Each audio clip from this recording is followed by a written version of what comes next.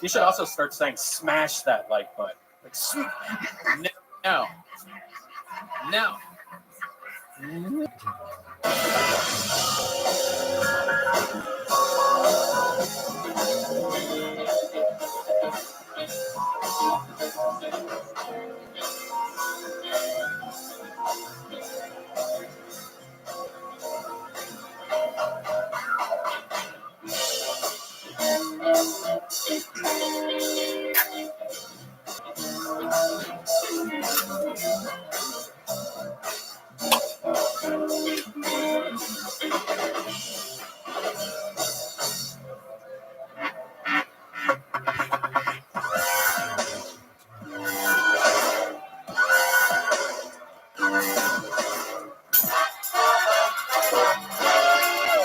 Hey, this is Red coming in live from Vulcan Gas Company in Austin, Texas, for a brand new episode of Kill Tony. Get up for Tony! It's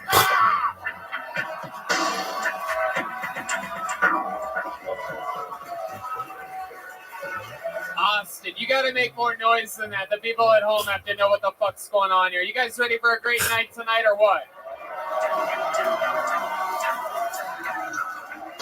Oh, shit. Here we go. How about a hand for the band, everybody, huh?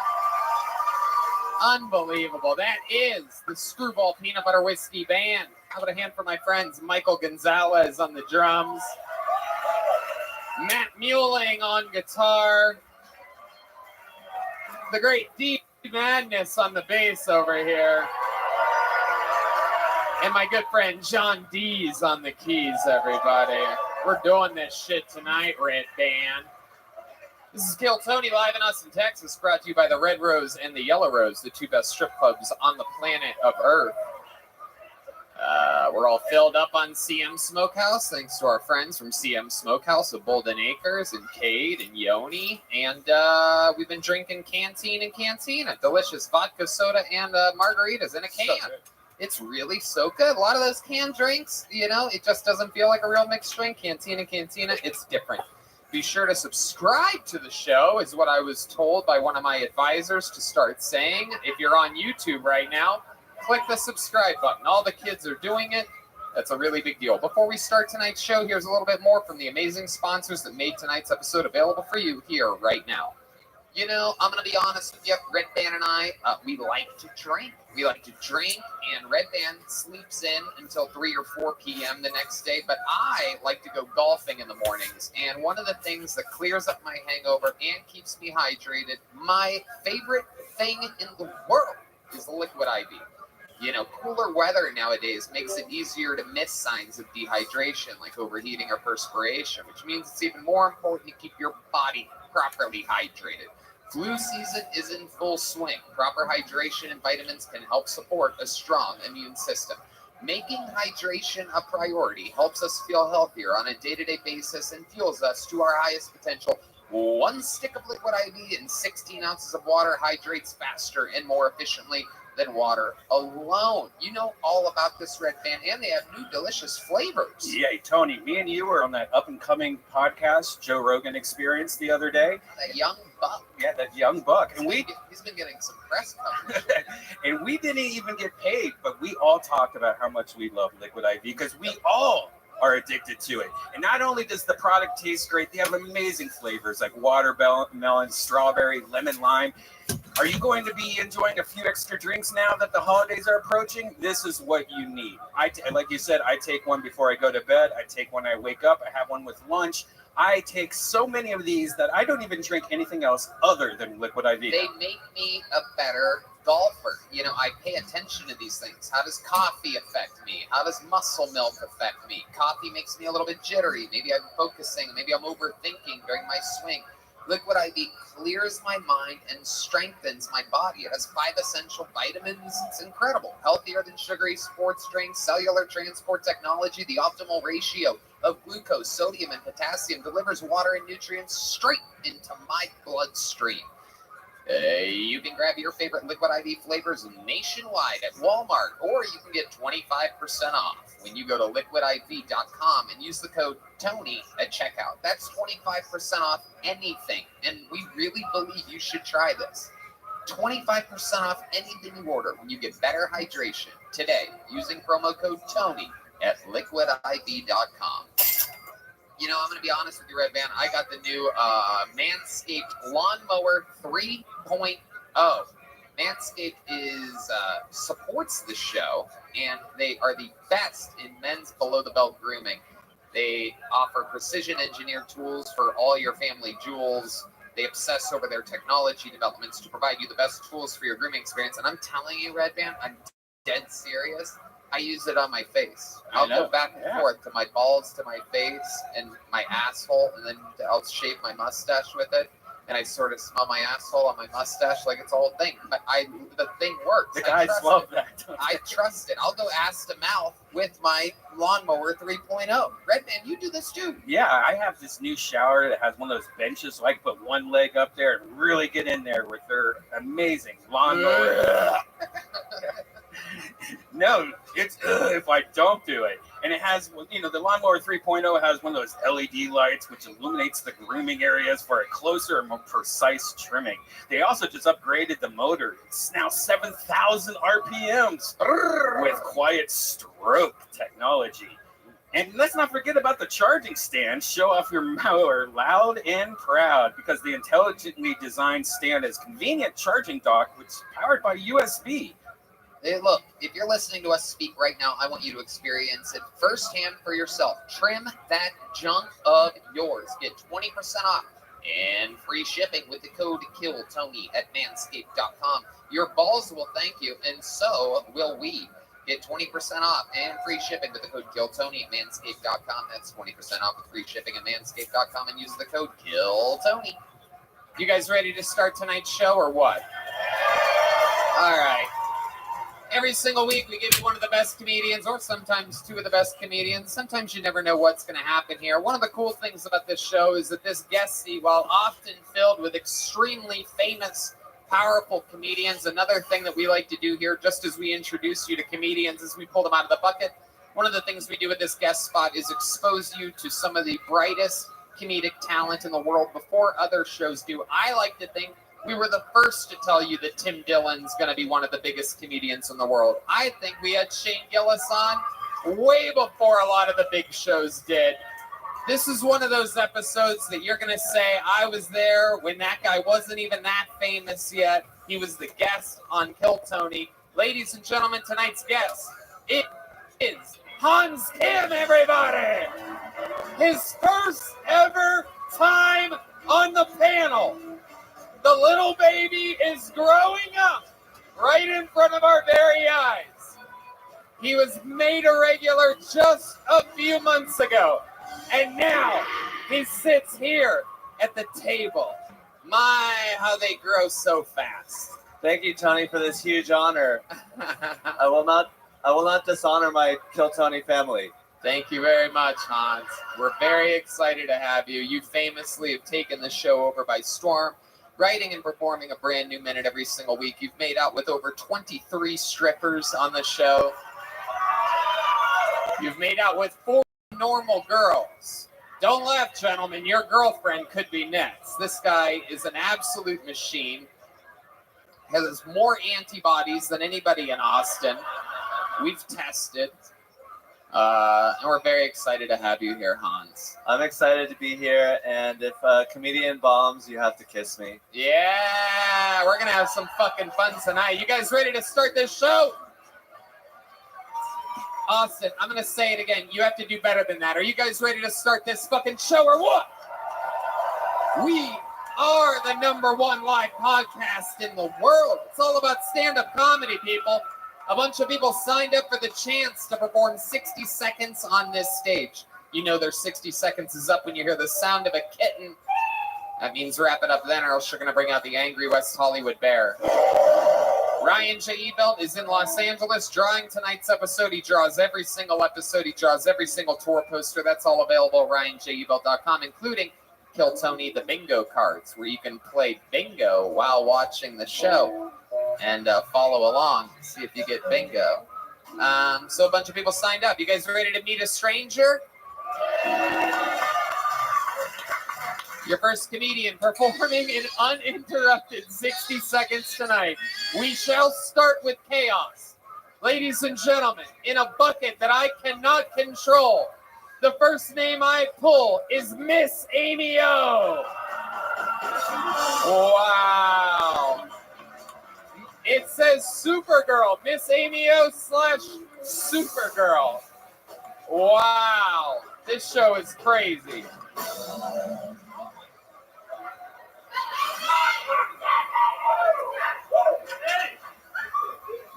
Halloween's in 2 weeks, guys. Trick or treat. I have no idea. Hans, I'm gonna bomb.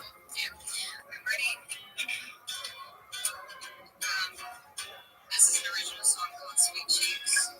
It's going to be on my upcoming album. Like it, Charlie.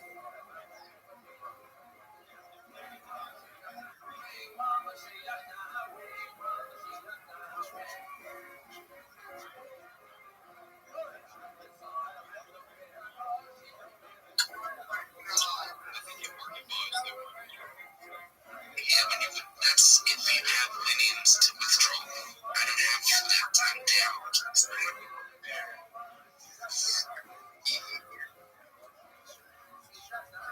The turns it into enough free up, it turns it into US dollars. So it's not like I have a balance of hobo. It's I have a balance of dollars. I didn't want to catch that. I think the previous casino that they had, you had a balance in the token you deposited. So like I remember the first iteration of the casino, like I was gambling with bitcoins, and I would win and lose bitcoins. I wasn't winning and losing dollars. Losing correct. Like I could deposit USDC and withdraw HOBA, and then I guess they would market buy it or something. That's when you pump your chart. Or I could just buy it on Uniswap and not, I mean, whatever. Although I do want to gamble more on there. It's just, I'm already up to the level Harry.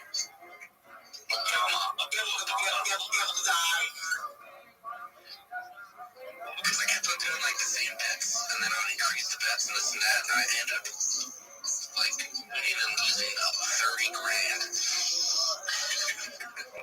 in bets. Just playing around with the 1,500 bucks I put in there. And it's like, I got him just 70K. Oh yeah, use my referral. I think the referral is based on what they deposit in there. What they gamble. I've had 4 people that use my referral, and so far they've cycled me like 74 grand. And how much do you get of that?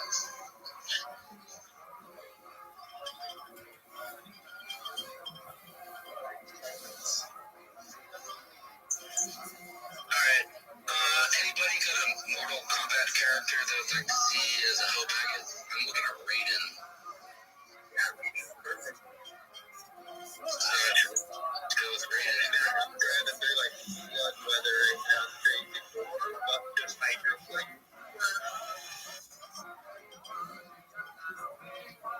Don't die, you fuck.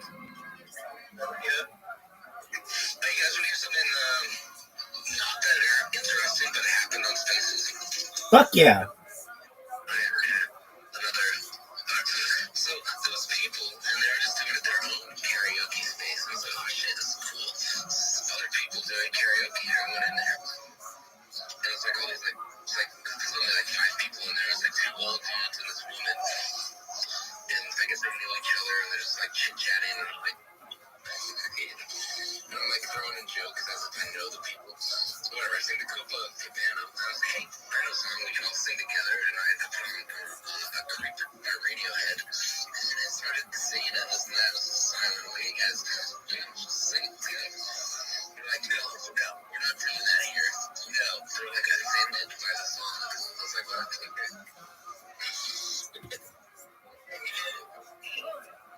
No, I was just starting, I don't know, jumping around spaces.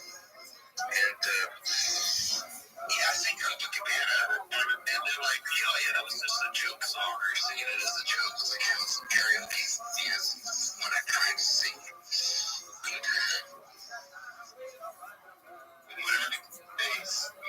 Well, it wasn't a cool space. It sucked because they didn't want it, and they made me feel like a jerk for wanting to sing creep with them. So,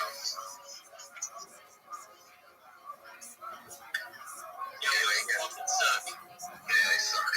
They're jerks. You guys can sing whatever you want. Hey, you guys can sing if you want. Everybody. Even you, Gordon, you can sing. Rabbi, what's up? Put your hand up as it says into the raise your hand. Absolutely, I'm very formal. I just want everybody to know that I got my main Twitter account banned for the 2,154th time. I wish that wasn't true, but yeah, they actually 2,000 accounts that have been banned. So it's like, well, Rabbi, how are you talking to us right now? Basically, whenever I create an account and interact with anybody, I get an automatic suspension. But I've carved out my own little loophole that allows me to talk on Twitter Spaces, which is all I really need to be able to shill my project and to shill Harry Potter, Obama, Sonic 10 Inu, and to shill Honey Badgers. So all of these are, I'm just using loopholes, baby. Hey, I've got a tight minute of stand-up. You want to hear it? Excellent. All right, here we go. Shalom, y'all. My name is Rabbi Rothschild. If you want to be super popular with the ladies on social media like I am, here are some surefire pickup lines for sliding into a shawty's DMs. For that hottie in your feed, you might message, "Are you my pinky toe? Because I'm going to bang you on every piece of furniture I own. Are you a rear end collision? Because I'm going to hit it from behind." You could always use the tried and true, "Is that a mirror in your pocket? Because I can see myself in your pants." For an international flair, you might send something like, "You remind me of the Bank of England, since you've got me interested in a pound." What about, "I lost my number. Can I have yours?" If you admire an animal lover, you might say that you hope they have pet insurance, because that pussy's getting beaten. For the thick girl in your life, you might say, "Do you keep a phone in your back pocket? Because that ass be calling me." You might message, "Are you sure you aren't a parking ticket? Because, baby, I want to tear you up." For that future boo, you might send, "Damn, girl, are you a haunted house? Because I'm going to scream when I come inside." And finally, for that person you never want to message you again, all you have to do is ask, "Are you a piñata? Because I'm going to need a blindfold to hit that." My name is Rabbi Rothschild. Thank you.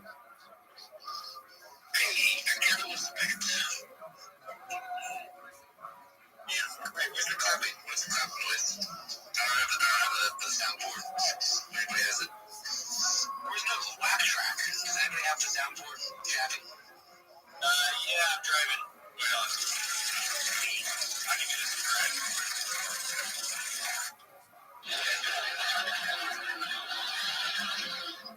Thank you. Thank you.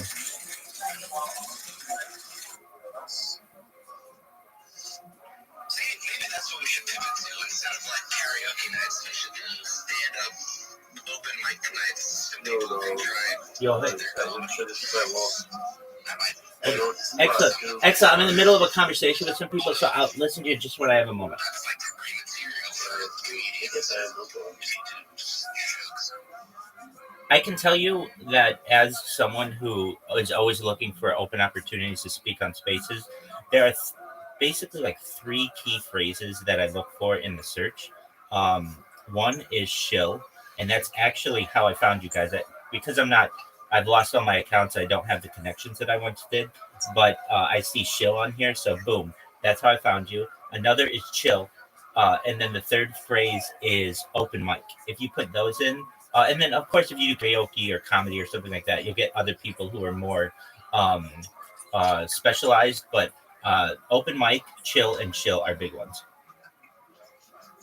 Yeah, that's if you can see shill is in lowercase, that's there just for the algorithm and it worked. 100%. You pulled me in like a fisherman with a fish. Speak to Rabbi. When I use live streaming, we have to go check in the Harry Potter Telegram chat room and see if I can see you talking to us. Oh, fuck yeah. Oh, fuck yeah. There's something majorly wrong if you can't see me right now. I'm live streaming. Absolutely. I'm waving to you. Yeah, so you can see yourself in multiple angles. And yeah. Hey, I have a spiel. I understand you guys have heard it like a million times, but if you have time, I'd love to give it to you. Excellent. It's about 2 minutes long. I appreciate your patience. I'm Rabbi Rothschild. I stream my life 24/7, 365 for world peace. My stream goes back to the pandemic more than 3.5 years. It's more archive footage of any single individual than any person in global history. It's essentially a real life Truman Show, a real life Big Brother. I stream my life because I want to end world hunger through the use of technology such as floating greenhouses, saltwater greenhouses, agricultural drones, hydroponics, vertical farming, and perhaps cloud seeding. I want to end world thirst. I'm part of a project known as Harry Potter Obama Sonic 10 Inu. We've actually dug wells in Africa for the less fortunate, and I want to continue those types of excellent projects. Additionally, I think life straws are important, and most importantly, on this level, I think it's very important to utilize desalination plants, essentially pumping Earth's water onto land to make it drinkable for the common person. Additionally, some things that we talk about on this stream that aren't normally discussed is the fact that content is king. According to Bill Gates in the 1990s, who coined the phrase, and in 2018, The Economist magazine stated that data was Earth's number one resource, more valuable than food, water, gold, air, petroleum, everything. And I have more data archived to the world for the world to enjoy than any person ever. Essentially, when I go viral, I'm going to help everyone who helped me along the way. Additionally, what we talk about are things like anti-gravity, antimatter, faster than light travel, fission energy, fusion energy, things like de-extinction. People don't know this, but the first successful de-extinction took place in the year 2003. It was with the Pyrenean ibex, which is essentially a goat that was located in northern Spain, southern France. Fast forward to the year 2021, a company out of Dallas, Texas is founded known as Colossal Scientific. They've made it their goal by the year 2028, or within the next 3 years, to reintroduce the woolly mammoth into the Arctic Circle using African elephant surrogates. I think this is fascinating technology, and I want to make sure everybody knows about it. After the woolly mammoth de-extinction, they want to reintroduce the Tasmanian tiger, followed by the dodo bird. So within the next decade or so, we may see some amazing technological advancements. Additionally, to help everybody in this room, I want you to know that I'm a huge advocate for life extension technology. And you may say, well, Rabbi, I'm just a regular person. I don't have money for some of the things that you talk about. Don't worry. When I go viral, I'm going to help everybody who helped me. Things like oxygen therapy, human growth hormone, things like stem cells, things like cryonics, cryogenics, perhaps cold shock therapies, things like ambrosia therapy, nootropics. These are all things that I think will take the average life expectancy for many people from age 80 to age 100 to 120. But eventually you may say, Rabbi, that's great. I'm 120 years old. Now what? My body's starting to break down. How can you help me? That's when the really exciting technology comes into play. It's known as mind uploading technology, which is essentially the idea, with your consent, which I want to emphasize. If you don't want this, you can die in the normal age. But if you want, we can scan your brain into a computer like a CAT scan or an MRI, knowing where every molecule is in your central nervous system, your peripheral nervous system, for later download as an android, an avatar, a cyborg, a cybernetic being, a clone of yourself, a robot, an ethereal being, whatever you want to be. But I wanted everyone in here to know that there may perhaps be an opportunity at digital immortality. And with that, thank you so much for the opportunity to share my project.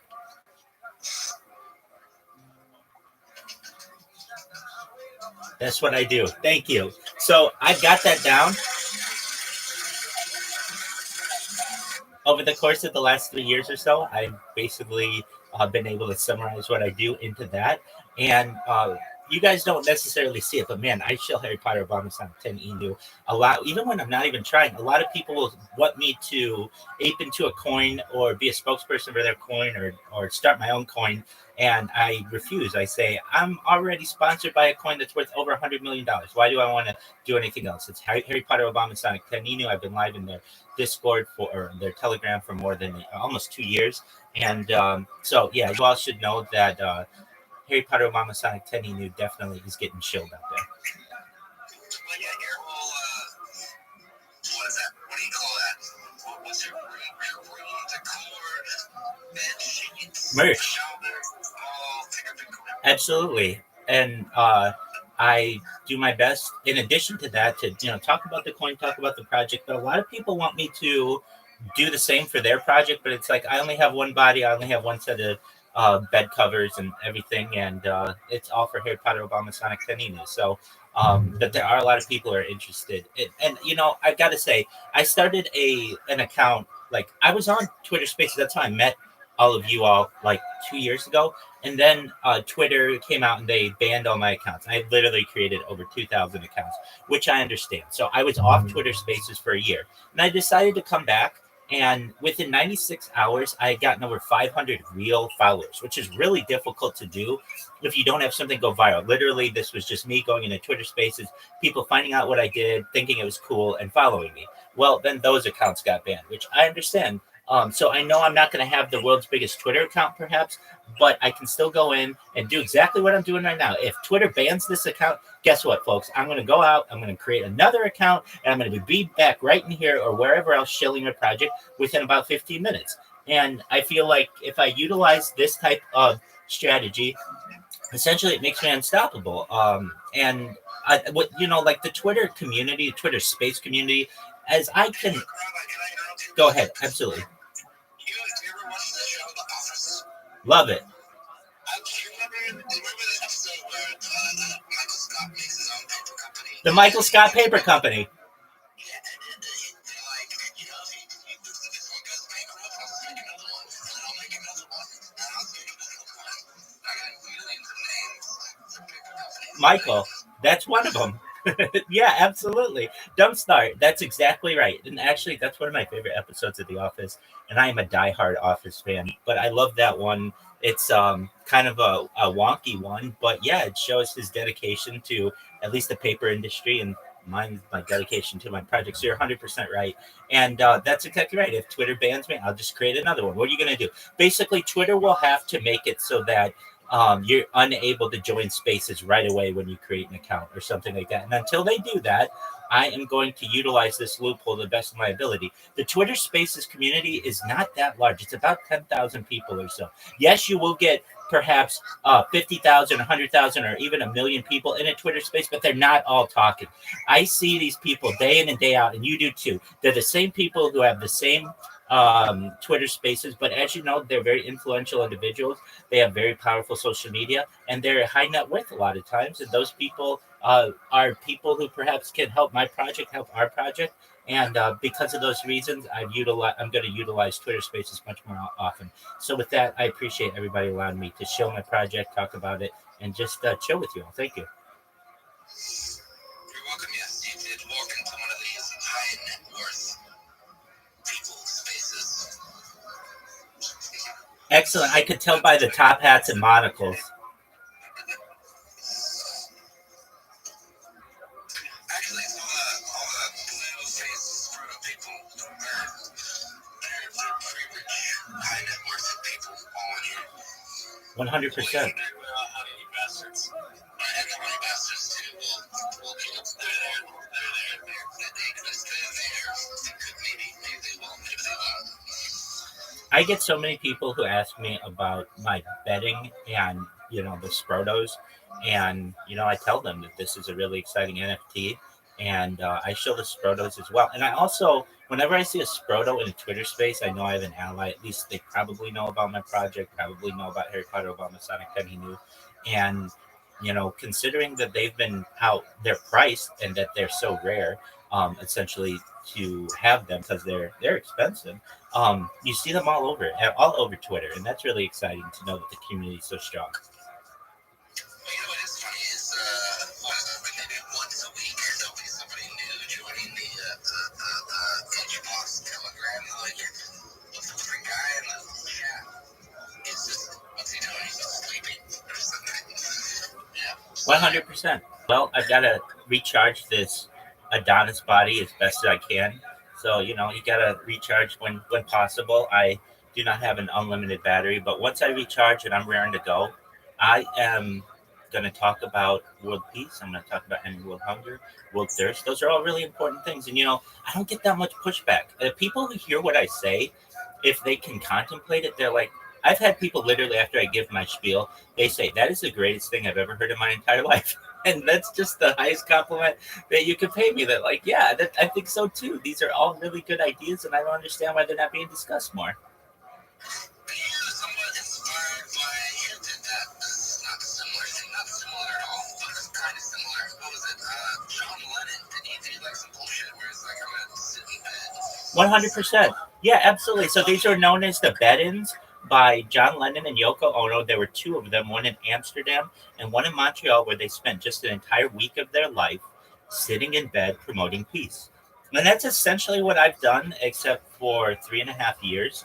And in a different way, John Lennon let the press into his room and they took pictures and stuff. I do the same with my cameras. But yeah, John Lennon and Yoko Ono's bed peace movement has been a huge influence on me.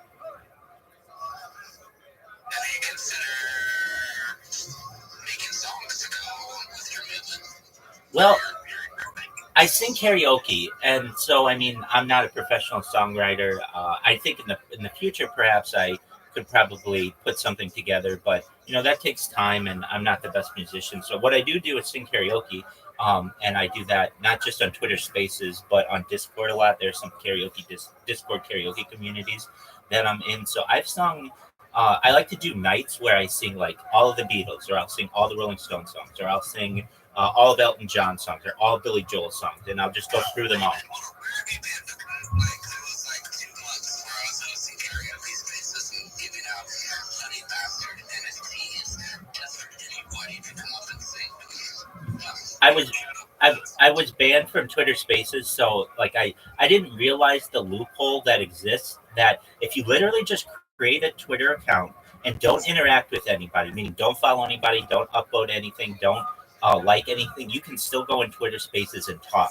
But what I would end up doing is right when I created an account, I would go into the Harry Potter Obama Sonic 10 new people, and I'd be clicking on James Kaminsky and James Slammerin and even I've been like Squirrely and GB, and I once I would click their names, I would get a ban, and I got frustrated with it. I didn't realize this loophole until really just about 24 hours ago.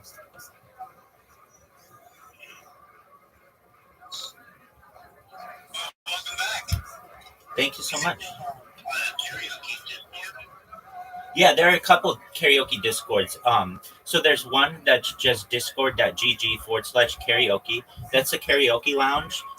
They kicked me out because I like literally lived in there, and they while they like people who sing karaoke, they don't like people living in there, like the Harry Potter Obama Sonic 10 New Telegram. There's another one that I really like that's called The Camp. So it's discord.gg/the camp. The camp's actually bigger than the karaoke Discord. It is as I understand, a Filipino Discord, and the people there absolutely love karaoke, and so they do karaoke 24/7. And then the karaoke lounge has about 100,000 people. They do karaoke 24/7, and if you're ever interested in singing karaoke, those are some great places to do it. It's discord.gg/.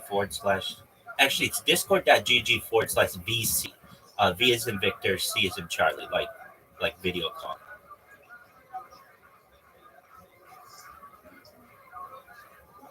And if you're wondering where in that Discord you go to sing karaoke, the very top VC is just known as karaoke. And especially, I mean, like in the United States, at around from 6 a.m. to 9 a.m., they'll get 50 people in there singing karaoke sometimes, which is quite a few. And then the karaoke lounge, they don't allow as many people to sing in one karaoke call, but they'll get another 50 people or so throughout their different calls. So what I've done is I do, like I said, karaoke nights where I just sing a certain artist, and then I also take requests. I've learned a lot of the newer music through some of the people in there, and it's fun. I mean, I basically just go on YouTube, look up the lyrics, and then sing along. And I tell you what, Dumpstar, apologies that I wasn't able to make your karaoke calls, but should you do them in the near future, I'll certainly participate. And just know that if you hear me in a Twitter space and I don't follow you back, there's a reason why. I can't interact with any people, or I lose my account immediately. But I'm going to utilize this loophole. I mean, like literally, I'm banned on Twitter, yet I'm talking to you all right now, and that's all I need. Oh, no, I'm sorry. You didn't make it because you could have got a very expensive NFT just for singing. Absolutely. It's my loss, most certainly, and I will mourn this loss perhaps for the remainder of my life. But one day I will have enough and I will buy perhaps the entire floor someday of the Honey Badger series. Hell yeah. Excellent. Well, friends, I'm gonna. Called Socialize. You know what? Hold on. Let me. I joined when you told me to type in. I did that. Yeah. You know what? I may have gotten the invitation incorrect. Socialize is a big one. Socialize is a huge VC. Let me go to Discord right now, and I'll give you um the exact one. So the one is discord.gg/karaoke. That should be the karaoke lounge. And then the other one is known as the camp. And I'm pulling it up right now. It is, here we go. Okay, the camp, if I copy the link, let's see if it shows up as it's discord.gg/THECAMP. So discord.gg/the camp.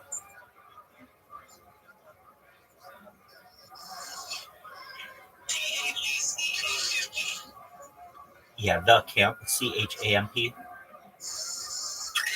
plays tonight at BG Badger. Maybe he'll come up and say something. I think he was wearing a Hoka shirt today. Actually, I know he was. Bort, were you able to find it? Yeah, I got it. Excellent. I got it. Yeah. Beautiful. Thank you for that. Oh, Wait, maybe I said my hand raised. absolutely. Dumpster, I did the same thing. I want you all to know how much I appreciate reconnecting with you all. You know how to find me. I'm in the Telegram 24/7. I'm gonna go spread love to the rest of the people on Twitter before I get banned. And just like Dumpstar said, if they ban me, I'll come back. If they ban me again, I'll come back. And as I have said, I think there are about 10,000 people who actively participate on Twitter Spaces. My goal is to make sure every single one of them knows about me, and when they do, I don't need a good Twitter account. Basically, all I'll have to do is just be a familiar face in these Twitter Spaces, and they'll let me come up and talk and chill and share my ideas with them. So I'm very positive to that. Thank you all for the opportunity. Take care. Many blessings to you all. Thank you.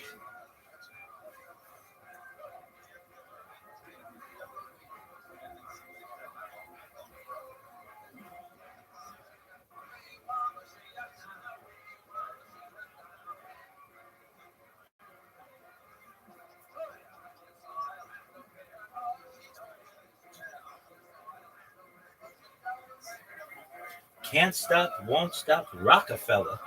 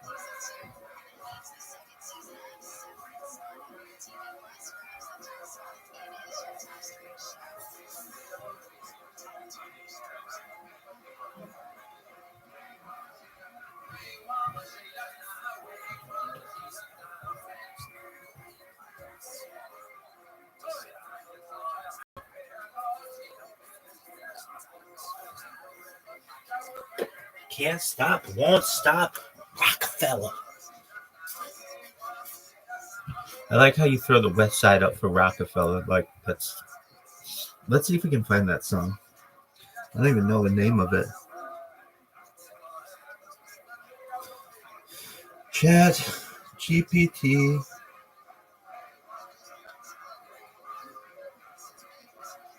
Dude, I need that Travis Walton discussion. That's some good shit. Oh man, speaking of good shits, guess what I gotta do, friends?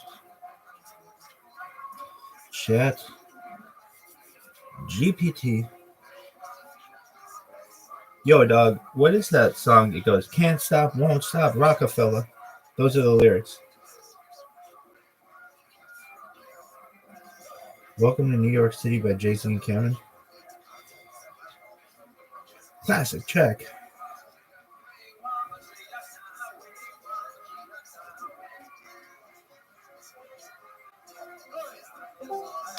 Yo, dog, I'm here. What up? How are you? What's going on, Alexandrov? How you living, pimp? Kicking ass, taking names. How'd you find me, if I may ask? A friend over Instagram sent me to your server. Oh, okay, very cool. So you found out about me from Discord generally? No, over Instagram. Oh, over Instagram. Oh, apologies. Oh, very cool. Do you mind if I tell you about myself? Sure. I don't know at all. Excellent. I'm Rabbi Rothschild. I stream my life 24 hours a day, 7 days a week, 365 days a year for world peace. I've been live streaming on YouTube going back to the pandemic, more than 3.5 years, 24/7. It's more data archived than any single individual in global history. Essentially, it's a real-life Truman Show, if you're familiar with the 1990s movie starring Jim Carrey, or real-life Big Brother, the television show. I stream my life because I don't want war anymore. Thank you. I appreciate that. Bill Gates coined the phrase in the 1990s that content is king, and I'm making it true today. In 2018, The Economist magazine stated that data was Earth's #1 resource, more valuable than food, water, gold, air, petroleum, everything. And I have more data archived on the internet than any person ever. And that made me be a very influential person in the future. And if I go viral, I'm going to help everyone, including you, who's helped me along the way. Other things that we talk about are things like ending world hunger through the use of agricultural drones, floating greenhouses, saltwater greenhouses, things like perhaps hydroponics, vertical farming, and cloud seeding. I want to help end world thirst through the use of desalination plants, essentially that pump Earth's seawater onto land to make it drinkable. Additionally, things we talk about are things like anti-gravity, antimatter, things like faster than light travel, quantum computing, cryptocurrency. We talk about things like fission energy, fusion energy, things like de-extinction. People don't know this, but the first successful de-extinction took place in the year 2003 with the Pyrenean ibex, which was essentially a goat located in northern Spain, southern France, that was successfully de-extincted. Fast forward to the year 2021, a company out of Dallas, Texas, known as Colossal Scientific is founded. They've made it their goal within the next 3 years, by the year 2028, to reintroduce the woolly mammoth into the Arctic Circle using African elephant surrogates, which I think is an incredible opportunity. Following the reintroduction of the woolly mammoth, they want to reintroduce the Tasmanian tiger, then perhaps the dodo bird, which I think is just an incredible undertaking. Other things to talk about that affect you are the fact that I want to increase human life expectancy. Currently, when you were born, the average life expectancy was probably around age 80 or so. I want to increase that to age 100, 120, perhaps through the use of types of technology like oxygen therapy, things like perhaps human growth hormone, stem cells, nootropics, cryonics, perhaps ambrosia therapy, cold shock therapy. I think these are all excellent opportunities to be able to increase your life to age 120. But when you hit 120, you may say to me, Rabbi, my body's starting to break down. Now what? That's where the next type of technology comes into play. This is all with your consent, but essentially in the future, you may be able to utilize a type of technology known as mind-deploying technology, where we scan your brain into a computer like a CAT scanner and MRI, knowing where every molecule is in your central nervous system, your peripheral nervous system, for later download as an android, an avatar, a cyborg, a cybernetic being, a clone of yourself, a robot, an ethereal being, whatever you want to be. But what I'm basically saying to you Alexandrov, that there's an opportunity for you perhaps to escape death in the traditional sense and undergo digital immortality, which I think is an incredibly exciting opportunity. What do you think about that? I think that's very interesting. It's very cool what you do. Have you thought about launching your own cryptocurrency? I'm actually currently sponsored by a cryptocurrency, so it's known as Harry Potter Obama Sonic 10 Inu. It's worth over $100 million. I've been live in their Telegram for more than a year and a half. I was just in the Twitter space with that group of people, and the merchandise that you see me wearing, my face mask, my shirt, my pajamas, all of that is Harry Potter Obama Sonic 10 Inu. Are That's you? really cool. Thank you. Are you into cryptocurrency? Yeah, I'm actually working on creating my own platform for meme coins. Mine's gonna be based on Telegram, so you can like add your channel and then have a coin associated with it. And it'll link you to my channel to where you can buy the meme coin. That's baller. Are you on Twitter Spaces? No, not really. That's I don't use Twitter a lot. I have a Twitter account, but I rarely use it. That's okay. Do you know what Twitter Spaces is? I know what it is. It's kind of like a voice chat almost that's recorded. Yeah, essentially. So I would tell you that Twitter Spaces is the central hub of cryptocurrency. So if you want to get known, if you want your people to know about your project, you want to do it on Twitter Spaces. And if you have a new project, my best advice to you, very few people are going to find out about it from some of your traditional platforms and actually buy in. You could tweet something, no one's going to necessarily be inspired by your tweet to go buy your project, or TikTok. No one's going to be inspired by your TikTok. But what they will do is if you go to a Twitter space, they offer opportunities. It's called like a show space or a free promotion space or an open mic space. You go in there and you say, hey, everybody, I want everybody to know that my name is Alexandrov and I have a platform for essentially meme coins. It's based on Telegram. Feel free to join it. Feel free to promote your project there, and I'm just doing everything that I can to build a community, and you'll get so many people in there simply from Twitter Spaces. Yeah, that's really cool. I'm also working on one that's a regular web browser. I have to go working for Solana already, but I want mine to be a little different, so I'm trying to get all the major blockchains on it, so that way I can have more variety compared to my competition, as well as having native live streams to the platform, which is something Pump.Fun tried, but then they removed it. I'm not sure if you know about that. Please enlighten me. So Pump.Fun had this option. It was like a couple months ago, where if you launched a coin, you were able to live stream with the coin to basically grow promotion to it, and it brought a bunch of new people to the site. But some people were abusing the live stream to do animal killings, Oh, that's terrible. other stuff that's not really safe to do, so they had to shut it down because they couldn't hire moderators, which is ridiculous because their monthly revenue is like $90 million a month, so they should be able to afford that. Definitely. I just sent you in Discord my link to YouTube, so you can see all my live streams that are simultaneously taking place, and you can see that like I'm live 24/7. If you ever need to connect with me, I'm always live in this Discord. So you've got a friend in me. If you ever need anything, and it sounds like that you are you have an entrepreneurial spirit, as do I, and hopefully we'll be able to help each other. And when I go viral, I'll make sure everybody knows about your project. Thank you. That's very kind of you, sir.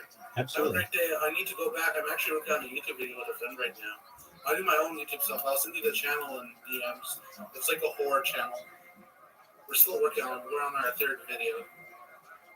Very well. Well, as you know, YouTube is an uphill battle, but if you grind it out, eventually you'll hopefully make the right strides to be well known there.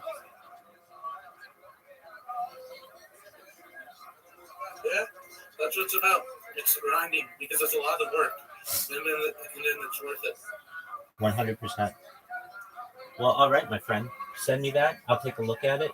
And if you ever want to reconnect, I'm always live in here. The best advice I could give you is come in here once a day. Whenever you're bored, see what I'm doing. We'll be able to update each other, and we'll become really good friends. Hey, that's really cool, man. I plan to do that. Excellent. Take care, my friend. Peace to you. Well, have a nice day. You as well, my friend. Take care. Yeah, peace to you as well. Thank you. Bomb so I can kiss you. Is that okay? Yeah, I can do that. Yeah. Oh, shit. I'm fucking mind blank. Can I just stand here and look cute? Y'all want to know why I'm Supergirl? I'm going to tell you why. Because I love to emulate awesome fucking women. Don't you love awesome women?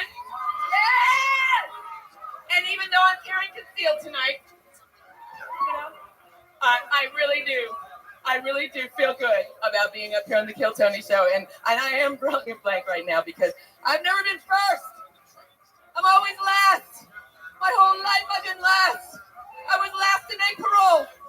And here I am. Thank you for me out. Crazier than ever, Miss Amy O, everybody. Holy shit. For those of you that don't know, Miss Amy O made her debut on this show about a month ago. She's been on twice since then.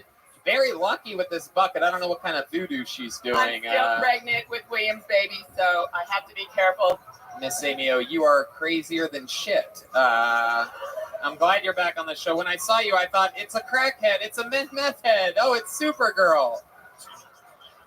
You do look like you got changed in a phone booth tonight, though, so very authentic Supergirl outfit. Miss Amy O, what made you dress like that tonight? Well, I was at the Goodwill in Flower Bluff down in Corpus Christi, and I found this for $2.99. Wow. You can't And I beat love that. DC characters and I had to call my brother-in-law to find out which freaking universe I'm from. So I didn't because I don't really watch them. I thought I was Marvel, but Shut the fuck up, Miss Amy O.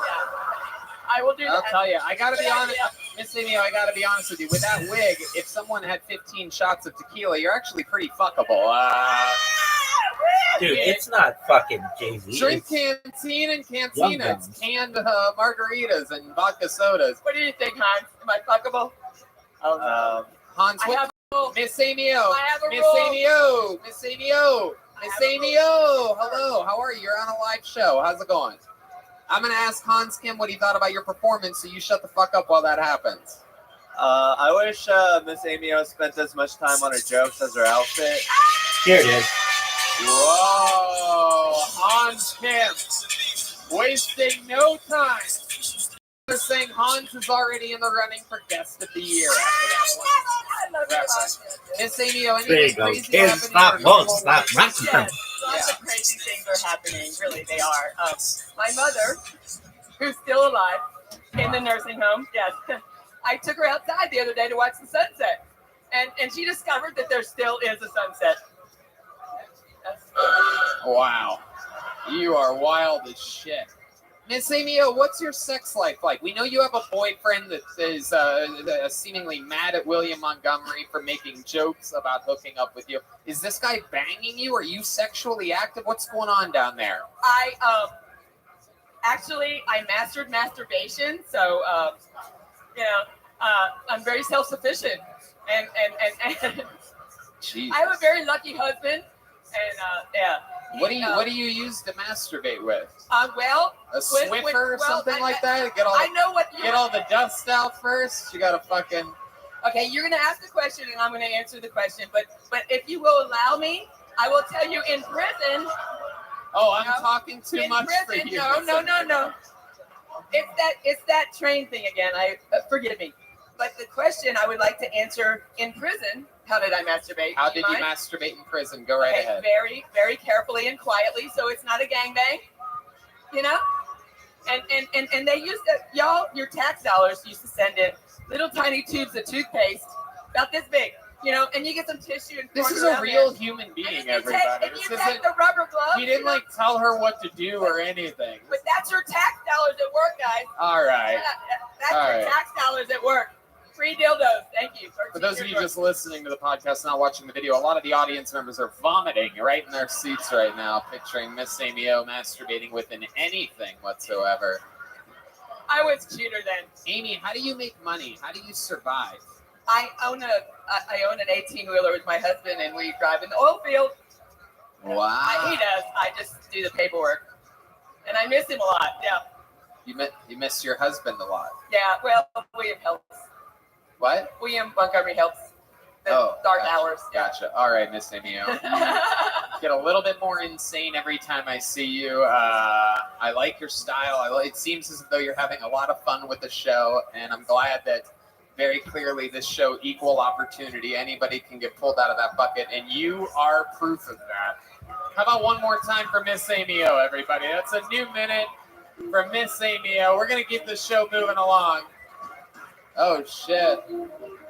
Hans, you want to give her a little kiss? Yes. You guys think Hans should give her a kiss? Give her a little kiss. Go ahead.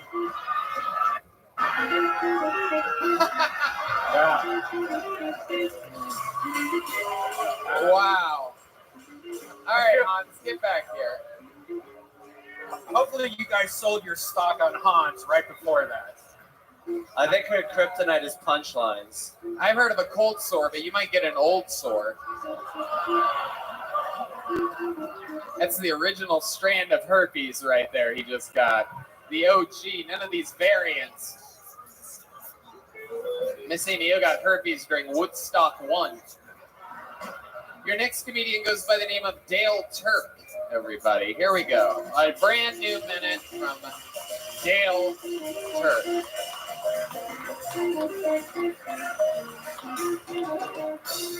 Hulk and Cast Company, how we doing?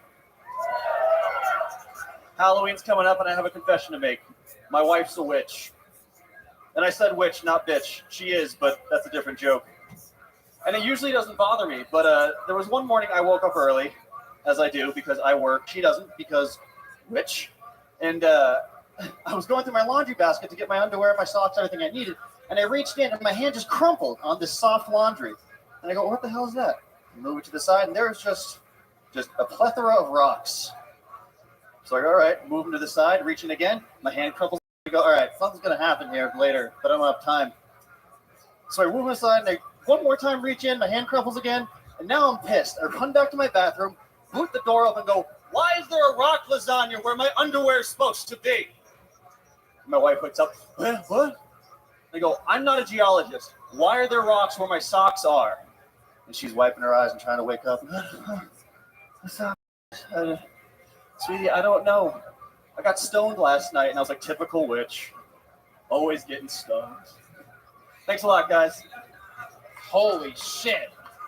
Dale Turk making Miss Amy O look like Richard Pryor up here. Holy shit, man. What the fuck was that? Is this your first time doing stand-up comedy? I've been doing it about 6 months. 6 months. Okie dokie. Yikes. My goodness. Dale. Wowie. Where have you been doing comedy for 6 months exactly? Austin, Texas. Okay. How's it been going for you? About that good. Yeah. What made you want to start stand-up? Were people telling you that you're funny? No, not at all. Okay. What made you want to do this? How old are you? I'm 31. What do you do for work? I am a line cook at a bistro in You North said Austin. 31, right? Yes. Okay, very good. Line cook at a bistro. And what made you start now? Long story short, I was Well, I don't think you really know how to make long stories short. Pretty sure you're the last person I would trust to make a long story short. Go ahead. Long story short, what? I after I got out of the army, I bought a house, and just the home life wasn't really working. So my wife and I sold the house, had a little bit of money to come down here and get a fresh start. So You were in the army? I was. Okay. What did you do in the army? My guess is bomb. I'm kidding. That joke's been said on the show 375 times, but it works every goddamn time. You know what I'm saying, Texas? What'd you do in the army? I was a mechanic. Wow. Okay. What did you fix? Everything? Tanks? Everything that had wheels. Tanks have tracks, so I didn't get to do that. But everything else that had wheels. Okay. Awesome. And now what? Now what do you do? Like, what do you do for fun? I like to paint and draw. I play video games that are really old. Run. I mean, I'm just kind of Where do you run? Girls I do Around. adore. Just put your number on this Circles? paper because I would love to date you. Holla at me when I come off. Dale Turk. Any fun facts about you, like your family or anything like that? What do your parents do? My parents are both teachers. My dad's a retired major from the military. We adopted 2 kids. They adopted 2 kids a couple years ago, so I have some adopted siblings in my life. Oh, okay, because they didn't get fulfilled when they had you as a son. They're like, we need to get some real fucking kids. We'll do anything. What's my algorithm? Dale's out here bombing everywhere. The Just fucking duty from the eating shit sandwiches. Family Guy. No, I'm pretty sure my dad hates me. When I got back from the army, he Joey said 2 Diaz. things to me in the same month. One month, he was like, I'll give you $10,000 to move to North Dakota oil fields and start over. And I was like, where the fuck did we get $10,000? We live in a tiny house. And a couple months later, I think you asked too many questions. I know. I think you should have taken the money and run, my friend. He definitely didn't say, here's $10,000, go start stand-up comedy in Austin, Texas. A highly competitive market for stand-up comedy. All right. And then Everybody not drink too it long from after that, he sat Solo. me down. He's like, Mother and I have been talking, and we really think it'd be good for you to get deployed. I was like, thanks a lot, Dad. Yeah. Sounds like your dad's a major asshole. It's true. It's true. What rank did you get up to in the Army? I was a specialist. Okay. All right. That's what they just call mechanics. This motherfucker has the age of 25 years. Honestly, for the most part, yeah. It's kind of just like, it's the last rank you get before you actually get, like, command of anything. Did you ever have to do any combat or anything like that? Like, did the mechanic ever get a gun or anything? Or is it just like, Daryl, hurry up. We need you on the tire right away. We got a black tire. Yeah, it was a lot of just regular just maintenance on the vehicles. I was part of the Hemet Wrecker team, and that's basically just glorified tow truck. wow, okay. Okay, Dale. Wow. Where'd you meet your wife? I met my wife in Boston about 7 years Oh, ago. God. From Boston? She's from the North Shore. Oh, that's the worst. Does she have the accent? No, thank God. Her dad does. She doesn't have the No. accent? No. Wow, look at that. What do? You beat it out of her or something like that? Wake up there. I'm a back. It's the fucking worst. What does she do for work? She's a witch. What does she do for work? She's a witch. What did you Fuck, Dale. What does that mean, Dale? She reads tarot cards professionally. She makes spell jars. She sells her trinkets and stuff. Oh my God, dude. You think this would all help you with your act a little bit? Like, I think maybe she could fucking switch your luck around or something like that. Jesus. How's her hygiene? How low is her hygiene? She's not a hippie. She keeps herself clean. Really? Does it Here's smell what like a we're gonna witch's do. brew down there? We're gonna get the hottest chicks of 1990. One cup Heaven of burnt knows I was just a chocolate. young boy. Didn't know what I wanted to be. One of the sound effects is an official witch one. I was All right, Dale. Anything else crazy we should know about you before we let you head back to obscurity? Nothing comes to mind right now. Dale Turk, everybody. There he goes. His Kill Tony debut. Dale, here you go. Take one of these little joke books. The brand new You're a long way from the big joke book, my friend. I mean, absolutely incredible. Thanks to Bonsai. Yeah, the great Bonsai, Adrian Cavazos. Follow him on Instagram at Bonsai with a Z in the middle. Bone-Z-I. Your next comedian is Colin O'Mara, everyone. Colin O'Mara. I heard a little bit of a pop from the comedian section, so it might be promising here. Normally, they only support really funny people. Oh, we know this guy. Here he is, his third time on the show. It's Colin O'Mara, everybody.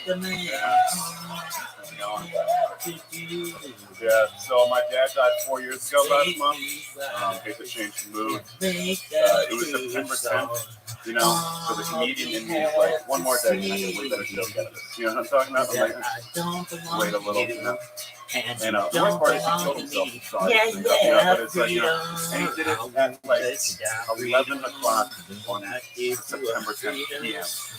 And he was 63 years old. So it's like, he waited 63 years. What's 61 minutes? You know what I'm talking about? I'm like, yeah. Fucking, oh, that's sad. Depressed. You know, it's like, what are you going to do? Mourn, I guess. I don't think we're going to get a black hope. Not because of racism or anything. It's just like black people don't fuck kids like that. You know what I'm talking about? Like kind of like a white guy thing. You know, right there. You know what I'm talking about? Yeah. You don't. He knows what that is. Yeah, it's kind of like a white guy thing. You know, every time I say that, everyone's like, "What about Michael Jackson?" And I'm like, "Yeah, they said Michael was fucking kids after he was white." Case in point. You know what I'm talking about? And R.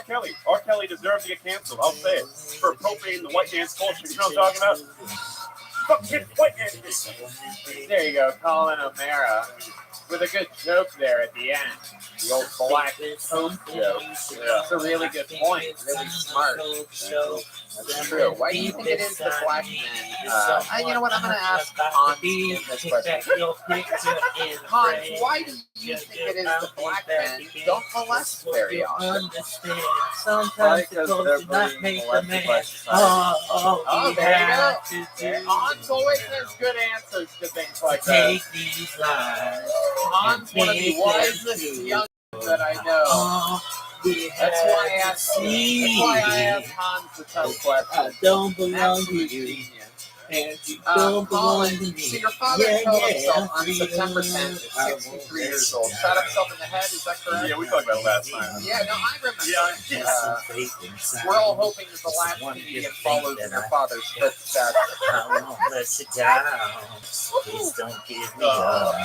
No, my dad was successful. So, Yeah, knowing the last guy, he probably missed shoot his goddamn ear off. You know So what I'm we're saying? gonna take the hottest chicks in the world. So Colin, what else? We're gonna fly September 10th, is that a across special an date ocean. for you? Do you Okay, ever do then we're gonna anything take to arguably the most celebrate famous your You're gonna put her father's in a bathtub. suicide? pretty much With just the no usual. lights. You know, just In the dark. I didn't like this year came up. How do you like that? What do you think of Yeah, that? it was like, you know, What do you think, Hans? Not Did only your that- dad molest you? no, I never got molested. People ask all the time. No, you two are really white. Yeah. Yeah. I was an altar boy for years too, not just fucking You one. just don't remember it. It'll take you a couple of That's your point, yeah. Yeah. Could be. You could have been the first one to shoot him in the head. You know what I'm saying? Because of Oh, now we're eyeing. Now we're eyeing us. I feel bad now. I think your comment sort of feel bad. Yeah, it's funny. Like that first joke does well with like comedy. Sometimes all these starts get sad, and then like last time I was going through something like I'm really sorry to hear like that. And I was like, I don't fucking know you. You know what I mean? I was like, What's up with your mom? just chilling, you know. Make them cool? You talk to her true. often? Yeah, I called her like every other day or something like that. We have to see. You she's get a lot of got brothers and sisters? I got two older Don't brothers. belong to Two older you. brothers. What do they do? And you don't belong to me. Unemployed. Yeah, I think. yeah. How do you make a living? How do I? Oh, I actually I don't know what he's Oh, at. I'm over here. No, you got me a job at a movie place. I'm starting on Thursday. Remember last one was on. And fucking Where are you starting again? movie place. Moving. Don't Ah, give me moving. up. You're doing the news stuff. Yeah. Okay. Money.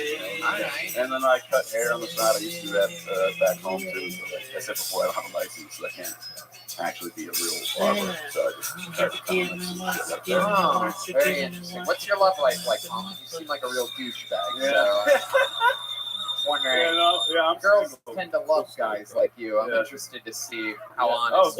thank you so much. Yeah, no, I'm single. Yeah, as can be. Yeah, how often do you get paid, Colin? What's your Since I've sex been- life? Honest to God, this won't surprise you. Not No often chick because I get whiskey says, all "I'm the doing time. good, man. It's I'm like gonna a stick that recurring dick." thing. Yeah, it's happened twice since I came here, and I was like, so What happened twice? whiskey dick. Like I get too drunk to have sex. Oh, Yeah. gotcha. But we remember from past episodes, he drinks like ridiculous. Yeah, you've had like full cups of Jameson before on the Yeah, show. and now like fans from the show will recognize like you're the fucking Jameson guy. I'm like, stop. I feel like a hot girl at a bar because they come up to me and they buy me drinks now. And I'm like, holy shit, this is insane. Right. Huh? They still try and fuck me. But, You are one of the hottest girls at this bar. If I look around. Yeah. All right, Colin, you've been on the show a bunch. Quite frankly, I'm completely sick of you. But there you go. You got another good minute in. I really like your Black Pope joke. Congratulations. We're going to keep it moving. There goes Colin O'Mara. We're on pace to set a record for most bucket pulls ever in a show. You guys want to do this shit tonight? Probably won't. It's probably, I'd imagine one of the road episodes we probably went crazy. All right, your next comedian is Dave Caggiano. That was that one guy. Dave Caggiano. Amerigo Vespucci. Here he comes. A very confident, steady walk. This is Dave Caggiano. What's up, Austin? Hell yeah. My dad's a cop. I'm a firefighter. Neither one of us are valedictorian. What up, pimp? Yeah, I come from like a long line of like construction workers, you know, but we were never the project engineer. We were always the bricklayer, you know. Like we were always the guy that was like, figure out how to put like a rectangle on top of another rectangle. Like that's as far as we got. So I joined this in debate thing, but they wouldn't put me on the voice. I guess there were lots of people on the backstage area. On what platform, Big Dog? It's this guy on YouTube, Shamoli or something like that. I think he's Catholic or Protestant or something. But yeah, they were debating on the sun being some theological debate, something. I don't know, so. But I couldn't join them. Okay. They wouldn't put me on the doing like frosty. Was it? You could buy. Was it on? Was it on Discord?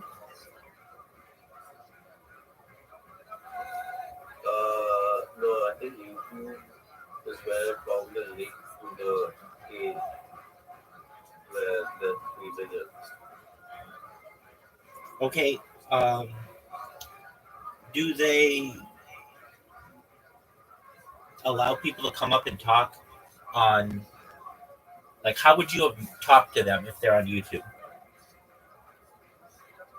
So I'll send you the link. It's on StreamYard. Oh, they're on StreamYard. Okay, say no more. I understand.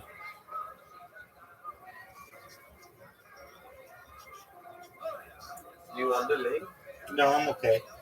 I don't necessarily like to debate religion because everybody has their own opinions, and at the end of the day, no one knows who's right. They kind of mean, to be honest, but I guess that's how they get people into it and stuff. But I share the same views as well as that anyway. So, yeah, they wouldn't put me on. I don't know. I think there were too many people waiting in line. They wanted someone kosher or something. I think they were keeping out the names that were kind of weird. Man, Frosty with a zero instead of an O. I never thought about that. All right. Well, you can't win them all, Big Dog. Yeah, I like I would love if there was like a Discord for the dating people or the religion. Because I wrote everyone. Yeah, there is one that I of which I know it's the Muslim one. They're always open to debate on religion. Sorry? Yeah, the Muslim one. I don't know. I think when you impose religion, like Christianity on like Jews, for example, or Muslims, I find it very debilitating to what I consider ethical reasoning in Christianity. But that's a problem, not a reason, right? That's Christian. So, Perhaps that's a thing for y'all. yeah, I mean, I saw this street preacher who was giving out flyers to these Jewish people, and then he just started rolling, like, what is going on with this guy? Like, I mean, he can't be, like, I don't know, you can't keep appropriating other people is the work of the church. Yeah, I mean, we don't proselytize, so that's generally not something that we like. Yeah, I get it. I know. Especially people in Israel and stuff. Sometimes a Christian preacher in Israel and then he just goes off the board, And he just like, it's very debilitating to people around there. Their sentiments are already hurt and that kind of stuff, Right. You don't want to debate them. I got you.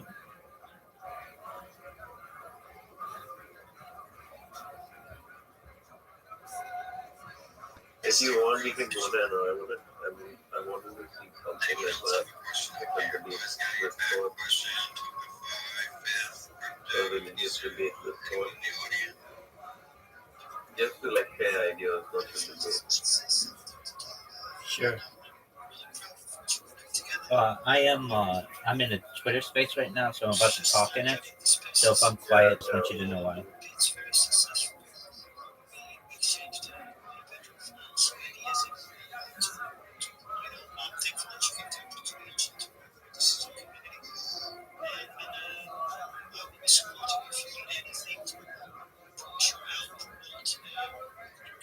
Yesterday morning was kind of weird, Rabbi.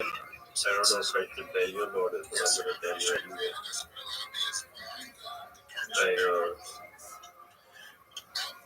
I kind of had a dream like where I was after I died and shit. It was very weird. It was a dream, but I'm pretty sure it wasn't like a hallucination dream. I think it was real, I think it actually happened. But it's probably like a vision of some kind of the future.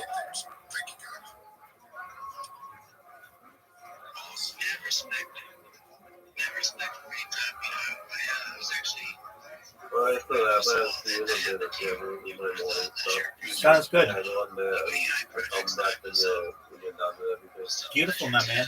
Best wishes. See you soon.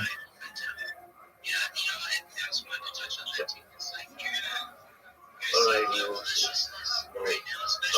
Send me the link. Okay, I'll do that. Bye. I don't know what link I'm supposed to send folks, and I'm focused on this. He understands. I don't even know if he knew what he was saying. If he did, fine.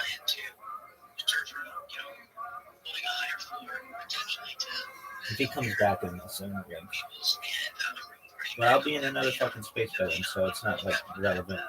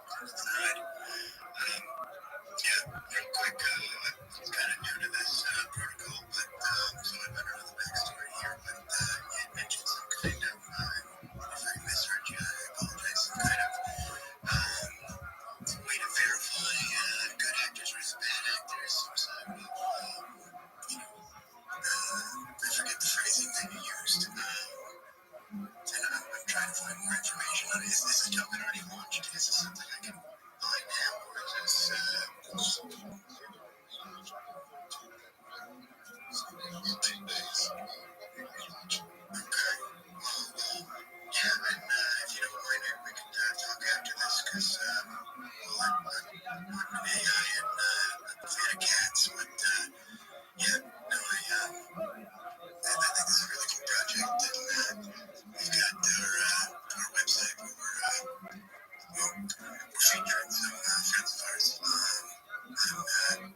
it's not a token, but I put some info in the comment section there. But if anybody else wants to get featured as well, feel free to reach on out because we just launched the website this week and we're not tracking anybody right now. And we got a lot of eyes and a lot of AdSense going into this, so a little bit of exposure going that way. I would love your connections. I would love to DM you, assistant.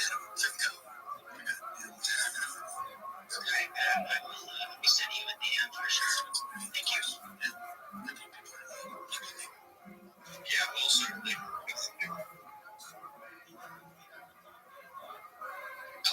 Yeah, we'll certainly hit you up to Fifth, and I'm sure Tom Bill, the wise guy, but crypto, you had a question, your hand up, some crypto. Did you have a question?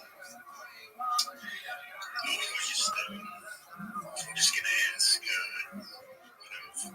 if tell me, if you know, like, roughly the starting market cap will be, it's not that important, but honestly, I don't know.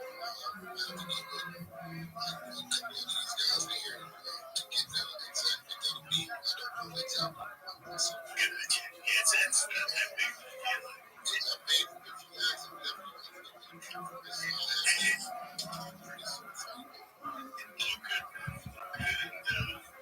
You're gonna have some rock, paper, scissors tournaments. Yeah, they most definitely.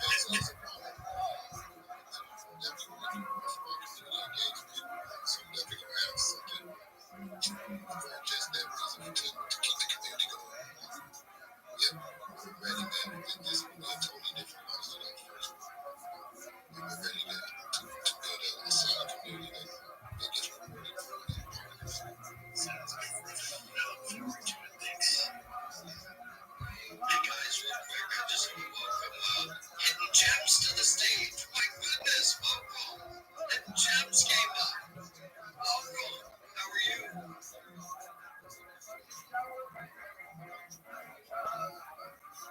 Oh, you're right. You're Gems even on stage. You get emoji out, Hidden Gems. You got a question for Tom? Just throw those emojis. Open up that mic and use that beautiful voice behind that account. Anytime you're ready. How about you let me talk, big dog? You see that wise guy? We got Hidden Gems up here. You guys don't know the other night, it was just like incredible. Wow, November, all of that stuff. I'll load all the guns. Honestly.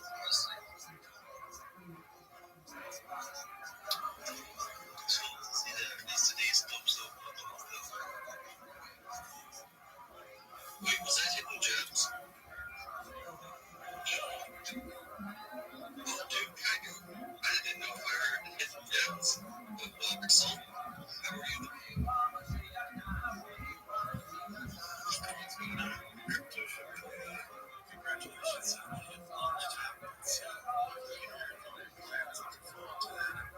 Happy to support that as well. Just want to step by and say hi and listen to the great space.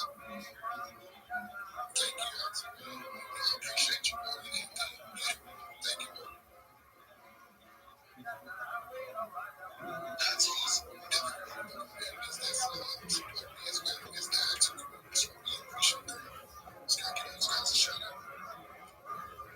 Yeah, excellent community. Keith and Deb are quite an amazing bunch of people. Very, very Fuck that.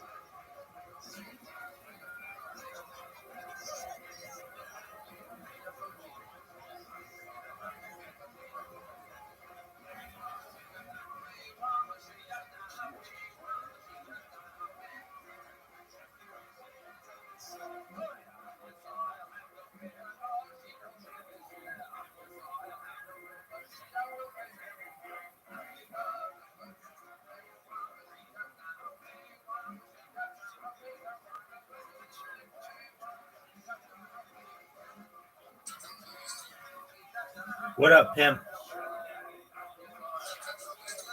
Come on in.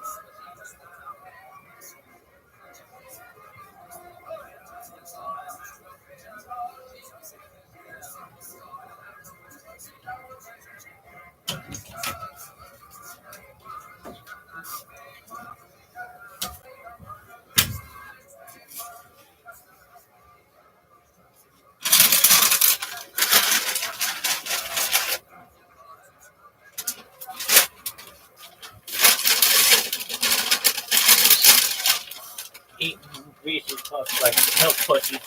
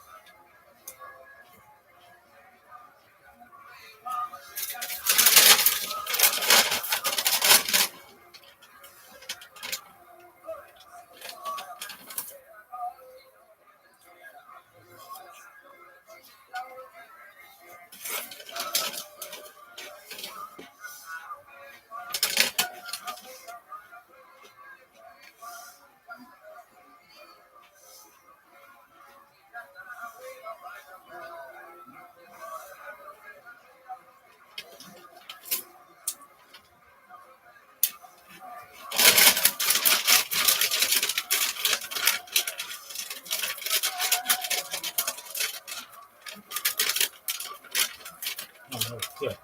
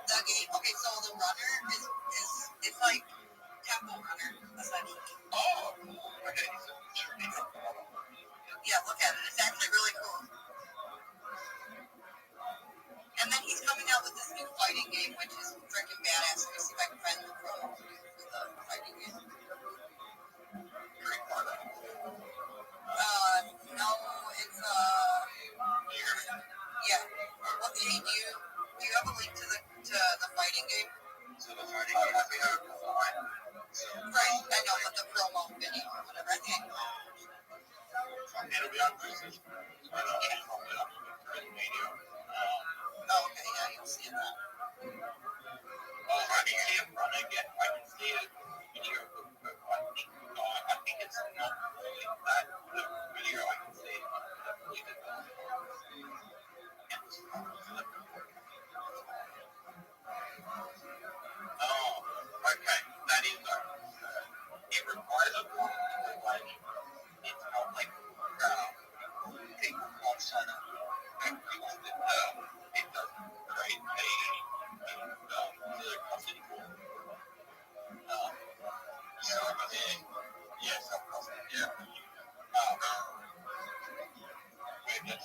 actually be. I'm going to ask him. Sure. I can send it to him.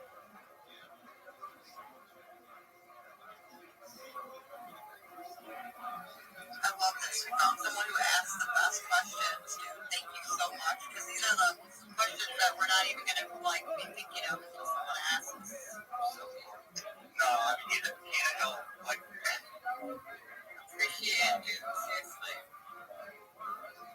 yeah, my dad, that's the thing that, like, help to, like, train people get even. Like, I mean, like, that's the other thing that was mentioned. So I like your state premium. I just want to stay with the premium. I don't want to but yeah,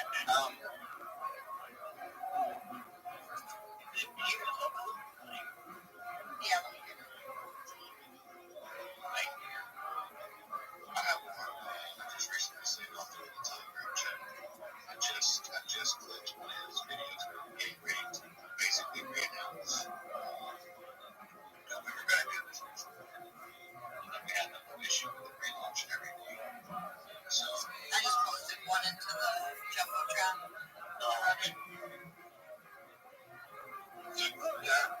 that's it. That's the actual game. Yeah, I've got a video of the game. Hang on, I just put the game up too. Sorry, I posted. Oh, you got it. I'm sorry. Yeah, I didn't. Yeah, my bad.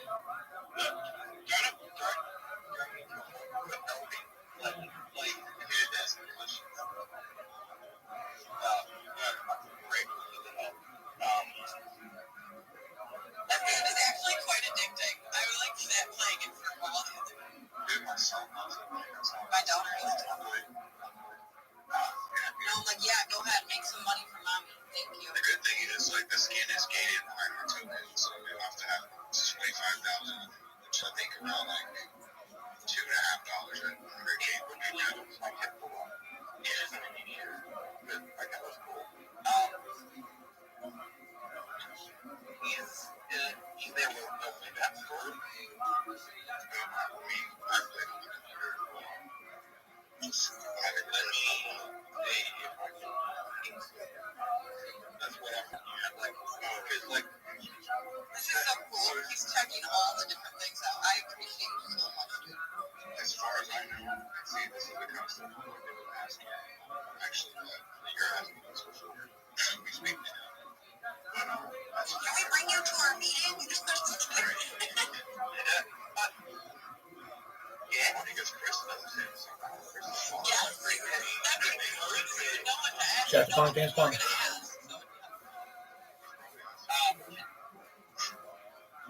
Okay, so like, he's with Pedro and he's still so like, I don't know, like, here,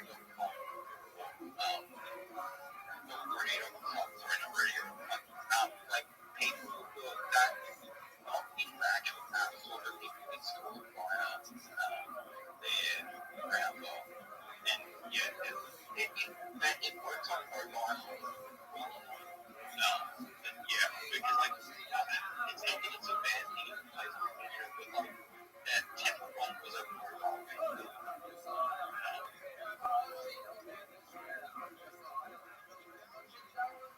Let me We hear you.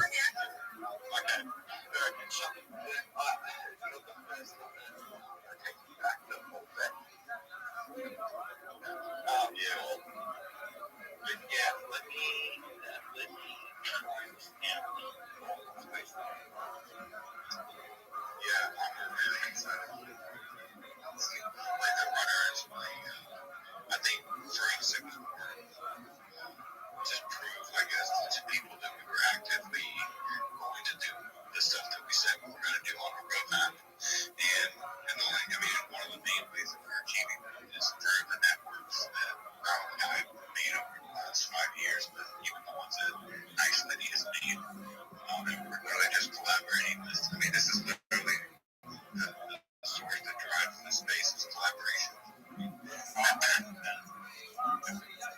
Yeah, this whole project is about collaboration. It's so fun, and I like that.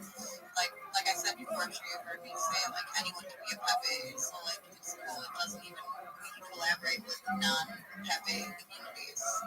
And so that brings up my other question then. How are you relating in terms of Pepe, the Pepe, the ecosystem of Pepe culture? How are you planning to like embrace like the non-Web3 Pepe culture and community? Yes, I love this question because that's what this whole project is actually about. So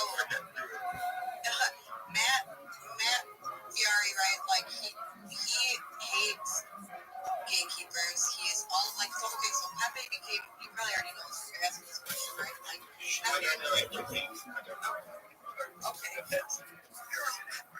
So Pepe blew up.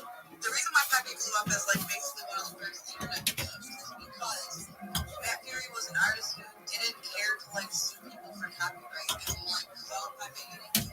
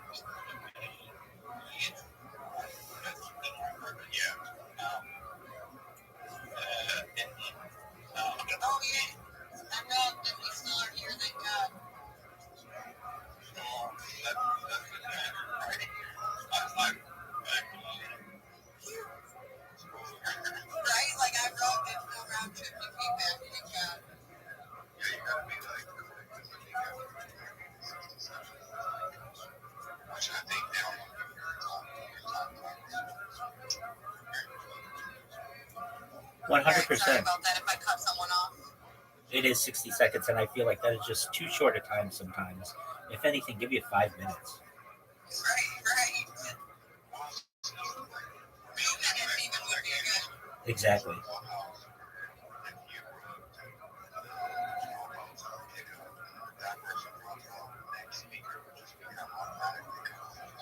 Which was dangerous because you sometimes your room could take it over, right? That shouldn't happen. I can imagine that would be bad. What if it was instant? What if it was like a thing? What if it was like a being like a Star Wars, but until the last person leaves, it's like an open in its face. And really dangerous. Essentially, but also that they Oh God, everyone would just be talking over each other. it could get interesting with the AI.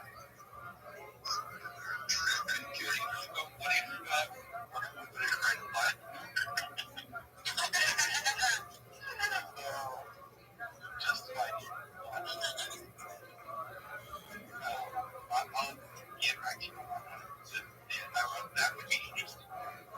It really would be. Who knows what We should just ask them all to give capabilities to them. Let's just see how it goes. Nobody can mute one another. It just like constant, like just everyone just reading. Whatever, just did it, and because like he said, the last person will have to leave, so like, there's people out there just to, That'd be really cool. Like we have a busy trailer at the end of your head.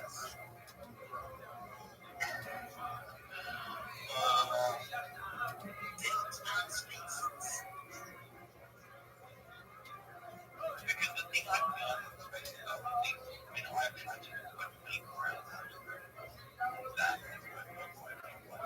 yeah, the stream, I think this there is no combination of those things. Yeah, like it doesn't come as well. It doesn't say things. Well, no, it can come. No, my experience with my kids, yeah, it has come. At a certain point, it doesn't come out. 24 hours, it will not stay for more than that generally. It depends on what device you're using. iOS, it's 24 hours and below, it will save. Some Android devices can save longer than that.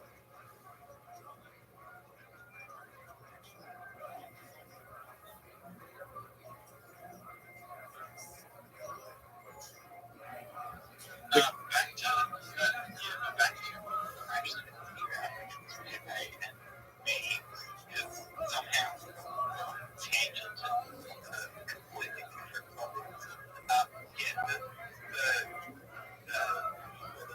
documentary I was looking at, lady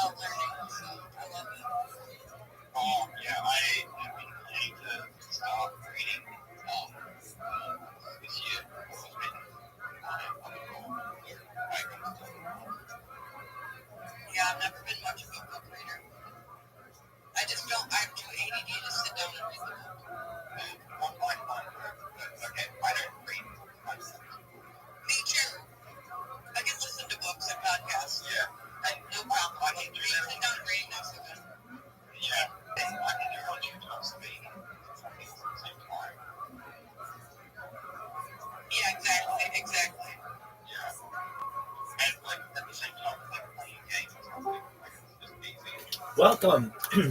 How you doing, David? There, just gonna have some training. Just, jogging, running. Today. Very well. Glad to hear it. What's good in your neck of the woods? Oh, a little rest for today. You want to say hi? Good day. Bye-bye. Okay. Good to see you. Here. Take care, David. Peace, buddy.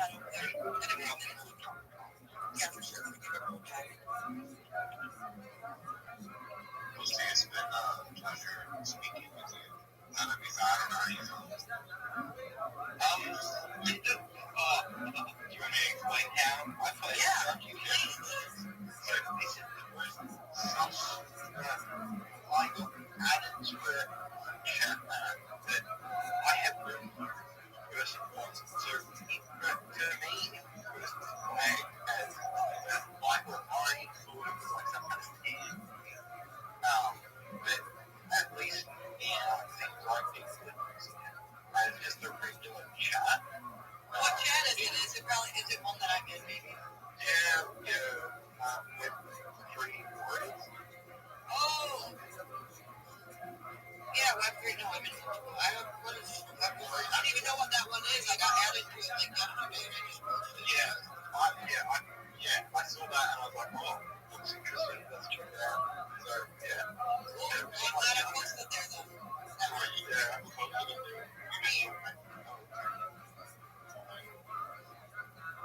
Oh, you know what? I know what this group is. It's a Soul Saver group. Snowy added me to this last night. She said, let's make a ruckus in the Soul Saver group.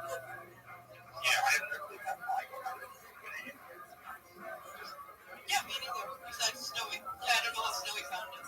But cool, I'm glad you're there and I'm glad you found us. Did you guys that like show up out there? All right, head it on over.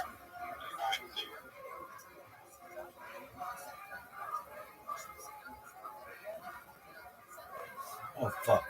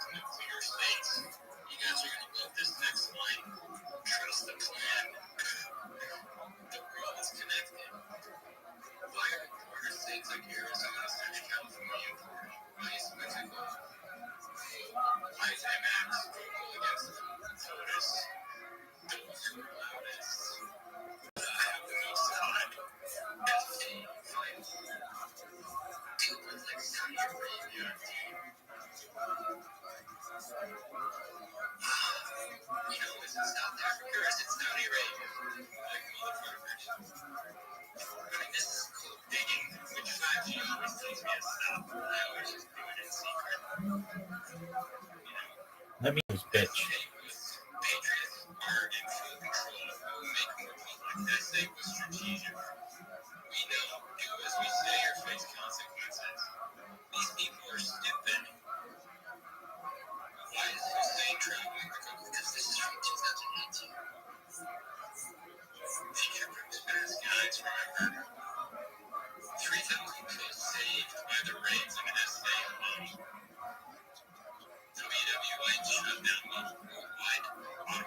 Yes, the Red Cross. Ross is like a money laundering operation.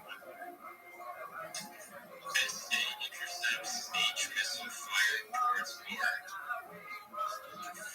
This is kind of a Saudi Arabia. Do they got fucking missiles in South Africa?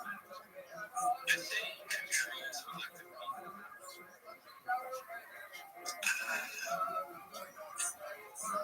Saudi Arabia, yes, Saudi Barack Obama was controlled. He's Saudi.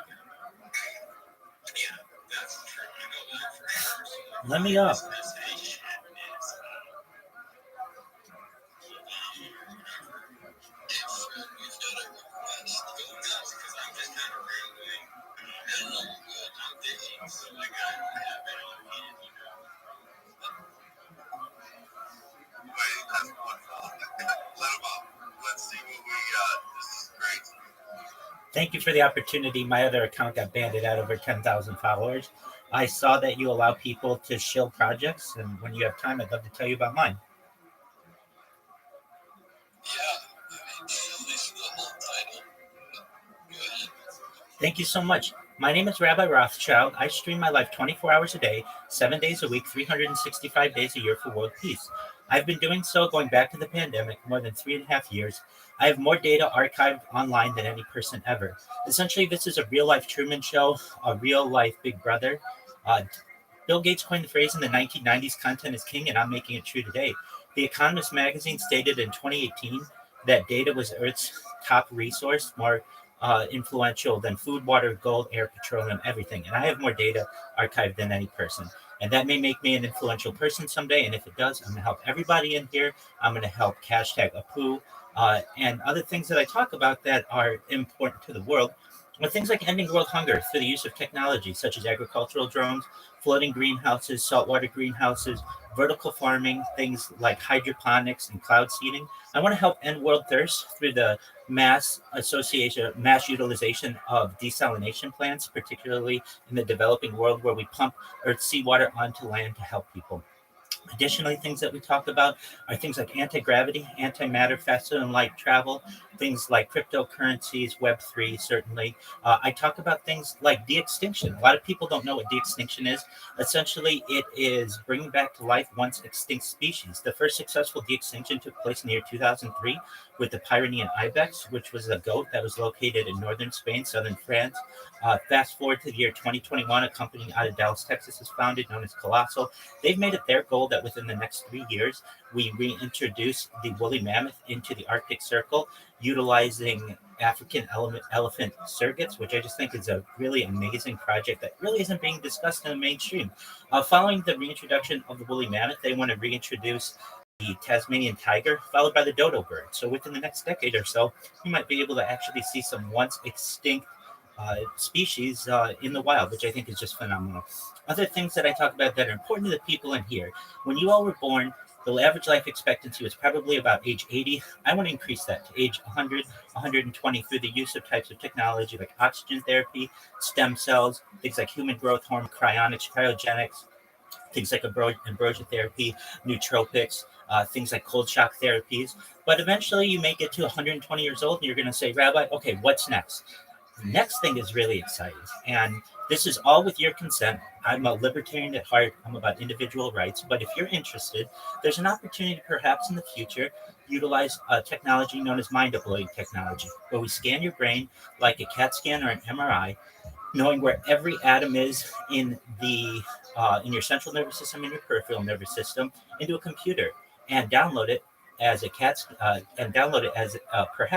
android, an avatar, a cyborg, a cybernetic being, a clone of yourself, a robot, an ethereal being. But what I want everybody in here to know is there perhaps, if you want, may be an opportunity at digital immortality. And with that, thank you so much for allowing me to share my project. Thank you. Why did you get banned? Well, that's Definitely. Your guess is as good as mine. I think it probably had to do with perhaps what might be considered spam, but I don't know. I mean, it's not like I spammed a whole lot. I was in a lot of Twitter spaces, but yeah, I'm not going to let that stop me. So if I ever get banned, I just create another account, and it allows me to go into Twitter spaces and tell people about my project, and that's all that really matters to me.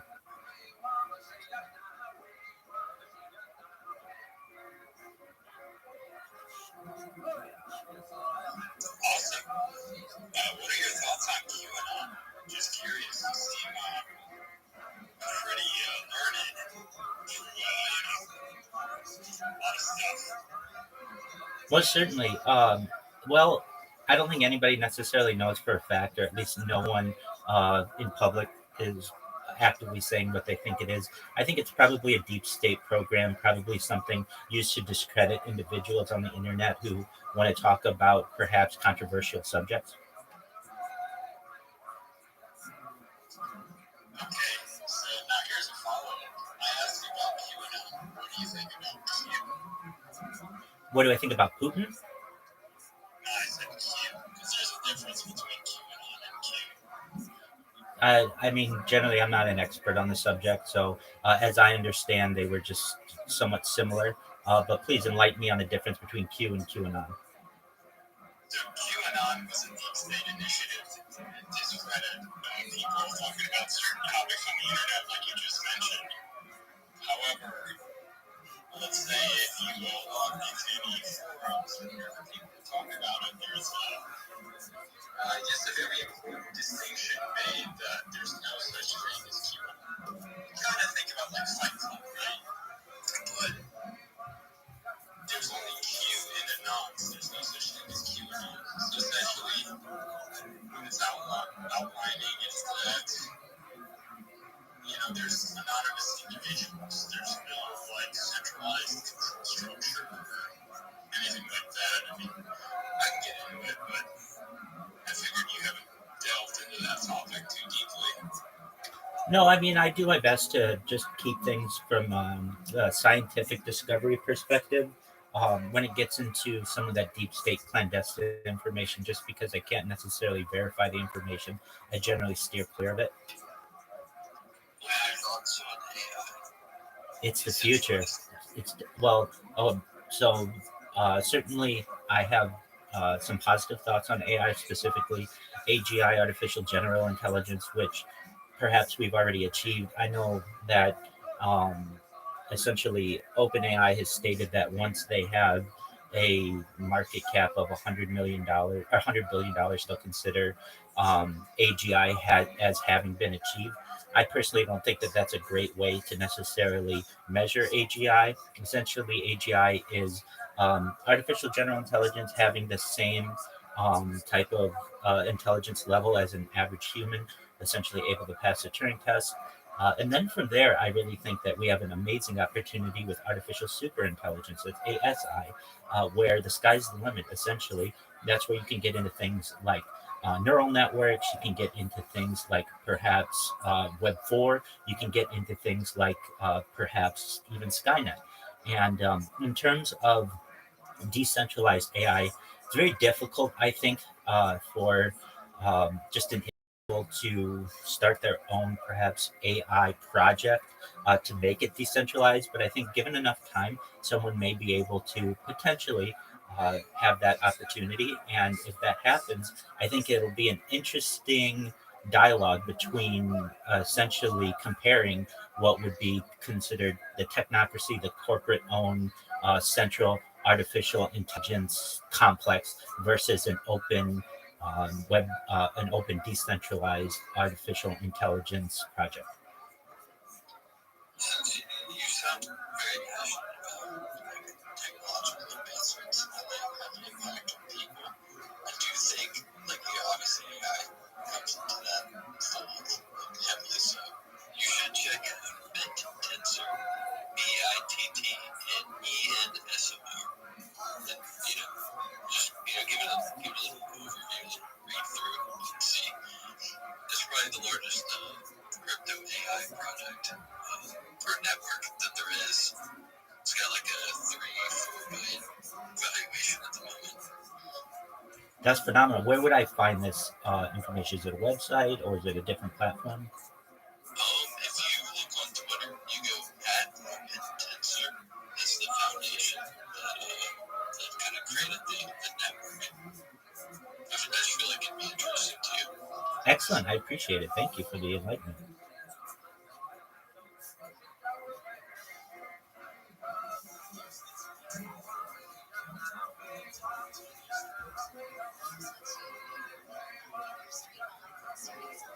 Well, I see that you have hashtag Apu. As I'm live streaming currently on more than 10 different YouTube streams, more than 10 different Twitch streams, more than 10 different Rumble streams. If you would tell me about it and why it should be purchased by people watching me now or perhaps people in the future. Sure, yeah. So I guess you can see the frog. It's in most of the audience's profile pictures. It's a cartoon frog originated in Finland in 2016. Often confused for Pepe, but as we all know, there's a lot of different characters, different names on the internet. So essentially, we're a meme coin. We got rugged almost a year ago now, 10 months ago. We all took it over as a community, and we've done a lot of cool stuff with in real life partnerships. We sponsored an Italian soccer team, which got us in FIFA, one of the first meme coins in FIFA. We've done matchroom boxing sponsorships. We've done bare knuckle FC with Conor McGregor. We did MotoGP with the Dream Product team, who won the league for their motorcycle racing. We also sponsored Mental Health America. So yeah, we do a lot of cool sponsorships in the real world to try and spread a good, friendly vibe to people. You're absolutely right. Now that you say that, I do remember that FIFA sponsorship. This is a huge, huge project. That's amazing. 100%, thank you. But yeah, we're also on Brad's list. We're number 4 on his list, so he's pretty influential in the meme coin space. And we've got 30,000 holders, 308.com, all the appropriate links for all the token addresses and on there. We also have an NFT project, which you'll see a lot of people in the audience wearing. I see. It's a really great project. I know that this was probably 2 or 3 years ago when I saw it in FIFA, and I thought you guys were, I still do, you're trailblazers having done that. I remember seeing it on the side of a soccer stadium, and just it was a shock to me that it was being taken seriously. At the time, Web3 wasn't nearly as large as it is now, and glad to see that the project's still going. That's great. For sure. Thank you. Absolutely.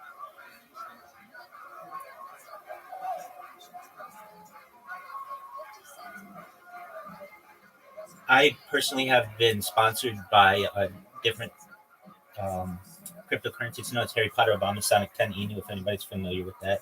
I've been live in their Telegram for more than 2 years approximately, and just am a huge advocate for Web3 cryptocurrency and love building with other people. So I'm glad that I had the opportunity to feature your project on my stream. And really, you guys are trailblazers in cryptocurrency. In the future, when the history of Web3 is written, in my opinion, that partnership that you had with FIFA will be a major event, because that essentially took this entire digital world into the real world and gave it a lot of new eyes. And I just think that was an incredible event for really not just your project, but cryptocurrency and Web3 as a whole. I would agree. Yeah, we're trying to make it this meme coin into a IRL brand. A lot of people in the community joke that it's like Hello Kitty for men. So a lot of people like Apu, the character. It brings a lot of joy. There's a lot of memes. There's countless memes to convey human emotion and whatnot. It's also cool that you're been in the Tigger Bitcoin community for a while. We're friends with quite a few of those guys. Gav loves them. They're a wonderful community. I wear their merchandise 24 hours a day. I've got their bedding. I've got their pajamas on. I'm wearing a sleep mask of theirs. They're just a wonderful community. If I may ask, the Apu is so similar to Pepe. How are you able to differentiate for a new viewer? Yeah, so we have a cult leader. His name's one of a few cult leaders named Jim Jonestown. And he's always said, at the end of the day, it's an education campaign. So it's just letting people know. You show them a side-by-side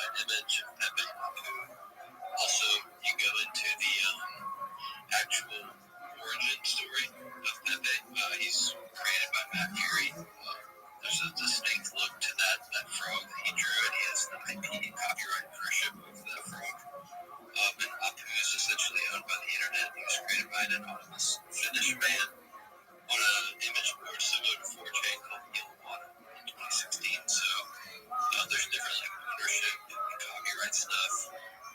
Also, just the emotions that Ape is able to convey, I think is superior to that of Pepe. Pepe's kind of just smug. He kind of just has that one face that he does. Absolutely. Okay. And I think that the way that the other influencers stated Jim Jonestown, just putting them side by side so that a user can see the difference, I think is a major advantage. So that's very smart. Well, you all should know that I am a very dedicated individual. I've made it my mission, obviously, to stream my life, but also to help do my best to take on some of the major projects of the world peace, ending world hunger, ending world thirst, and the other scientific projects that I mentioned. If my account gets banned, I don't let it get to me. I just create an absolutely new one and then just start chilling again on cryptos or on Twitter Spaces. So just know that you're going to see me around, and if you hear me, I wish I could interact with your guys' accounts, but I can't. Anytime I do any kind of following, upvoting, anything like that, my account automatically gets banned. They must have my MAC addresses and my IPs targeted and such, but I don't let it get to me. I've had the opportunity to be able to share with you my project, learn about your project. So just know that I may be a familiar face for the speaker, at least a familiar voice to all of you. If anybody ever needs anything from me, literally, I'm live 24/7. You can always get a hold of me on my Discord, which is discord.me/rabbi. If you ever want to talk about anything, you're not having a good day, you are having a good day, you want to just communicate with someone who's does their best to be a positive force in the world, an optimistic individual, and to give people hope, I'm always here for you.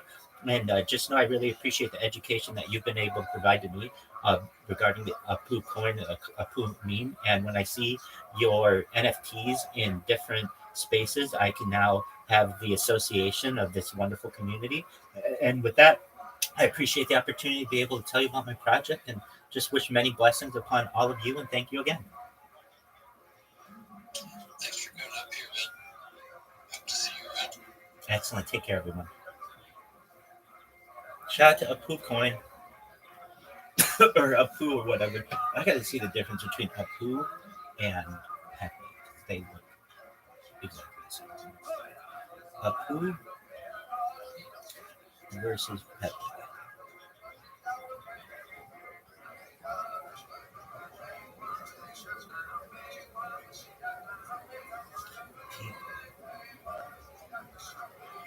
All right, Apu. Okay, so that's Pepe, and that's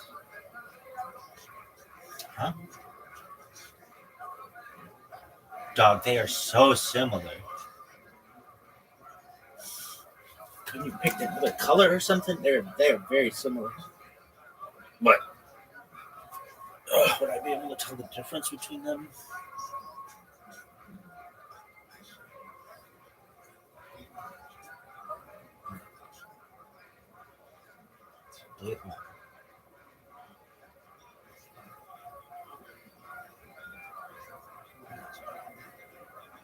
They're so similar.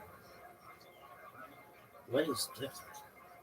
Okay, Pepe has that smile. Apu.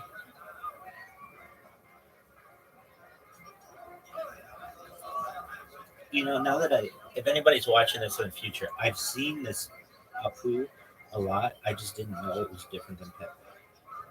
So that's tight right there. They're really nice. Shout out to those guys. They're really sweet.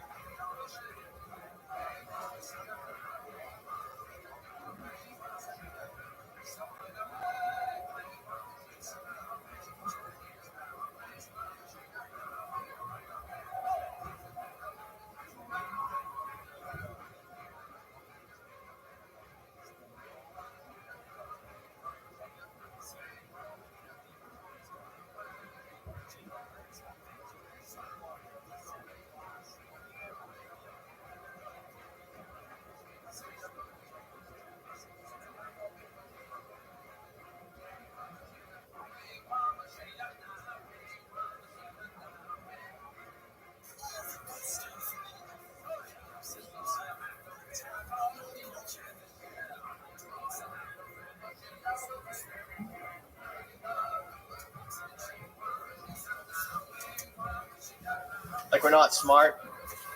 Like I'm Italian, but I don't think I'm related to any like great inventors like Leonardo DiCaprio or whatever.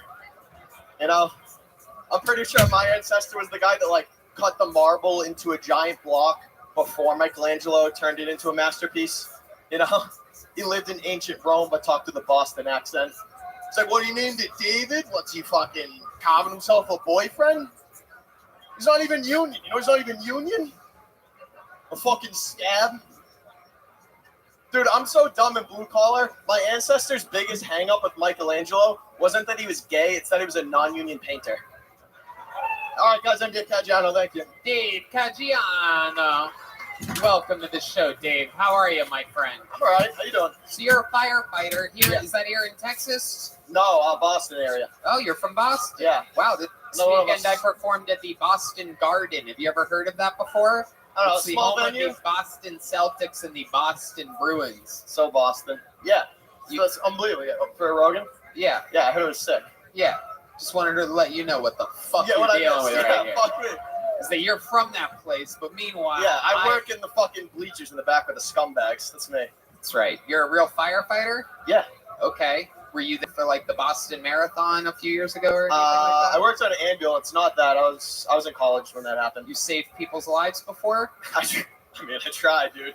I do my best. Jeez, that does not sound confident at Dude. all. Oh, Bro, I just God. told you I'm dumb. I'm That not sounds like the smart. kind of guy that would do CPR to your throat. I mean, I tried, Tony. What do you want me to do here? They save lives. I mean, that's a stretch. Come on. I was thinking about this Nothing today. better than an Italian paramedic, right? This fucking guy. I was thinking about today, like someone dying, and like as they're losing consciousness, the last thing they hear as they go is like a Boston accent. It's like, Right. oh fuck, I think he's having a fucking heart attack. They're like, I'm fucked. I'm fucked. Yeah, that does. That sounds like hell. Wow. And your dad's a cop. He's a real cop. Boston cop? Boston area, yeah. He Hell was like yeah. a homicide detective for a while. Okay. Psycho. Okay. Was he like a real dad cop growing Yeah. up? Did he ever Yeah. put his like knee on the back of your neck? or Yeah, I anything come from like a that? long line of PTSD. So, yeah. Oh, you guys have never been hit before? What's up? What about mom? What's mom up to? Mom was a flight attendant, real estate agent, community college grad. Shout out, Mom. Wow. You were doing so good, and then right at the end, you basically called her a dumb bitch. Geez, she sounded pretty smart until you had to tell everybody she's a community college graduate. That's impressive in Boston. Really? Yeah, that's true.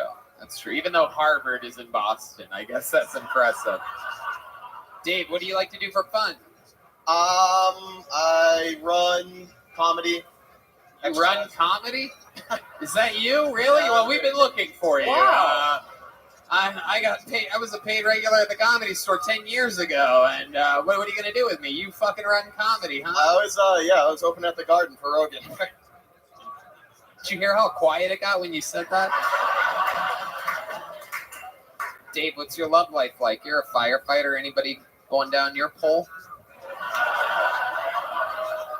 Hose jokes, pole jokes. I actually just went through a breakup, so that kind of sucks. Okay. What happened there? How long were you with this broad? 3 years.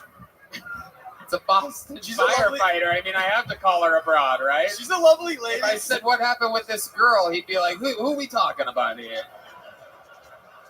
How long were you with her for? 3 years. 3 years. Yeah. What happened there at the end? She said that you weren't taking it seriously enough. She wanted a ring around the finger or something like that. Generally, yeah, that's pretty good. You know, a lot of firefighters, we have commitment issues. Yeah, no shit. Yeah. You guys would rather hang out with your Dalmatian than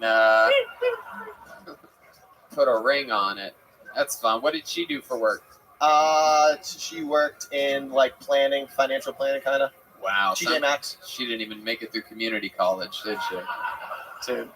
Dave Caggiano. Yeah. What's the most Italian thing about you? Besides my nose and eyebrows, I don't know, dude. Probably, yeah, just my entire fucking uneducated self, I guess. Have you seen many Saints of Newark yet? No, I haven't. But someone said sucks. Nobody said that. Oh, you're talking about me. Nobody said that. They were talking about your ass. Yeah, that's what I dude. thought. Hans Kim, what do you think about this guy? I think this guy is really good looking. You know, I'm sure the people of Boston who are under 5'8" are very safe with him in town.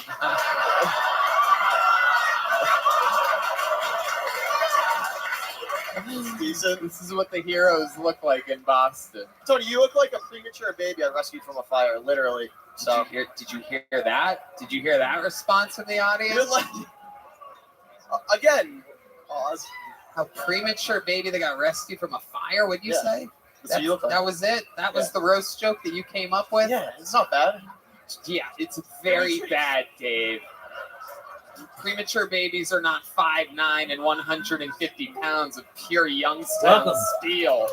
You know what I'm saying? You fucking pussy. 150's generous. You pussy ass non-hero firefighter. Most firefighters are heroes, not Dave here. God damn it, Dave. Wow. All right. Dave, congratulations on getting pulled out of the bucket here tonight. Come back again. What brings you to Austin? What are you doing? Trip, comedy, vacation. How long are you here for? Tomorrow's my last night. Wednesday I leave. Okay. So Did yeah. you do anything else Back. fun when you were here in Texas? Yeah, barbecue, the usual. Barbecue, bars, stuff. Barton's There he Way. goes, Dave Caggiano, everybody. He's on Instagram at Dave Caggiano. Dave, here you go. Take one of these. There you go. You caught the baby. Yeah, do I throw like a premature baby, you fucking little bitch? Jesus Christ. Why premature? I know. Preemies are cuter than regular babies. And why would I get pulled out of a fire? Does anybody get pulled out of a fire with a fucking white cowboy jacket on? Aaron Specht is next. Make some noise for Aaron Specht, everybody. Here we go. We only have one regular here tonight. He's going to close the show. So we're going to keep flying through this bucket. Any sign of Aaron Specht? No movement. Uh-oh. Okay. Let's pull another name out. Julian Hemmendinger. That's a comedy name if I've ever heard one before. Julian Hemmendinger, ladies and gentlemen. Here he is, live in the flesh. Hello, Viacom Shoe Company. Sorry for looking like a lazy Hitler Youth. You know, it's a good thing that Walt Disney's creations are nothing like him, right? Because then Goofy'd be walking around being a huge anti-Semite. We'd get him sitting down with his son. He'd say, Max, I gotta tell you something. The Holocaust, it never happened. I've never even seen a Jew. Well, maybe I heard one in the attic once. But look, I talk, I don't know. The point is, Maxie, I don't care what those dang Mexicans tell you. The Holocaust never happened. Nazis, Texas Nazis. I mean, oh God, I'm falling all over the place here. God damn it, it feels good to be on this stage. There it is. Julian Hemmendinger.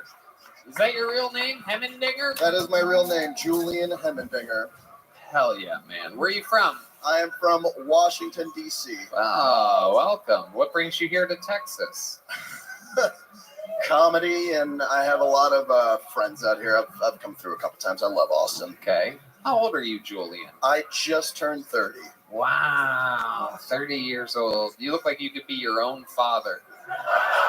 It's incredible. Why do you think you've aged so poorly? Jewish? I don't know. You're Jewish? Yeah. Oh, okay. Yeah, go ahead, Hans. Kim. Why did you say you look like a Hitler Youth? It's my hair's combed to the side. I don't know. That's all it takes to be a Hitler Youth. In that case, Hans looks just like a Hitler Youth. Yeah. Really does. Jewish people have never fared well with guys named Hans. And yet, it continues. Another Jew roasted by a Hans, everybody. All right. That's enough. Even I think that's a little too racist. The vault. I love it. So you're born and raised in Washington, D.C.? Yes, sir. What do you do for a living? How do you make money? I actually stream on Twitch. Oh, like okay. I make just enough that I can do that. What are you streaming? What do you do on there? I play video games and I have puppets that like yell at me. One Well, of them's a prostitute. How are you? You have puppets? Yeah, one of them's named Misty Fisty. The other Living the one's dream, One-Eyed dog. Every Willie. day's a holiday. Every meal's a feast. I'm a Have we met before? Yo, no, we have not, but I've seen you in Aiden's thing. Oh, excellent. I never was able to speak to you until I joined it. Excellent. You were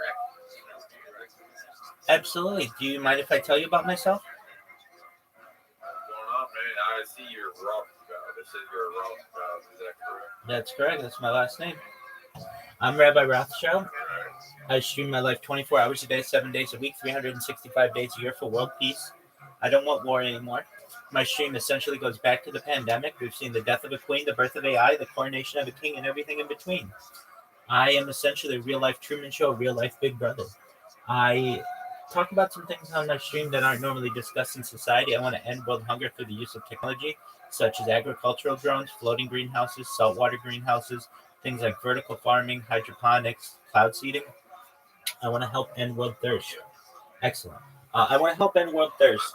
I'm part of a cryptocurrency. I'm actually sponsored by a cryptocurrency known as Harry Potter Obama Sonic Teninu. It has a long name, but it's worth over $100 million. It's a very serious coin. I've been live in their Telegram for about 2 years. I've been live in Aiden Ross's for 1 year. I'm the #1 streamer all time in Aiden Ross's Discord, #1 streamer all time in Kai Sanat's Discord. Sure, bro. I've seen you in there every day, bro. Every fucking day you're in there, bro. Every time I go to work out with like, see what's going on with there. Just like, I see you every day. Absolutely. I'm like, God damn. Go on, my bro. Excellent. No, not at all. I'm the #1 streamer in Aiden Ross's stream, #1 streamer in Kai Sanat's stream, #1 streamer all time in iShow Speed stream, #1 streamer in quite a few different influencers. I talk about some things that aren't normally. I think you're #1 streamer. Yeah, no, I am. No one else has as much data archived on the internet than I do, and it's just a matter of time. Exactly.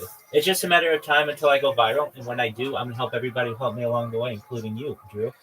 You should know that I talk about some things that aren't normally discussed in society. Additionally, like anti-gravity, antimatter, faster than light travel, cryptocurrency, quantum computing, artificial superintelligence, artificial general intelligence. I talk about de-extinction. If you don't know what de-extinction is, it's essentially the reversal of extinct species. So the first successful de-extinction. Yeah, I heard that the Yanks. They're called. What are they called again? The what? The woolly mammoth. Oh no! I thought because there was this thing. There was an extraterrestrial that they started with E. I got that mixed up. My bad. Go on. You're good. You're saying that they're like something about wiping out like humanity. No, nothing like that. I want to preserve humanity, if anything. The first. The first successful de-extinction was the Pyrenean ibex, which was a goat that was located in northern Spain, southern France, that went extinct. Scientists were able to de-extinct it in the year 2003, essentially using its DNA and implanting it into other types of goats and making those goats be a surrogate to bring it to term. Fast forward to the year 2021, a company out of Dallas, Texas, known as Colossal Scientific is founded. They've made it their goal that within the next 3 years, or by the year 2028, to de-extinct or reintroduce the woolly mammoth into the Arctic Circle using African elephant surrogates. Following the reintroduction of the woolly mammoth, they want to reintroduce the Tasmanian tiger and then the dodo bird, which I just think is a really fascinating project. I did hear that. I heard about the mammoth and the dodo bird. I did hear that they were trying to use like stem cells, their cells, like that they found, and then try to recreate it. Like you said, they inject they probably breed and stuff like that, correct? They would breed it, or do they have it? essentially using a in vitro fertilization. So, within a laboratory, you create the cells that are necessary. You put those, you in vitro fertilize the um, African elephant, and then the African elephant gives birth to a woolly mammoth. It's really fascinating.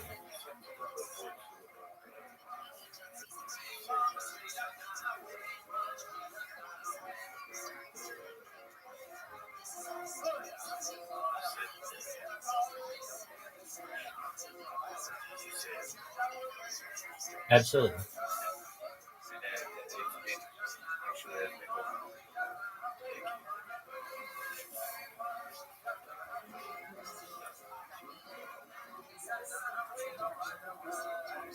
Excellent. Sure. So, Bill Gates coined the phrase in the 1990s that content is king, and I'm making it true today. The Economist magazine stated that data was Earth's number one resource in the year 2018 that overtook petroleum as Earth's number one resource. And I have more data archived on the internet than any person ever. I have over 100 YouTube channels, over 200 Instagram accounts, over 500 Twitch accounts, over 1,000 TikTok accounts, over 2,000 Twitter accounts, and over 10,000 Kick accounts. I have more data than any other creator ever. And really, it's about helping people like you, just like regular people who aren't all that educated, perhaps, on some of this technology. I'm not saying you're not educated, but but a lot of people don't know. They haven't had the opportunity to hear this. When you were born, Drewski, the average life expectancy was probably about age 80. You could call me Andrew. Excellent, Andrew. So when you were born, Andrew, the average life expectancy was probably about age 80, around there. Perhaps for males, around age 76, wherever you are, if you're in the Western world. And I want to increase that. I want to get that to age 100, 120 through the use of other technology like oxygen therapy, stem cells. I'm going to help you with human growth hormone, things like nootropics, neurogenics, things like perhaps cryogenics, things like perhaps ambrosia therapy, where the blood of younger people are used for the benefit of older people, things like cold shock therapies. But then eventually you're going to get to be 120 years old, and you may say to me, Rabbi, it's been a good run, but my body's starting to break down, and I want to keep the good times rolling. Well, if that's something that's in interest to you, and only with your consent, you may be able to take advantage of the next type of technology, which is known as mind uploading technology. That's where, again, with your consent, we scan your brain into a computer like a CAT scan or an MRI, knowing where every atom is in your central nervous system, your peripheral nervous system, for later download as an android, an avatar, a cyborg, a cybernetic being, a clone of yourself, an ethereal being, a robot, whatever you want to be. But basically what I'm saying to you, Andrew, is that there's the opportunity to perhaps at a digital immortality that was not available to previous generations. And I think these are really fascinating topics. And I want to do my best to interject these discussions into the collective consciousness of the world.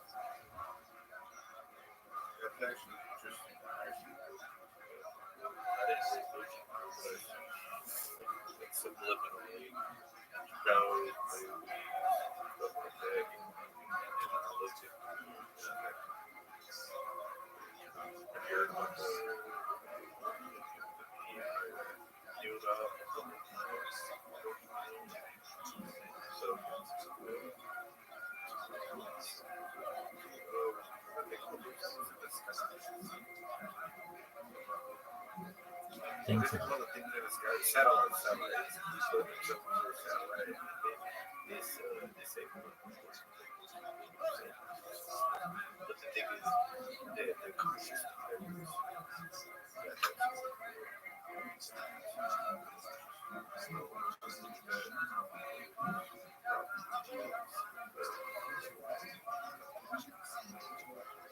well, you're young enough that that type of technology probably has the opportunity to be perfected before you'll need to use it.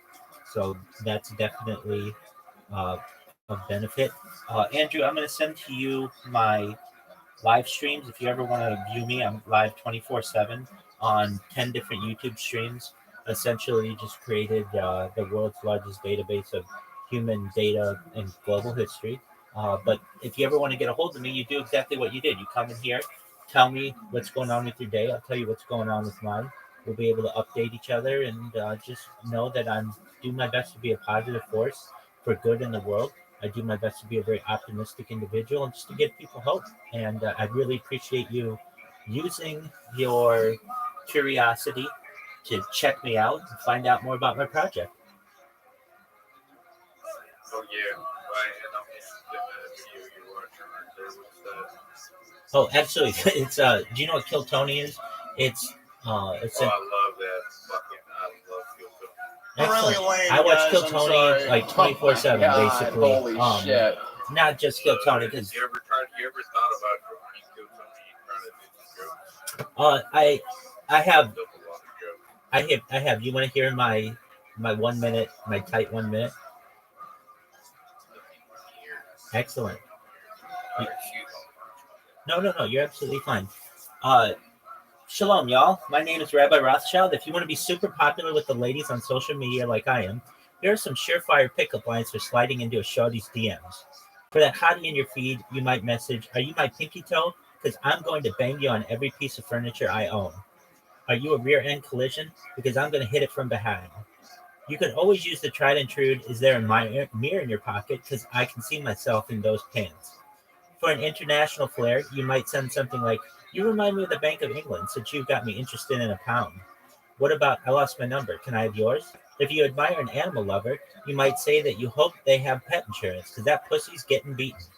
For the thick girl in your life, you might say, "Do you keep a phone in your back pocket? Because that ass be calling you." You might message, "Are you sure you aren't a parking ticket? Because baby, I want to tear you up." For that future boo, you may send, "Damn girl, are you a haunted house? Because I'm going to scream when I come inside." And finally, for that person you never want to message you again, all you need to do is ask, "Are you a pinata? Because I'm going to need a blindfold to hit that." My name is Rabbi Rothschild. Thank you.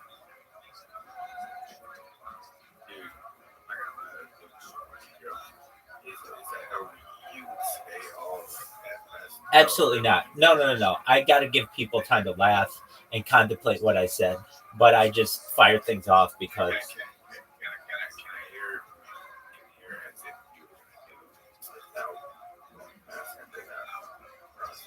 Absolutely. So here we go.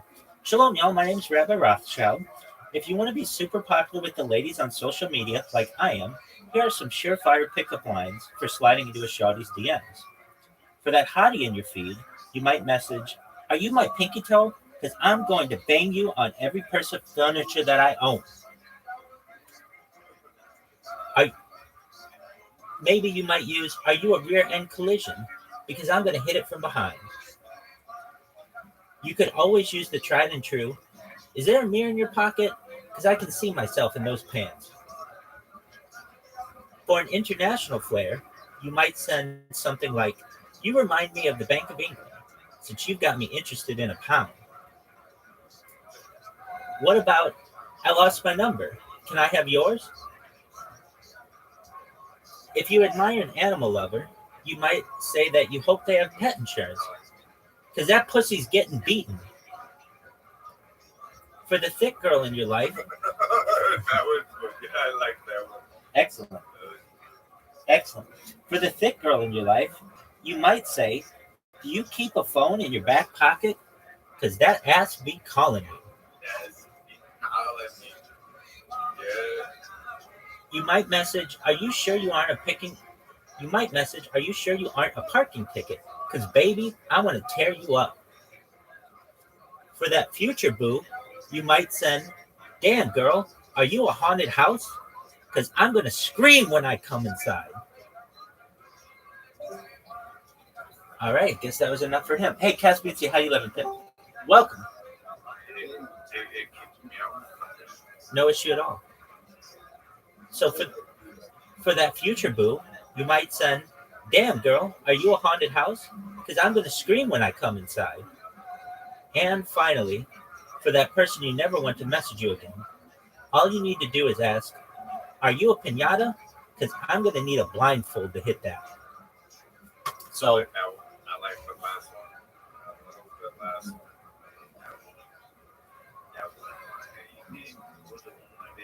sure. For the thick girl in your life, you might send, Do you keep a phone in your back pocket? Because that ass be calling me. No. It was the dog one. The dog one. Yeah, absolutely. If you're an animal lover, you might say that you hope they have pet insurance. If you admire an animal lover, you might say you hope they have pet insurance because that pussy's getting beaten. That was a good one. I appreciate it. So yeah, if I were gonna do Kill Tony, I would not say them all because I need people to give them the opportunity to laugh. I'd probably use 4 or 5 of them. Exactly.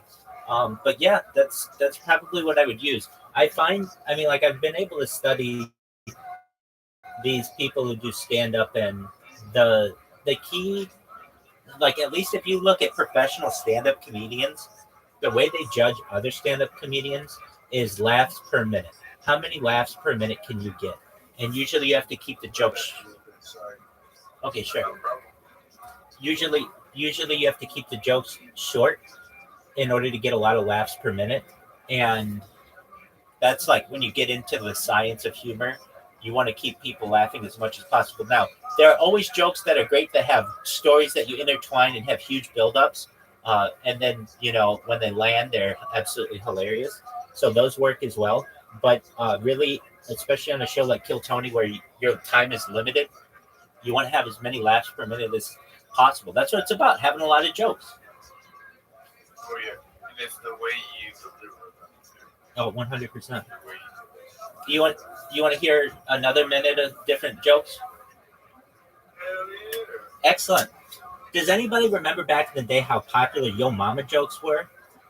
Here are some of Rabbi Rothschild's traditional favorites for sharing at your next favorite holiday. Yo Mama's so fat she went to McDonald's and they had to call Wendy's for backup. Yo Mama's so old her birth certificate expired.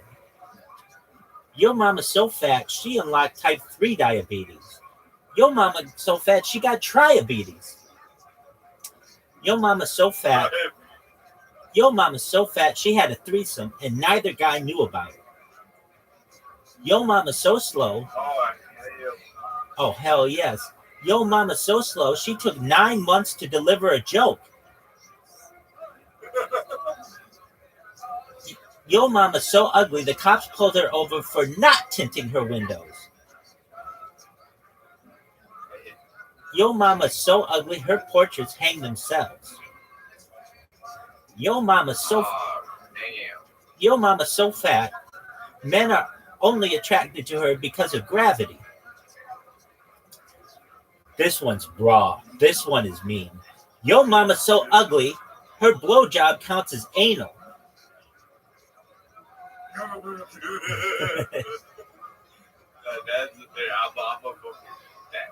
It's a good one. Absolutely. That's what I got. I've got some more, but they're not as good. These are the best. Thank you. I appreciate it. So, so what I do is essentially live stream my life, give people a portal into my world. As you know, that I've done that in Aiden Ross's Discord now for like 9 months, and he's been in my YouTube before. He brought in a whole bunch of people into my YouTube, but I don't really do it because I'm a Aiden Ross super fan or anything. I think what he does is cool, and I have a lot of respect for some of the things that he does, but he's got a great community, and he's allowed me to essentially give people a portal into my life. And I get a lot of people who come in here from that Discord who just are like, dude, I see you every fucking day. What's going on? And I'm just like, hey, do you mind if I tell you about myself? And then they hear it, and then they're like, that is the best fucking thing I've ever heard. Thank you so much for doing what you do. And it's like, absolutely. I'm always here to be a good role model to people as best I can be, and be a positive light in their world, a pillar of the community, and just generally a light to nations.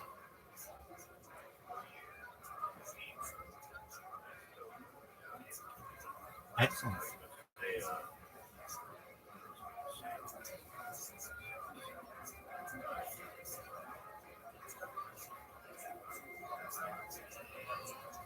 Well, yeah, I was gonna say, bro.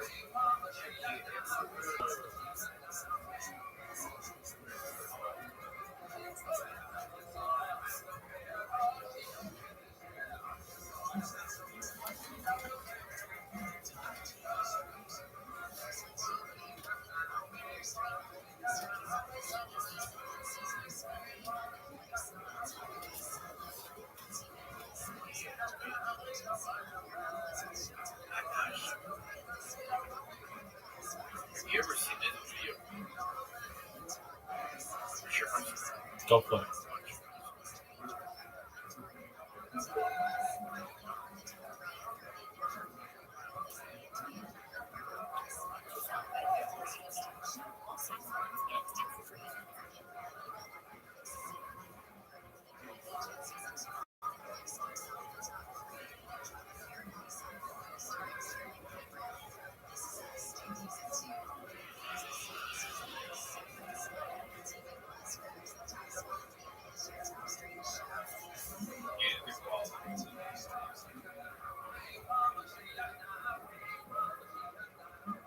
Just rebuke any negative energy.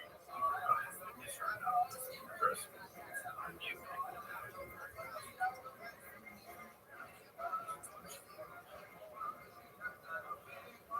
Have you seen this? Is this? I could be wrong, but is this the opening of the Goddard Tunnel?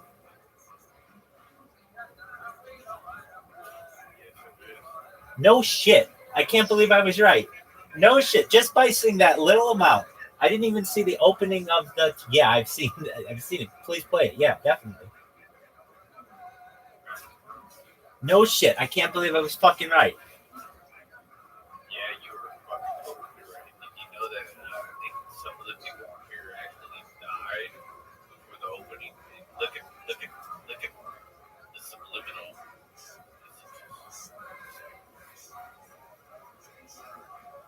I believe all the ones right here died like they died. There was horrible sacrifice. That's what it seems like. Yeah, why would they do an opening like this? Exactly. Why wouldn't it just be a ribbon cutting and be like, all right, drive through? Instead, it's like an art installation.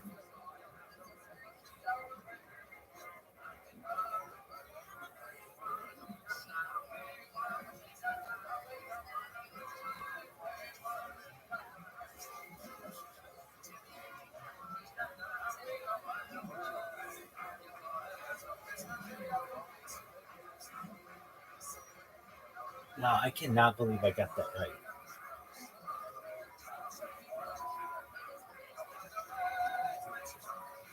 Yeah, you got it right. You got it spot on. That was crazy. Right. So this is the longest known tunnel in the world through the Alps. Is that all around the world? Is the tunnel all around the world? No, that's different. So what you're talking about essentially are deep underground military bases and their tunnel system. This here just goes through the Alps. I believe it's like 12 miles.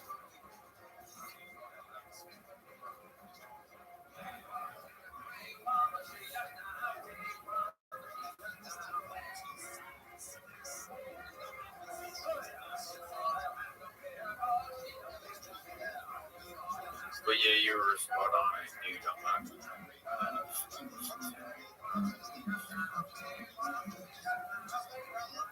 I mean, other than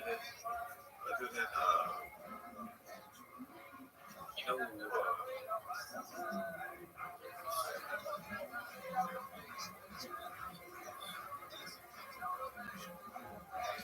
oh yeah, I do have a question. Go ahead, Big Don.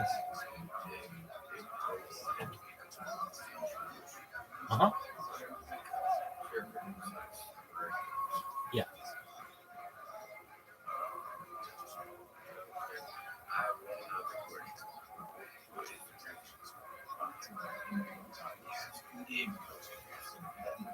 No, that's fine. I answer these types of questions all the time. Essentially, it goes back to the Abrahamic tradition where instead of, yeah, so in the Bible, essentially God commanded, traditionally, Abraham to sacrifice his son Isaac. And right before that was going to take place, there was a ram that was caught in the brush, and that ram was essentially sacrificed in instead of Isaac.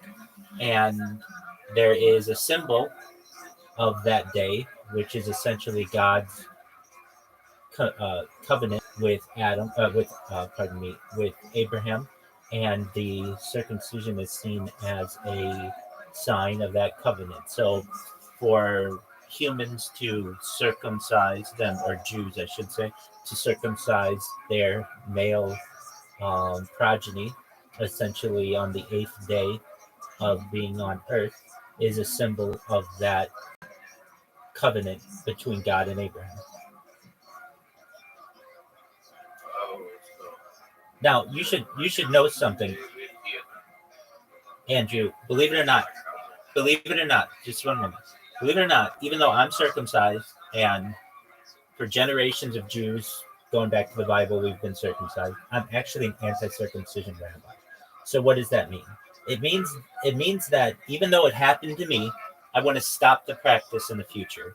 Now, if you want to become Jewish, at least through the Orthodox, and what would be considered as Jewish as from any other denomination or of Judaism, you would need that to occur. It's done through a mohel. A mohel essentially is someone who is traditionally given the role to circumcise a baby, a male baby, on the 8th day. It's through a covenant known as a bris ceremony, and then there's a celebration thereafter. The baby's allowed to heal. I want to stop that practice. What I'd like to do in the future is, we still have a bris and we still have the ceremony, but it doesn't actually say in the Bible what has to be done. And so instead of actually cutting off the foreskin, which I would want to avoid because that can cause issues to the genitalia of a person and doesn't allow them to have a strong orgasm and things like that, I would like to instead, in exchange, have what is done for male converts to Judaism who have already had a circumcision, which is essentially just a pinprick, just one pinprick of blood as a ceremonial circumcision or bris. So you should know that while I do have some influence within the Jewish community, I don't have all the influence in the world, perhaps, to be able to reverse that centuries and millennia old tradition. But in the future, know that there are people within the Jewish community who are advocates for ending this type of practice. But there's a lot more to it than just a circumcision. You would essentially have to...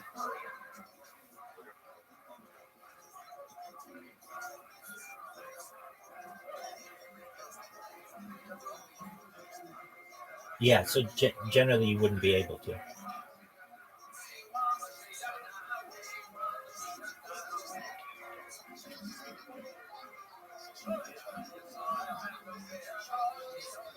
Yeah, you can be circumcised. It can happen in a hospital.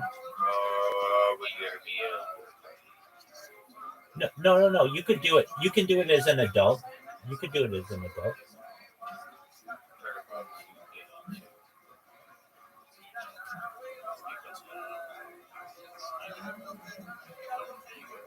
Yeah, if you wanted that, then what you would do is perhaps go to a mohel after several years of study, at least generally 1 to 2 years of studying. You'd probably have to move to a community where there is a local Orthodox community, a local Orthodox rabbi. You'd study within the community. You would essentially be in front of a court. It's known as a Beis Din, a house of judgment, where they would follow up on your learning, your studies, making sure that you're a good candidate. And then after about 2 years or so, perhaps as few as a year, but usually about 1 to 2 years, you would then go to a mohel after being given the okay. You'd have a circumcision. You would have some time to heal, and then you would essentially what's called be purified in a mikvah, and you would be a member of the tribe. Yeah, a mikvah. It's essentially a ceremonial bath that you can find in local Orthodox communities. Yeah, it has some...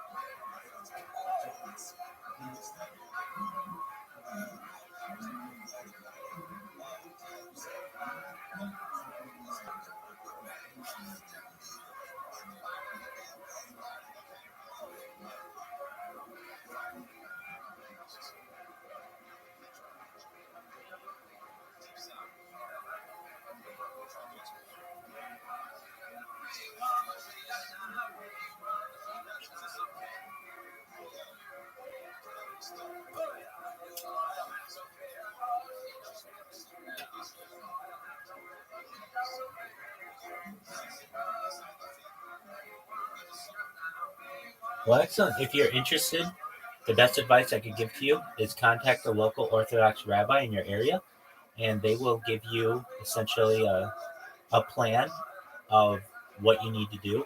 Generally, this needs to be in a larger city. So if you have to move, you may have to. Okay, are you near Los Angeles? Okay, excellent. Well then, um, I know the. Oh, absolutely. So I know the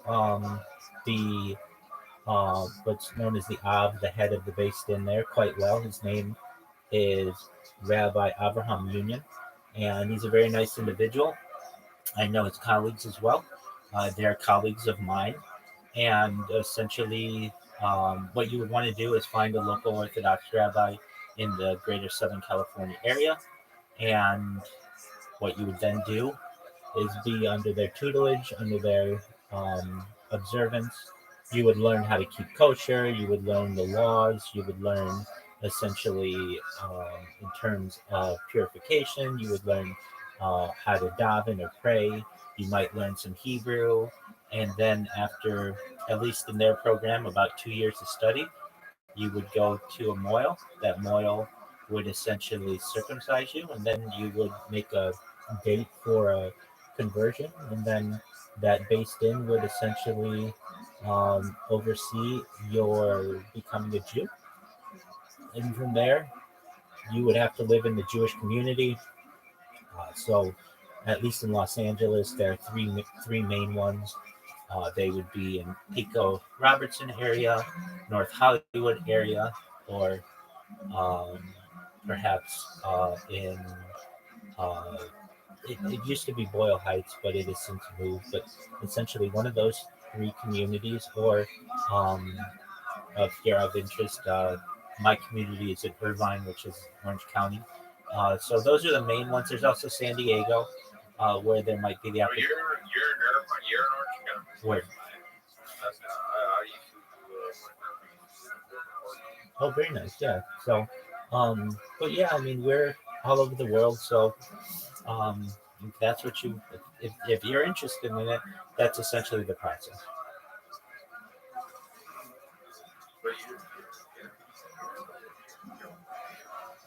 We're a mockingbird.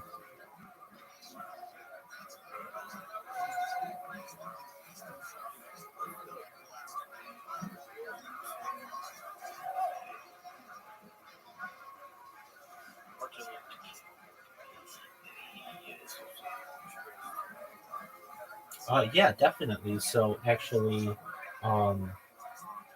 he,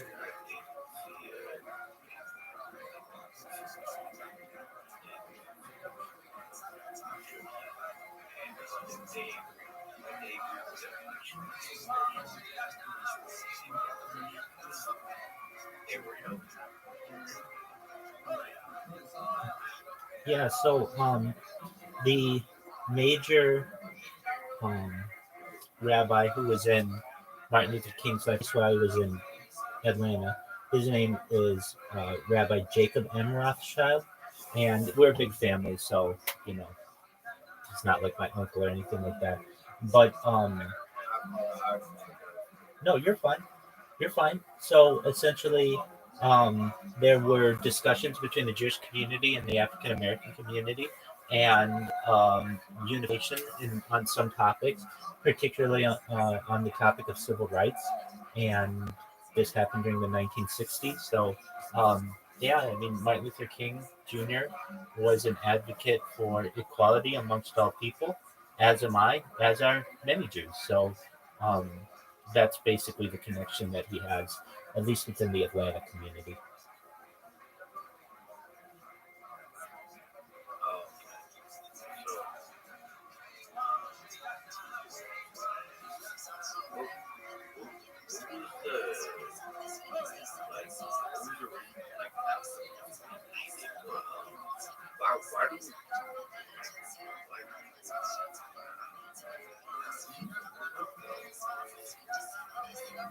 Well, I don't think that that's accurate. I have friends of mine who are black. I know there's black. No, I have. No, not what I'm saying. Not what I'm saying. There are black people within my synagogue who are Jewish, and so Yeah. Actually, excuse me. Yeah, I do know that there's like I was saying that I'm talking about online and the like non-black Jews. yeah, I mean, there are people who are entitled to their own beliefs. Um, I don't necessarily know the justification for some of their reasonings. If you give me an example, perhaps we can talk about it. But just in general, there's a certain xenophobia, which is just fear of strangers, Yeah. and Yep. and so with when you're not exposed to the community, you're not exposed to some of the loving individuals within the community. There's a fear of that which you don't know. I have one example that might not be an example, but it's an example of mine, and it's not an example that is current. So one of the examples I would say is Palestine. There's black people that associate themselves with Palestine, and they don't know the past behind Judaism, and that you guys actually helped us a lot, actually, throughout the ways. They did not know.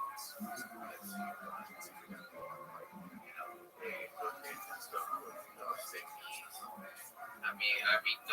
No hate towards them, but what I'm saying is like they tend towards go towards that side and throw it towards you. Nonsense or this, that,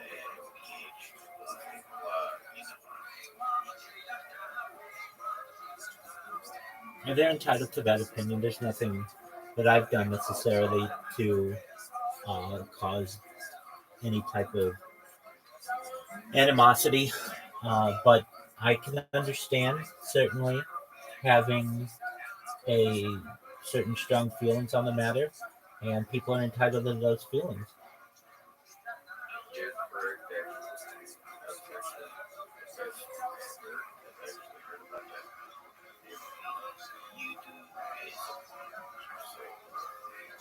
whatever you think, whatever you think is, whatever you do is what you, whatever you speak is what you speak into existence and stuff like that. My apologies.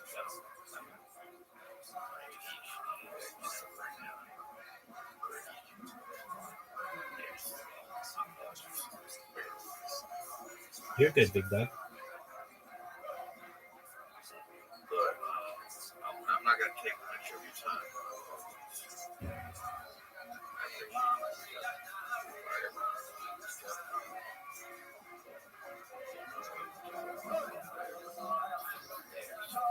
Absolutely, Andrew. Anytime, you're more than welcome. And if you ever need someone with him to speak, I'm always here for you, big dog. Feel free to join whenever you're bored.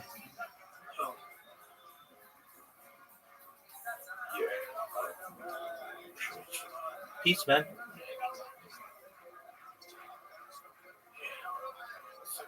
I was gonna say though,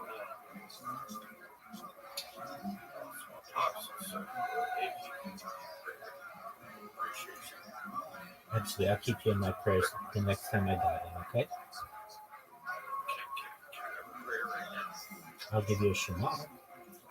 Shema Yisrael Adonai Eloheinu Adonai Echad.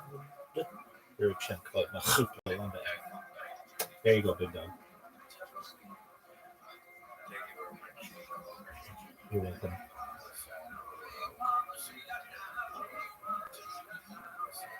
Excellent. Take care, big dog.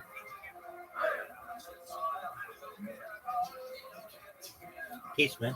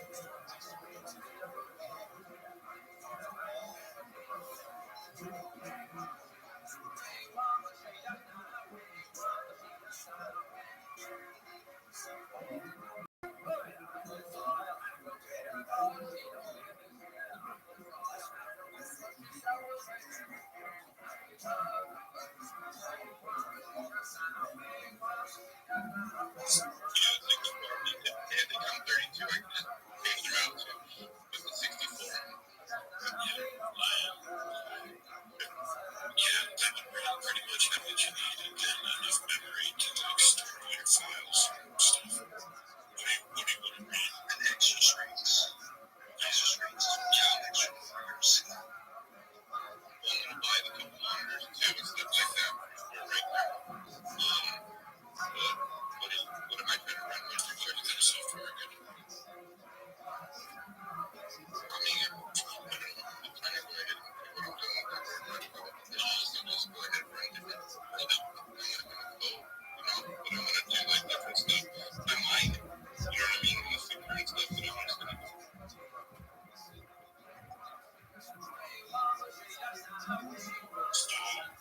GitHub software, which is all open source. So like this new AI that came out, what's this guy's name? I forget his name, but you remember Goat, the token Goat, CS Maximus? Yeah, CS Maximus. So that AI is available on GitHub. You can run it with Goat and Nokia. If you have the i5 Gen 13 and 64 gigabytes of RAM, you can run anything. Okay, for sure. That's all I need to know. I appreciate it, man. I don't want to spend money that I don't have to, bro. I don't want to buy something that is not the part. I'll get more different monitors and stuff like that from Pro, of course. But yeah, I appreciate both you guys' input, and everything gets some rest. And you're doing great out here, man. I appreciate everything. I'll talk to you later. Have a great night, man. Thank you for everything, Michael. Yeah, take care, bro. Yeah, I gotta get some sleep. Netta, you got this? Yes, I do. I got it. So thank you also for stopping by. Yeah? You got a rabbi? Absolutely. Yeah. Hello, welcome. Thank you so much. I see that you have the opportunity to chill. Do you mind if I tell you about my project? No problem. Go for it. Excellent. Just know that my original Twitter account had over 10,000 followers. It got banned, I believe, for spam, but I'm not exactly sure. I am Rabbi Rothschild. I stream my life 24 hours a day, 7 days a week, 365 days a year for world peace. I don't want war anymore. Essentially, I have the world's largest timeline going back to the pandemic. We've seen the death of a queen, the birth of AI, the coronation of a king, and everything in between. This is essentially a real-life Truman Show. You can watch me 24 hours a day. I'm live on YouTube. I'm live in Discord at discord.me/rabbi. And I talk about some things that aren't generally discussed in society, like ending world hunger through the use of technology, things such as agricultural drones, floating greenhouses, saltwater greenhouses, hydroponics, vertical farming, things like cloud seeding. I want to end world thirst through the use of desalination technology, essentially pumping Earth's seawater onto land to make it drinkable for the common person. Other things that we talk about are things certainly like cryptocurrency, anti-gravity, antimatter. We talk about Web3, artificial general intelligence, artificial superintelligence. I talk about de-extinction. People don't know this, but the first successful de-extinction took place in the year 2003 with the Pyrenean ibex, which was a goat that was located in northern Spain, southern France. Fast forward to the year 2021, a company out of Dallas, Texas is founded, known as Colossal Scientific. They've essentially made it their goal within the next 3 years, or by the year 2028, to reintroduce the woolly mammoth into the Arctic Circle using African elephant surrogates, which I just think is an amazing endeavor and will be really exciting to be able to witness that. Following the reintroduction of the woolly mammoth, they want to reintroduce the Tasmanian tiger, followed by the dodo bird, which I just think is amazing news for the world to possibly be able to see these once extinct species brought back, hopefully, into their natural environments. Other things that I talk about that are of interest to every single person in here is the fact about data. Data is Earth's number one resource, according to The Economist magazine. In 2018, data overtook petroleum as the most valuable resource on Earth, and I have more data than any person ever. And I'm going to help all of you, and I'm going to help everyone who has helped me. I want to be able to give you money to be able to help your friends, your family, and then start philanthropic organizations and charities that are near and dear to your heart. When you all were born, the average life expectancy was probably about age 80, and I want to increase that to age 100, 120, perhaps through the use of technology like oxygen therapy, human growth hormone, stem cells, things like nootropics, cryonics, cryogenics, things like perhaps ambrosia therapy or cold shock therapy to get you to age 120. But eventually you're going to say, Rabbi, my body's starting to break down. Now what? And that's where the final type of technology that I'll mention here takes place. It's known as mind uploading technology. Now, this is with your consent. I'm all about consent. I'm a libertarian at heart and individual rights and freedoms. But you should know that perhaps in the future, there may be the opportunity to upload your mind into a computer, essentially like a CAT scan or MRI, where every atom in your central nervous system, your peripheral nervous system, is available for later download as an android, an avatar, a cyborg, a cybernetic being, a clone of yourself, a robot, an ethereal being, whatever you want to be. A lot of people don't know this, though. There may be the opportunity at a digital immortality. And with that, I want to thank you and thank the room for allowing me to share my project with you.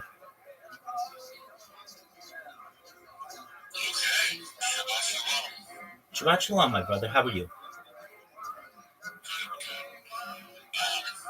Sounds like an interesting project. Good luck with it. I hope that it goes well for you. Thank you so much. If you want to ever connect with me, I'm live in Discord 24/7 at discord.me/rabbi. And also, I'm a very motivated individual. I know that Twitter will probably ban my accounts, and I'll just keep coming in and chilling my project until we go viral one of these days. So you should know I'm also sponsored by cryptocurrency. It's known as Harry Potter Obama Sonic 10 Inu. It's worth more than $100 million. It's a really great project, and I'm glad that I've had the opportunity to be able to share my project with you. And also, for anyone watching now or in the future, hashtag Weird, I believe, is your guys' project, and I wish you the best with it. Thank you very much. Thank you. Thank you. But yeah, we do streams also as well, and it's really interesting streaming like you do and this satiric show, and I wanted to just input it. Yeah, I'm checking out the YouTube channel now. What up, my man? There's like hours and hours of video here. Absolutely. It's essentially 24/7 from 10 different streams going back to the pandemic, more than 3.5 years. Wow. That's some dedication right there. Thank you so much. I mean, essentially, I live my life the way that I normally would. I've streamed as far north as Santa Barbara, as far south as San Diego, as far west as the Pacific Ocean, as far east as the mountains and desert cities. I have streamed in Beverly Hills. I've streamed in Santa Monica. I've streamed at Disneyland. So I have done a lot of IRL streaming, but really, I have to stream where my Wi-Fi is strongest. So that's generally at my house. But yeah, you can watch me 24/7 every single day. And every moment of every single day, and just essentially create the world's largest time capsule for the future. Wow. They will remember your name. I hope so. Thank you. All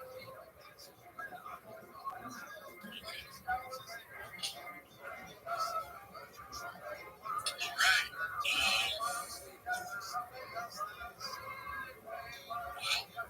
That was pretty true.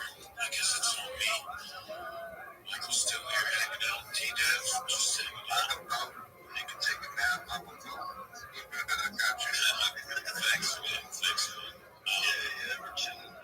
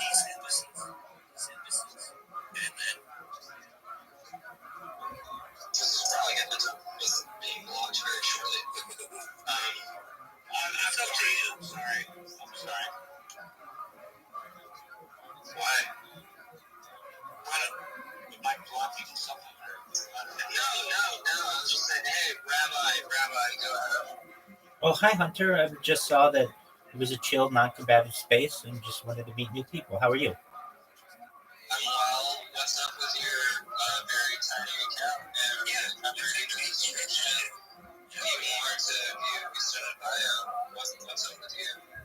Oh, yeah, I got my main account banned. It had over 10,000 followers, but I don't let that stop me. Essentially, being able to still make friends on Twitter Spaces and just tell people about my project.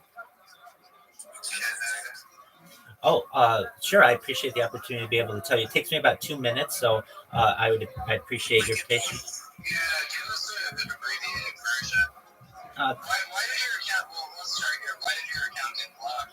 I think because of spam.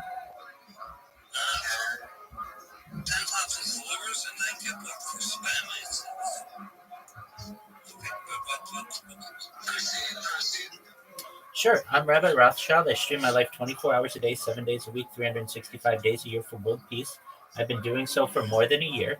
More than 3 years. Going back to the pandemic, we've seen the death of a queen, the birth of AI, the coronation of a king, and everything in between. If you're going to be rude, then I won't continue. Thank you.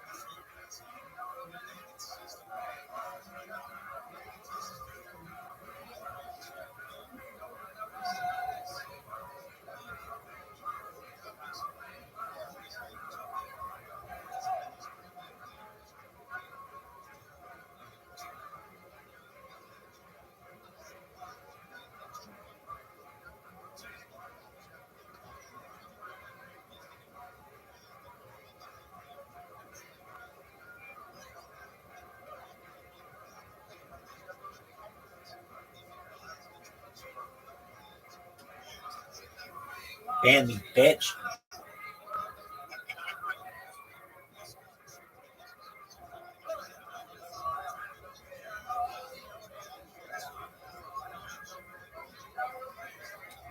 So right now, making that relationship is not there. Right? We created the token on profile. We already had the index. We already had the same type of volume of people here.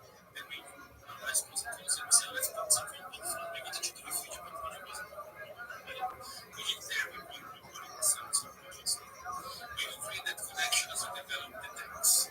So you'll be able to certified tokens to reduce your fees through the next traffic. You'll be able to use your certified tokens to create, let's say if it costs 2 cents or Solana to create a token, then Solana goes to the brand, and 2 cents might become a little too much for Solana. You can create your token with Solidify, it's going to cost like a lot less. We're going to make it very cheap. What's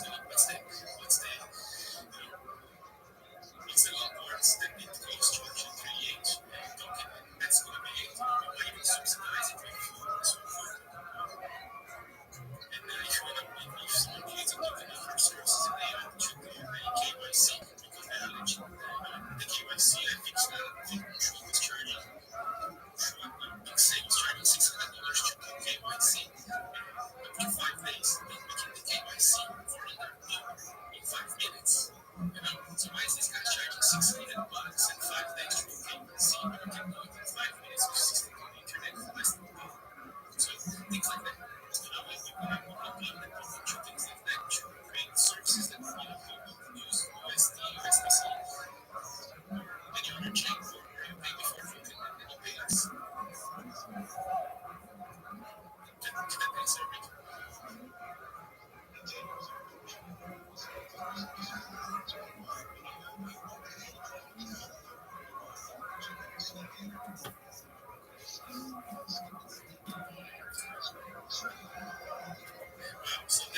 So that's a whole other beast. Just there's some things it depends on. Because like in Australia, it's complicated here. Financial licensing, when you produce something that's going to give them passive income, selling something one day, something that's going to give them some sort of passive income, it goes to a whole other level of things, which is not nature. But it's something that you have to be very careful about because if I said you be buying my token and 6 months from now, 50% of the revenue we are buying tokens and learning and all the rest goes up. The remaining 50%, 20% we use to pay for the cost and pay for the team and designers and sponsorships and everything is like. And then there's a percentage there that if you stake the token, you're going to get that. You can get passive income today. Just by uploading it directly on BitChute. You're going to get passive income right there. For me to say to you, we're going to do that right now. I can't say it right now.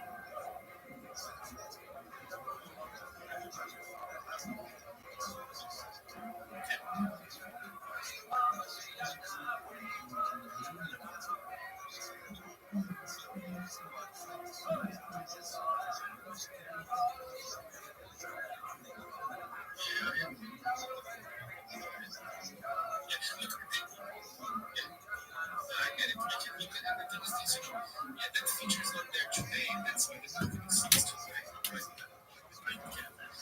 Check out 6 months from now, when that feature might be there. Market cap of the token is not going to be 60, but it might be 6 million or maybe 60 million. Because it's about the development, right? And then what? Then you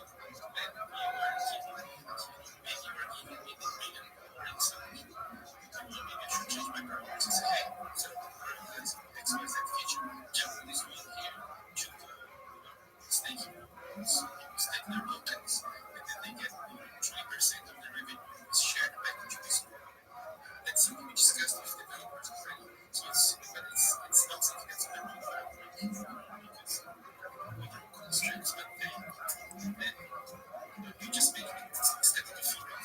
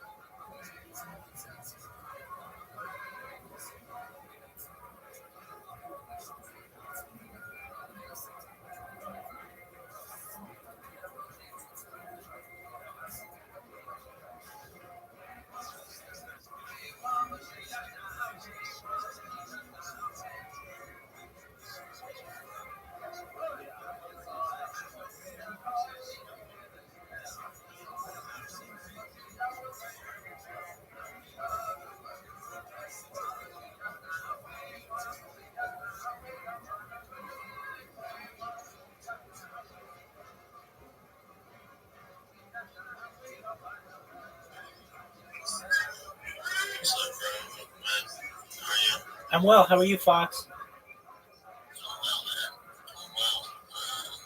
Just opened up the space not long ago. Just trying to get some small talk. We're in a little poker space last night, or a few nights ago. Just had a little bit of fun with it, but I'm just opening it up, see if we can get any interest in chatting or playing some poker or anything. Very cool. I know your project, the Doggonel Dogs. Those are some really nice individuals on Twitter Spaces. I had the opportunity to meet many of them recently, and just know that you have a really nice community. Nice, I appreciate that, man. I'm just a little dog, and then, I got the restart dog right there, but, yeah, no, that's a great set of people in the community, man. Pretty large community, lots of people that are willing to teach people, things, whether it's, in reference to expanding their profile or, in reference to crypto or, lots of good people in the community, man. I'm definitely in agreement. Do you mind if I tell you about my project? Yeah, sure, man. Go ahead. Excellent. I don't have much healing power, but yeah, you're more than welcome to. I just want you to know about it. I'm letting everybody on Twitter know about it. I had an account that was much bigger than this. I had over 10,000 followers, but it got banned. But I don't let that stop me. Essentially, my name is Rabbi Rothschild. I stream my life 24 hours a day, 7 days a week, 365 days a year for world peace. I've been doing so for more than 3 years. My stream goes back to the pandemic. We've seen the death of a queen, the birth of AI, the coronation of a king, and everything in between. Bill Gates coined the phrase in the 1990s, content is king, and I'm making it true today. Essentially, The Economist magazine stated in 2018 that data was Earth's number one resource, more valuable than food, water, gold, air, petroleum, everything. And I have more data online than any person ever. That may make me an influential individual someday, and if it does, I'm going to help you. I'm going to help all the Doggonel Dogs. Some things that we talk about on my stream that aren't normally discussed in society are ending world hunger through the use of technology like agricultural drones, floating greenhouses, saltwater greenhouses, vertical farming, hydroponics, cloud seeding. I want to help end world thirst, perhaps through the use of desalination technology, where we pump Earth's water onto land, Earth's seawater onto land to make it drinkable for the common person. Additionally, things that we talk about are certainly cryptocurrency, NFTs, Web3. We talk about anti-gravity, antimatter, faster than light travel. We talk about things like perhaps alien disclosure and de-extinction. If you're not familiar with what de-extinction is, it's essentially the reversal of the eradication of some extinct species. People don't know, but the first successful de-extinction took place in the year 2003 with the Pyrenean ibex, which was like a goat that was located in northern Spain, southern France. Fast forward to the year 2021, a company out of Dallas, Texas, known as Colossal Bioscientific is founded. They've made it their goal within the next 3 years, about 2028, to reintroduce the woolly mammoth into the Arctic Circle using African elephant hybrids, African elephant surrogates, which I just think is a very incredibly amazing undertaking. Following the reintroduction of the woolly mammoth, they want to reintroduce the Tasmanian tiger, followed by the dodo bird, which I think will be really exciting for the world to perhaps see. Other things that I talk about that may be impactful to you, Fox, are things like perhaps life extension technology. When you were born, the average life expectancy for you was probably about age 80. I want to increase that to age 100, 120 through the use of technology such as oxygen therapy, perhaps things like human growth hormones, stem cells, things like cryonics, cryogenics, things like nootropics, things like perhaps ambrosia therapy, cold shock therapy, essentially to get you to age 120. But when you get there, you may say, Rabbi, okay, this is great, but now my body's starting to break down. Now what? Well, this is only with your consent. I'm very much a libertarian at heart and individual freedoms, but if you're interested, there may be an opportunity for you to perhaps take advantage of another type of technology known as mind uploading technology, where we scan. That's out of my realm. Okay. I mean, I'm not trying to be rude or anything. You have a lot of cool information and everything, but yeah, it's hard to follow along. You get a lot that you're talking about here. You got one subject you want to focus on? Well, the one subject that I focus on is world peace and essentially live sharing my life. Okay. I mean, with your world peace, you just I guess you just go around building, a positive community, or how do you focus on that? What do you do to be able to spread that? 100%. So I'm live 24/7 in Discord. at discord.me/rabbi. And essentially, I've just created the world's largest time capsule of human data to be studied perhaps at a future date, and just give people the opportunity to know that there's someone online who essentially has made themselves as an example for future humanity to be able to study at an academic level. How do you collect all this data? This It- human data. It's all stored on YouTube servers, so Alphabet servers, Amazon servers, Meta servers. You definitely sound like you have a lot of knowledge in the area. I don't know much about, world peace would always be nice, but, I think that in turn requires a one world government. I think in turn it requires a lot of. Yeah, there we go, yeah. It's like that would be one government, that would be like a collision of them. Yeah, collection of different, yeah. Different types of people. Yeah, no, that makes sense. I understand that. So, what's up, Posty? Welcome in, man. I appreciate you. They met Rabbi in another space, and I was like, oh, I see him in this space, and I'm like, why not see what's going on? Because the space I was in before that finished up, so I was like, yeah. So out what's going on in Lancashire. Yeah, no, I don't have anything really big going on. I'm just that's not the issue. Sorry, man. Sorry, I got distracted. I'm just kind of hanging out, and once I stop getting chat, that's kind of what I'm doing. You were saying beforehand about how you have been streaming 24/7 straight on Discord. Oh yeah, no, yeah. I'm the number one streamer in Aiden Ross's Discord. I'm the number one streamer in iShowSpeed's Discord. I'm the number one streamer all time in Kai Cenat's stream Discord. And if you want to join me in Discord, you can join my Discord at discord.me/rabbi. I'm live 24/7.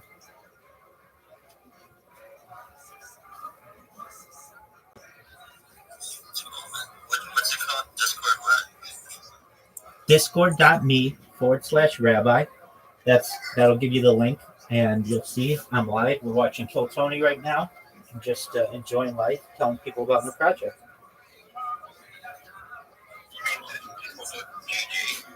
I don't have a unique link, so I use discord.me, which is another site that's associated with Discord links that allows you to join me. It's easier for me to create a unique link instead of saying discord.gg/ I think it's like PXRY7, something like that. Instead of it being just a string of characters, it's easier for me to have registered on discord.me/rabbi, and then people can hop in whenever they want.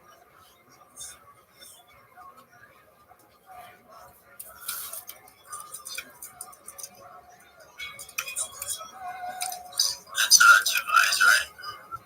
Or 2 B's, I'm sorry. Yeah, so it's discord.me/rabbi. It's on his Twitter profile. No, that's all. Where are you located, man? If you don't mind me asking. Sure, You in the U.S.? I'm based out of Los Angeles. Okay. You safe out there, man, with all those wildfires? Yeah, definitely. Those are north of me, so technically I'm in Irvine. Welcome. Hello. Hey, what's going on, Postman Pat? Are you Posty? You are Posty. Yeah. How you living, Pimp? Sorry, I'm just like, I'm good. I was just seeing myself in the space. There's something I thought about doing something similar like this a few years ago. So it's really cool to see you like do something similar. Well, thank you. Yeah, so you know my spiel pretty well. You know what I'm about. I'm about world peace. I'm about positivity. I'm about optimism. Wow. We got you both in here. Amazing. What up, guys? Living the dream, dog. Every day's a holiday. Every meal's a Is there a feast. reason you don't use Twitch? No, I do use Twitch. I'm live on Twitch right now. Oh, fuck. Okay, I'll get it open. Yeah, so just Oh, type wait, in why am I- type in Rabbi Rothschild and Twitch, and you'll see I'm live on like 4 different Twitch accounts right now. Though my largest Twitch account is Viral Rabbi. It has over 50,000 followers. If you're only the spaces, no saying that. Or join on my computer. Excellent. Yo, Fox, how you living, Pimp? Can you hear me? Yes, I can, sir. I'm gonna do, man. Just hanging out. Yeah, definitely. Building some relationships, you know? Absolutely, networking. I completely understand. My main Twitter account got banned, so but I don't let that stop me. Essentially, I've had over 100 different YouTube accounts. I have 200 Instagram accounts. I have over 500 Twitch accounts. I have over 1,000 TikTok accounts. I've had over 2,000 Twitter accounts, and I've had over 10,000 Kick accounts. Social media than any person has ever created in global history, and I think in the future somebody's going to see what I do.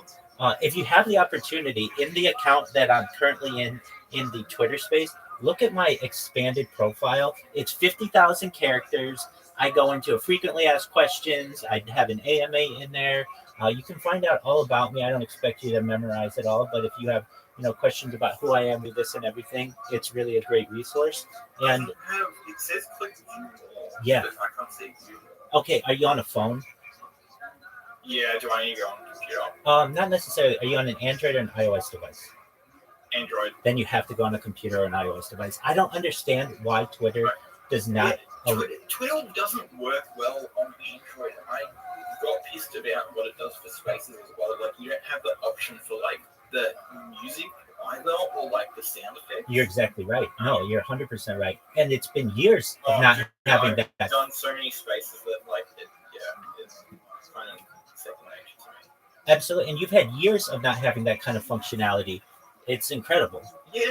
And this brings up. So you've done streaming for a while now yourself. Yeah, You've been more than 3.5 years, going back to the pandemic. I have an idea that you might be interested in contributing to. I don't know if you heard me talking in the other space about a decentralized version of spaces that's like TV kind of, or TV channels. Talk to me about it. I don't think I had the opportunity to hear that. Okay, so the thought would be that we have spaces. Anyone can create a room. Okay. And that room is like a channel, like a Discord channel, and that room it's like a temporary channel that exists till the last person exits. Oh, I do remember hearing you say this. Yeah, absolutely. Like in Discord has a similar feature. I was going to say this. That was when that woman said, that's $1 million idea. It is a great idea. If you see below here, I have Rabbi Rothschild's Arena, and then it should say click to create or click to join voice chat. Essentially, if you do that, I've seen this in other places. Yeah. If you do that, it will stay open until the last person leaves. Yeah. So my okay, so that's kind of does what I wanted to do. Right. We just need a better way to get it out there. You're 100% right. Yeah. It's really not that well known of a feature. Like Discord, you don't really like interact with, like you need like links or something to like be able to join it. It's so compartmentalized, it's maddening. You're 100% right. If it had just an open functionality where people could come in and come out and be able to utilize that type of feature, I think it would be much more popular. Welcome, Light Show Speed. How you living, Pimp?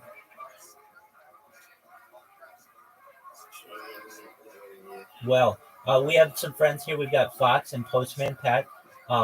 Postman Pat's telling us about an idea that they have essentially to create a platform that allows people to perhaps maybe in the future be able to use a Twitter Spaces like functionality where the last person who leaves a VC would keep it open essentially indefinitely. Is that correct, Pat? Yeah, that's correct. Yeah. But the thing with doing it on Discord is it doesn't have the same reach that it does on Twitter. Like, people see it on Twitter. Like, it needs to be integrated into Twitter somehow. I absolutely agree. Oh, absolutely. I don't understand why Elon Musk doesn't prioritize these types of ideas. There are quite a few different, enhancements. Elon Musk is a liar. Okay, calm down, I shall speak. Please be respectful. I think that with him purchasing X, he has, I think, been able to provide some amount of free speech that we didn't previously have. But in terms of functionality, he's definitely improved it. Yeah, in terms of functionality. But yeah, in terms of functionality, no. Yeah. But, like, if he was to really decentralize it, he would make it a DAM. But he's not going to do that. I am in agreement with you. Even just with Twitter Spaces, not having symbiotic or essentially symmetry between the different platforms is maddening. I mean, like you said, I don't have the ability to use a soundboard. I don't have the ability to use the music. There are other aspects that Android has that iOS doesn't have. Some Android devices can host spaces longer than 24 hours when Twitter Spaces on an iOS device generally have a 24-hour limit. I don't understand why they wouldn't just ensure that they were the same. Hey man, I'm gonna hop out of here. I'm sorry to just abruptly interrupt that. No problem at all, Fox. You're hosting the space. Appreciate you having me. Absolutely. Thank you for coming in. Whenever you're bored, I'm here to help you, and I'll be back in your space. Thank you for the opportunity to talk to you and tell you about my project. Yeah. Peace, man. I appreciate it. Thank you. Absolutely. Take care, Fox. But yeah, Pat, I am someone who thinks, I built apps and launched apps on both the App Store and Google Play. And I understand that in order to do so successfully, you need to essentially have good project management between the two teams to ensure that all of the functionality within one app is mimicked in the other app. And currently they don't have that, and it doesn't seem like it's a priority of Elon Musk. He basically... Well, that would be where you just... Sorry to interrupt. You're okay. Sorry, I do this a lot. You're fine. Okay, what if we were to... What if I was to create a web app that was an interface, but that you'd have to... I don't know if the Discord API is open enough to do that. To, like... You'd have to have... So the app, you'd have to sign into your Twitter and Discord and connect them both to this platform, and then it would it would show your spaces that friends are in, as well as the trending spaces, because that's something it doesn't do, which would be good to do. And also to make it like Twitch or YouTube, where like you can have like a home page as well, or whatever. That part's later on. The main focus is to create a platform where it calls from YouTube, from Twitter and Discord, and be able to use the functionality of the temporary voice channel. I'm in agreement with you. I had an idea. It's similar, but I think it's probably could be of benefit to you. So essentially, you have people who multi-stream. I multi-stream. I'm live right now on YouTube and Twitch and Rumble and all of those. Okay. But I'm on a lot of different accounts too. So when people come to one of my channels, they may say, oh, you don't have anybody watching you on this given channel. When I may have 50,000 people watching me on another channel, there is no way to know that this person is essentially multi-streaming.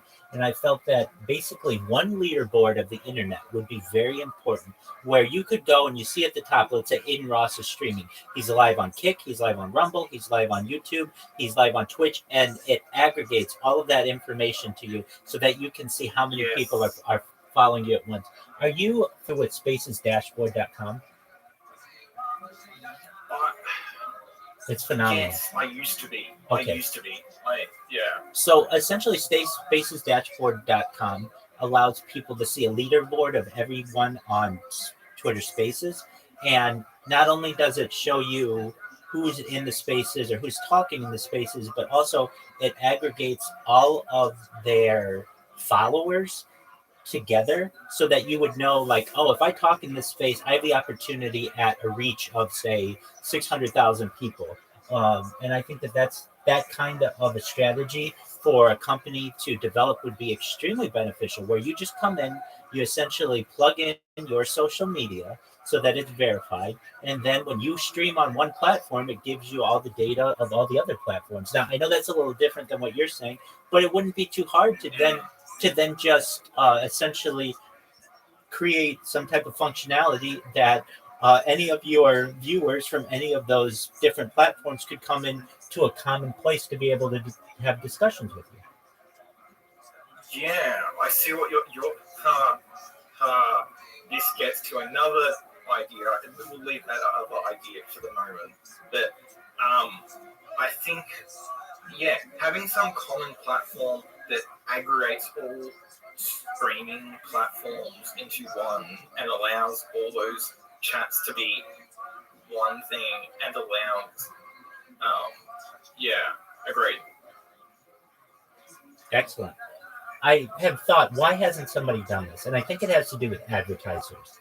So basically, it's very difficult for these companies to get advertisers, and when they do, they want to preserve them as much as possible. And if you had one website that basically showed that, hey, YouTube has 100,000 people watching them right now, and Twitch has 50,000 people watching them right now, and Rumble has 25,000 people watching them right now, and let's say Kick has 10,000 people watching them right now, an advertiser is very easily going to see where can I get the best bang for my buck, essentially. And hey, I'm going to advertise on YouTube because they have the most amount of people watching them right now. And so I think that many of these platforms don't necessarily want to compete with each other head on because they fear that they may lose their current advertisers.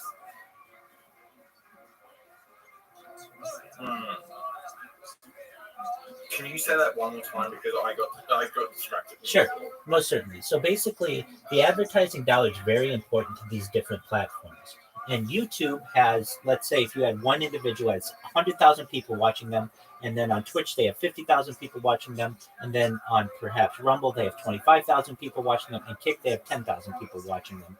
That an advertiser would see this and say, well, if we want the best bang for our buck, let's use YouTube as our platform to be able to advertise our product or our service on, because they have the most amount. It essentially would allow at-a-glance comparisons of the different platforms. Now, on the flip side of that, as a platform, YouTube might be the most expensive on which to advertise. So the advertiser may say, even though, let's say, Rumble only has 25,000 viewers on them, it's less expensive to advertise on that platform than it is on YouTube.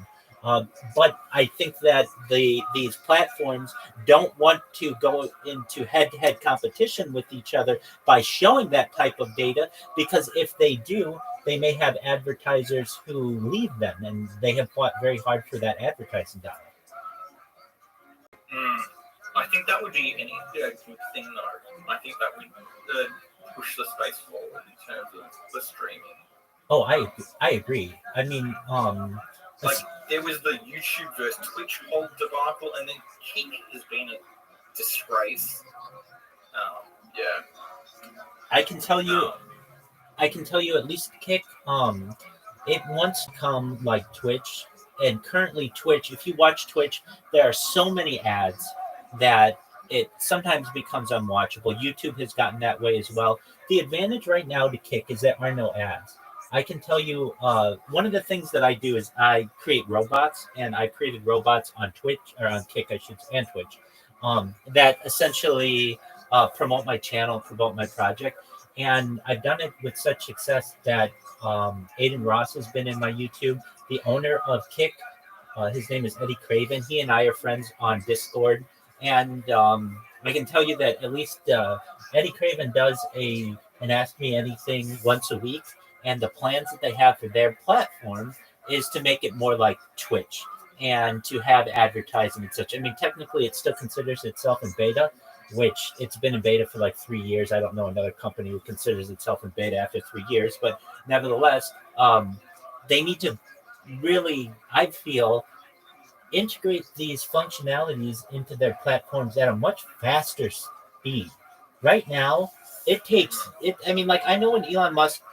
It takes so long for Twitch to do anything, and it's but like the Twitch meta, like it's like a game almost, and it's fucked. Like I'm in agreement with you. You know, we were talking about the differences between Twitter and on Android and iOS. Another disadvantage that Android users have, which I think is a major one, you don't have the ability to conduct a video space on Android. True. I don't even know this because I don't have it. Yeah. So like right now, here's an iOS device, here's an Android device. As you can tell, I've got 33 different devices going at any given time. So I see the minute details between the two of them, and it's really unfortunate, I feel, that Android users don't have some of this functionality that iOS users have. And there's absolutely no plan to integrate it. I mean, you would think that Elon Musk would say, we have a goal of ours so that Android users and iOS users have the same experience, or essentially the same experience by March. But you never hear that. It's basically I feels that iOS users are more important, and so he prioritizes those developments. And Android users never get the full functionality, and it's unfortunate because really globally Android has more market share. Yeah, exactly. Let's circle back for a second. You talked about a smaller platform that's being built for the past 3 years. Kick. You suggesting that we work directly with them or make sure that we include them? Well, essentially, I think the more networking and the more inclusion you have in 100%. it's better. Yes. And I think it needs to be like an open standard, like say, is it OpenGL or like it needs to be a framework like the open source game engine that's Godot, and it has backing from all the different players, right? And so they all fund parts of it, so it doesn't does that make some sense, or do I need to explain a bit more? No, it makes sense to me. I am always hesitant when I hear of these foundations and organizations who promote open source, because it seems like after enough time, it eventually becomes closed source for whatever reason. I think OpenAI. Go ahead. Sorry, continue. OpenAI, I think. I was going to say. Go. OpenAI had the original plan to be open source, or at least much more open to the world and how it's intricate, how the intricacies of the platform work. And I think Elon Musk, when he originally backed it, that's one of the reasons why he backed that OpenAI, because he felt that it would be open source, or at least have more visibility from the outside, when it has had the opposite of that. Essentially, it has become proprietary and for profit, and that is not necessarily the way that he's envisioned the platform to go, and that's why he's I know who we need to work with. Hold up, what's the name of the company? Is it? Yeah.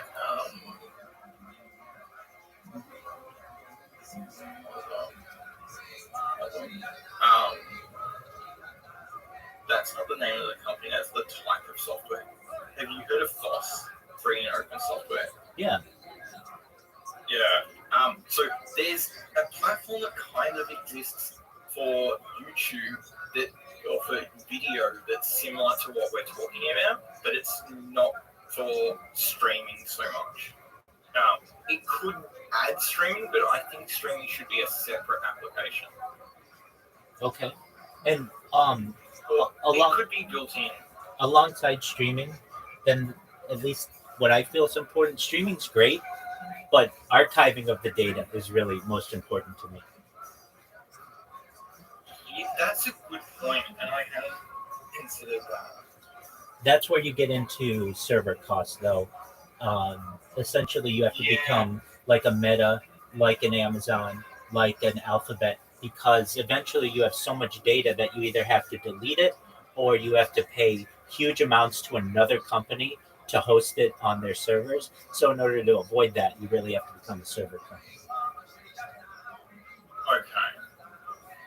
That'll be a scaling issue for sure. Most certainly. And this is how I see it. Essentially, like on Twitch or Kick, you're able to stream as much as you want within 30 days. But after 30 days, your streams are no longer available to the general public. And then they're no longer available to you as well. And I think it has good and bad.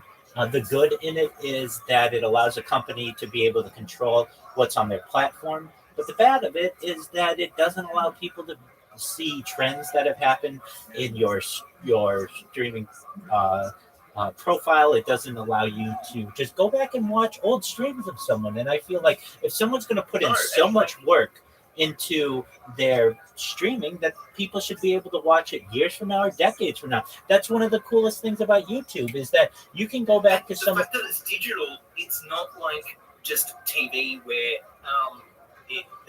like we have the ability now to archive it. So, and it's all built into the same platform. So why would we not archive it? Exactly.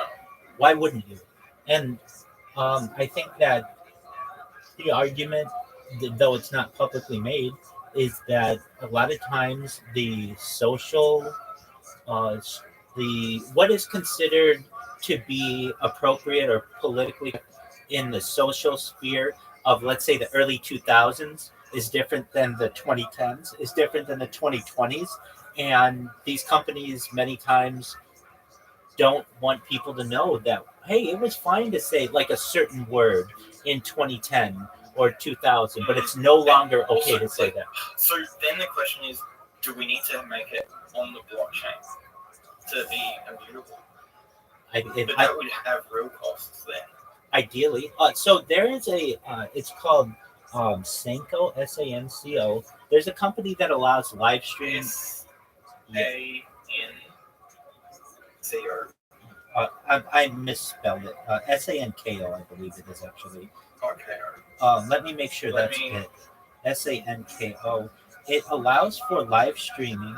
No, let's see. Let me make sure I got it. It's Sanko. It allows for cryptocurrency streaming. So basically, it's like it's a cryptocurrency blockchain project focused on gaming and NFTs. But it's not just Sanko.com. It's I'll find it in a second. Sanko crypto video streaming.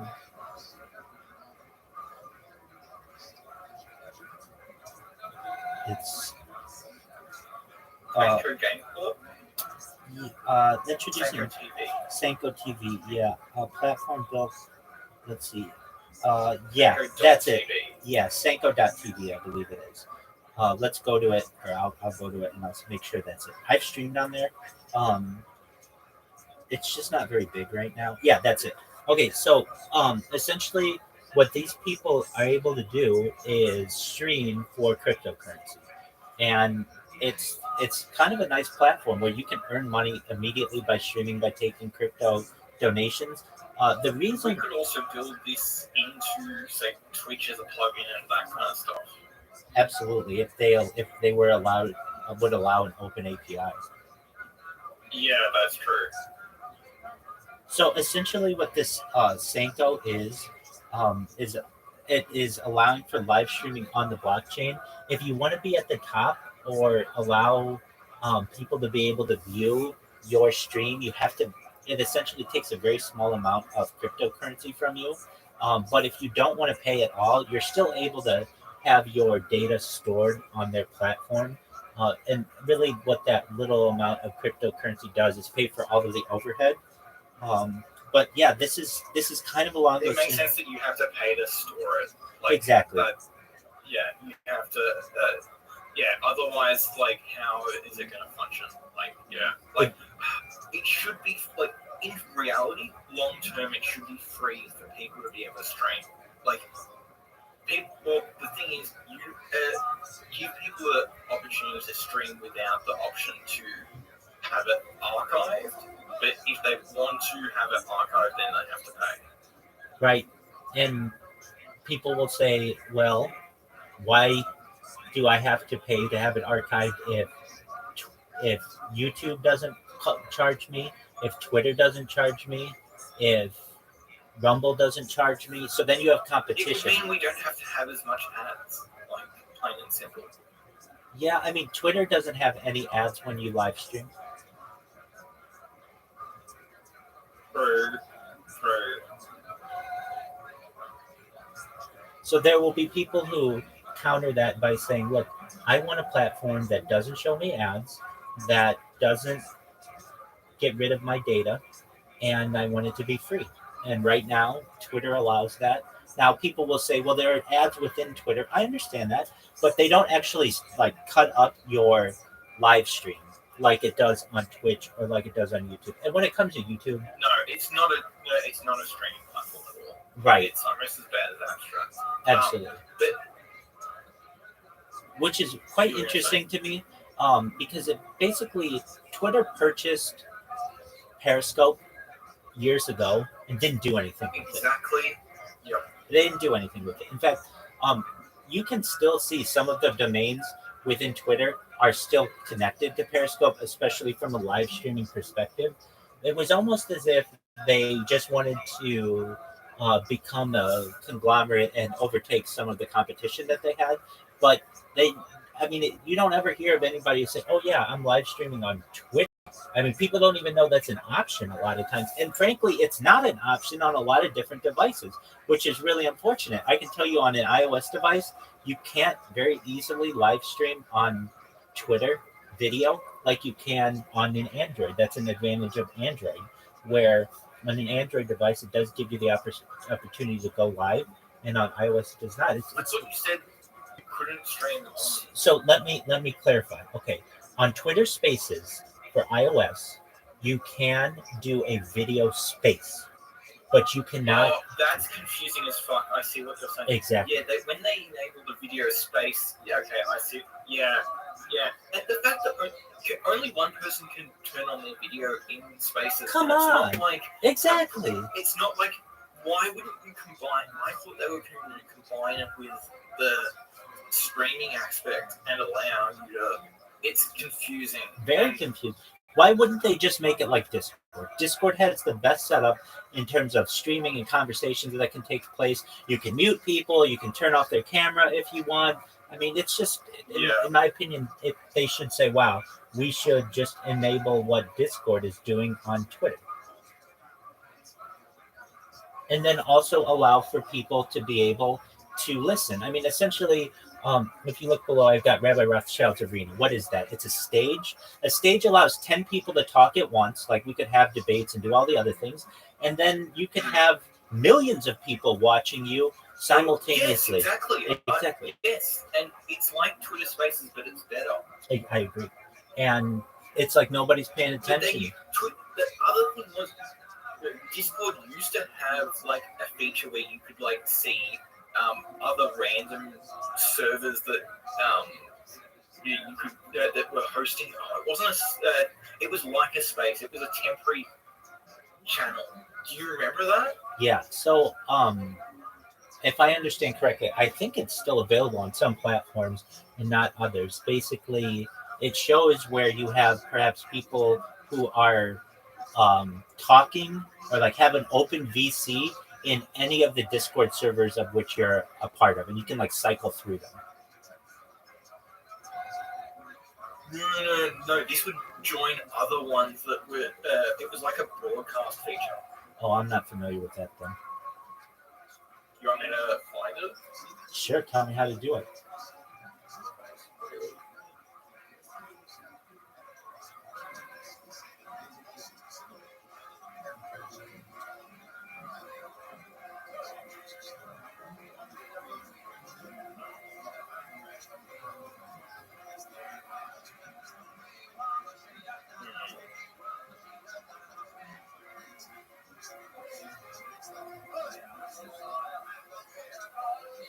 Alright, I'm just searching. Take your time. Take your time. I'm a very patient individual. That.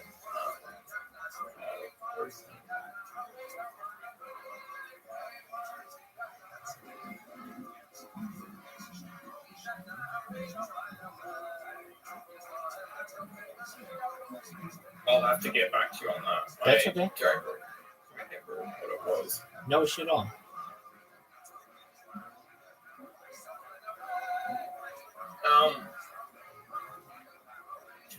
Yeah, I'm stumped on that one. Because I remember it being there. I know it was a feature. Like, That's okay. Well, if you do find it, let me know. I'd be happy to take a look at it. And I think I can I add you on Discord? absolutely, please do. I tried to send you a message, but it said you had to like the person. Yeah, I have my DMs closed on here because how many bots there were. Sure, I understand. I might open them back up, but that might be a filtration issue. Certainly, I sent you a friend request. Friend request? When, Yeah. when you first joined. So I see it's pending. Okay, I see you accepted it. And if you're interested, I mean, you can see. I'm going to send you my YouTube link.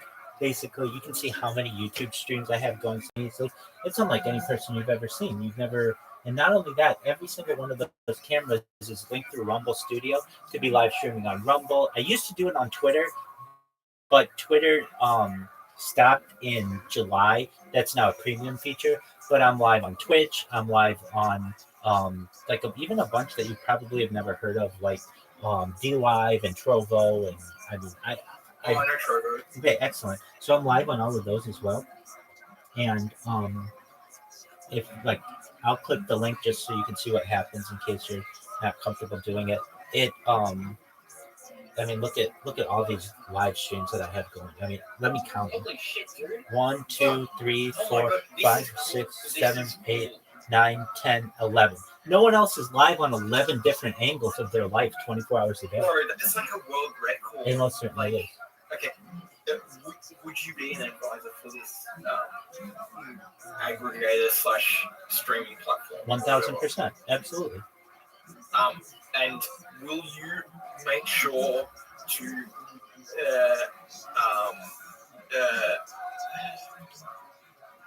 will you make sure to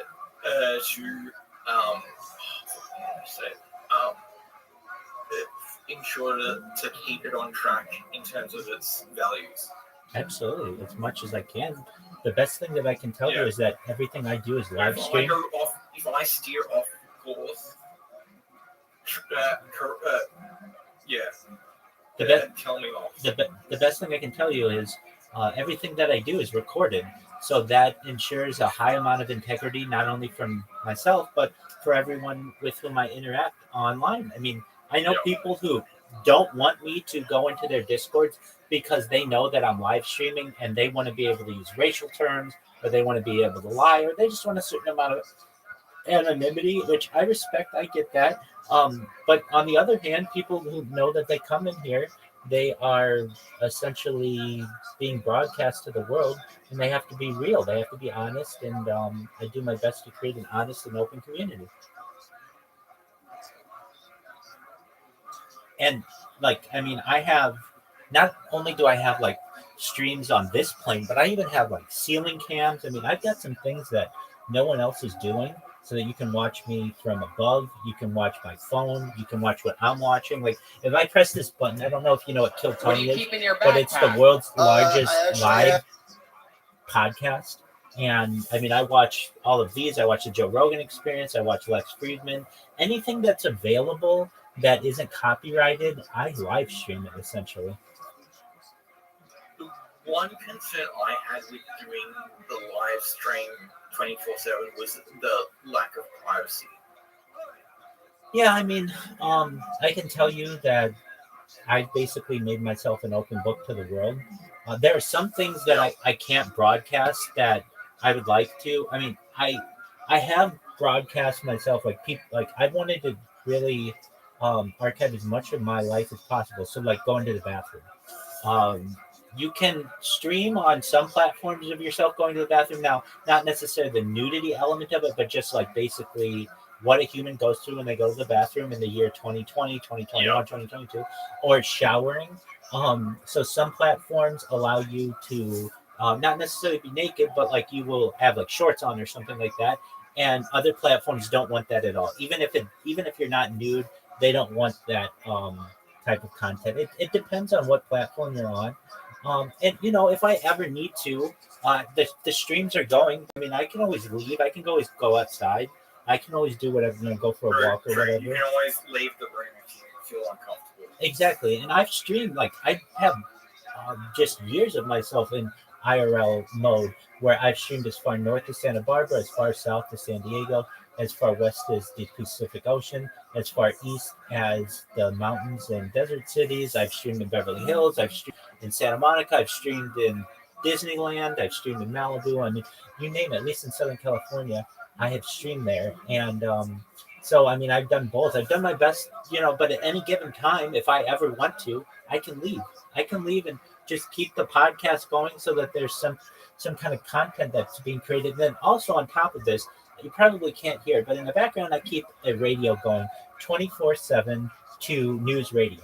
Dude, yes. So that every moment at any given time, people of the world in the future will know what was going on in the current situation, whether it comes from international news or local news. But basically, people will have like timestamps of what was going on whenever they want. And I think that's going to be very valuable as well to just keeping accountability for the world. And so literally you can go back in my stream, let's say to 2021, and go to the stream and you can hear what's going on the radio, know exactly what was going on when we were in the middle of a pandemic, or if an earthquake happened, or the death of a queen, or something like that.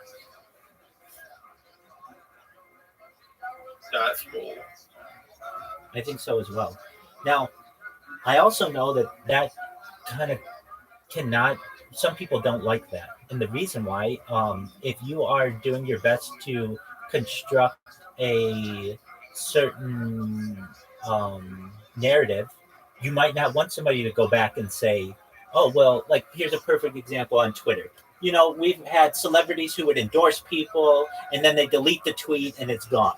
Well, if I have it archived that, no, you really did endorse the person in 2016 or 2012 or whenever it was, they don't like that. So they basically like to live in the here and now, but not necessarily. Like, here's a perfect example. I think just a good example.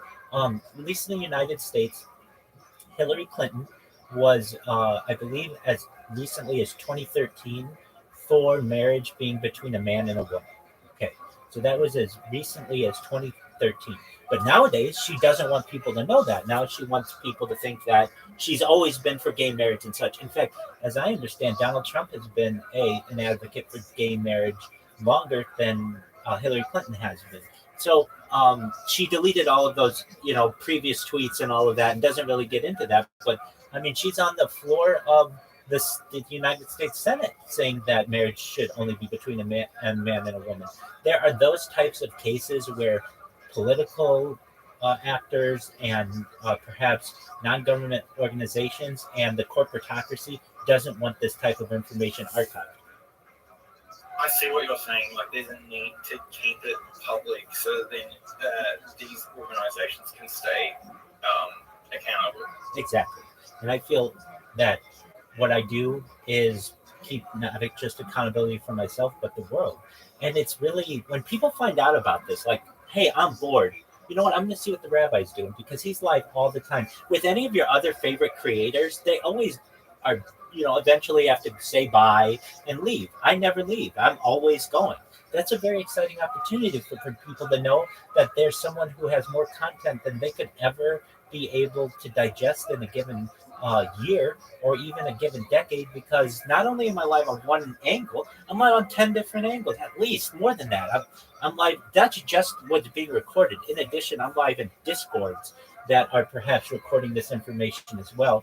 And I think that really I have about a person's lifetime of information archived to the internet already, and I plan on doing this the rest of my life. I think in the future, people will be able to not only study my stream, study human biology. When I talk about that, I mean, like, there will be people who will be able to study at an academic level, not just what I do and what I say, but also what my heartbeats per minute are, my swallows per minute, my blinks per minute, what the dew point is, what the humidity is, what my body temperature is, why that changed. What about the point where we can recreate it? Absolutely. As a simulation. Absolutely. There will be people who will want to live my exact life over the course of this in virtual reality, and you'll be able to. And every single thing that I've done on this stream, you'd be able to. Making me want to do the same thing. And as you should recognize that there's. I'd rather keep a level of anonymity with. Like, I'm happy to stay in voice chat the whole time, but having, I feel that for my safety, I'd rather not have like my personal details out there, or like, if that makes sense. Absolutely. That's what prevents people from doing this. I mean, it really gets tricky when you're having to go to the bank. Like, I've opened bank accounts live streaming, when I've gone to the ATM live streaming, all the passwords that I have. I mean, basically, if you were really... next question. How do we need this platform to say, like, say you want to live stream and I want to live stream. We just need this platform to say, this rabbi is like the rabbi who you follow is live, and you can watch him, but posting is also live, and they currently do a conjoined stream. You know what I mean? Because we want to talk in this way. Absolutely. YouTube has allowed this in the past to be able to essentially collaborate with one other user. TikTok allows Which this. also has a functionality. Absolutely. TikTok has this functionality, so basically it'll tell you that Rabbi and Pat are in a discussion together. Do you want to join this? And you'll be able to see our avatars basically next to each other on your homepage, and you can click that and see that we're collaborating together. And even Discord somewhat has this as well. If you were just searching for me, you would see that I was in a call with you, and if they were friends with you as well, they would see the reverse of that you were in a call with me and be able to join that. Really, there are some other smaller platforms that offer some really amazing features. One of my favorites is called Bigo, or Bigo, B-I-G-O, that allows for 16 people simultaneously to be in a call and have their video going and their voice going. I think that type of function. Is there a limit in Discord? For video, 20. Does Discord like video crash out? For video, their limit is 25 people to have their cameras on. Now, if we were in, say, a stage, then we could have, I believe, it may be 25. I thought it might be as many as 10 people, but then we could literally have 1 million people watching us simultaneously. Yeah, you can have a heap of people watching, but to have like, it becomes kind of hectic. But say you wanted to have like, you almost need to build in Teams or something at that point, like Microsoft Teams.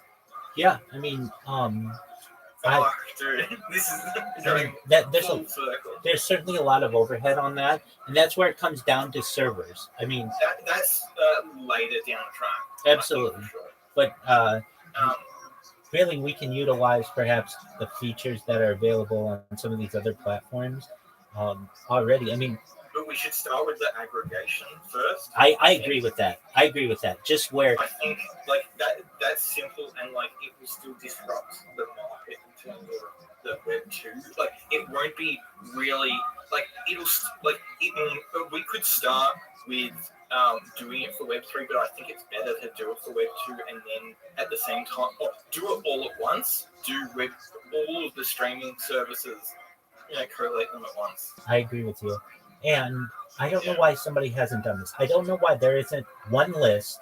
Like, let me put it to you this way: in college football or college basketball, there's a top 25 list, and you can know who the top 25 teams are in the United States by going to that list.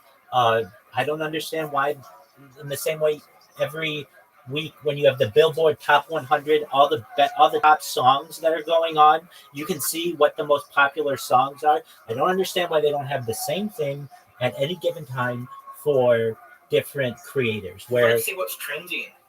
It's like with Spotify or like you don't just I don't understand like music why there isn't just a top 100 creators who are online right now, and you can just see on all the different platforms they are, how many different people are watching them right now, what their reach is, and what they're doing. I don't understand why somebody hasn't come up with that. And just call it the list, or like the big list, or whatever you want to call it. But basically, you just go there. It needs a better name than maybe it could be called the Big List. Exactly. Something like that. Something simple, but that's very identifiable. And then people will no longer care about, oh, I'm the top YouTuber of the month. Who cares about that? What are you ranked on the big list? Yeah. And the Big List doesn't associate it with a brand or anything. It's the Big List can be separate from the streaming part. Absolutely. The Big List is its own brand. It means that it allows it to function as its own thing, and it means that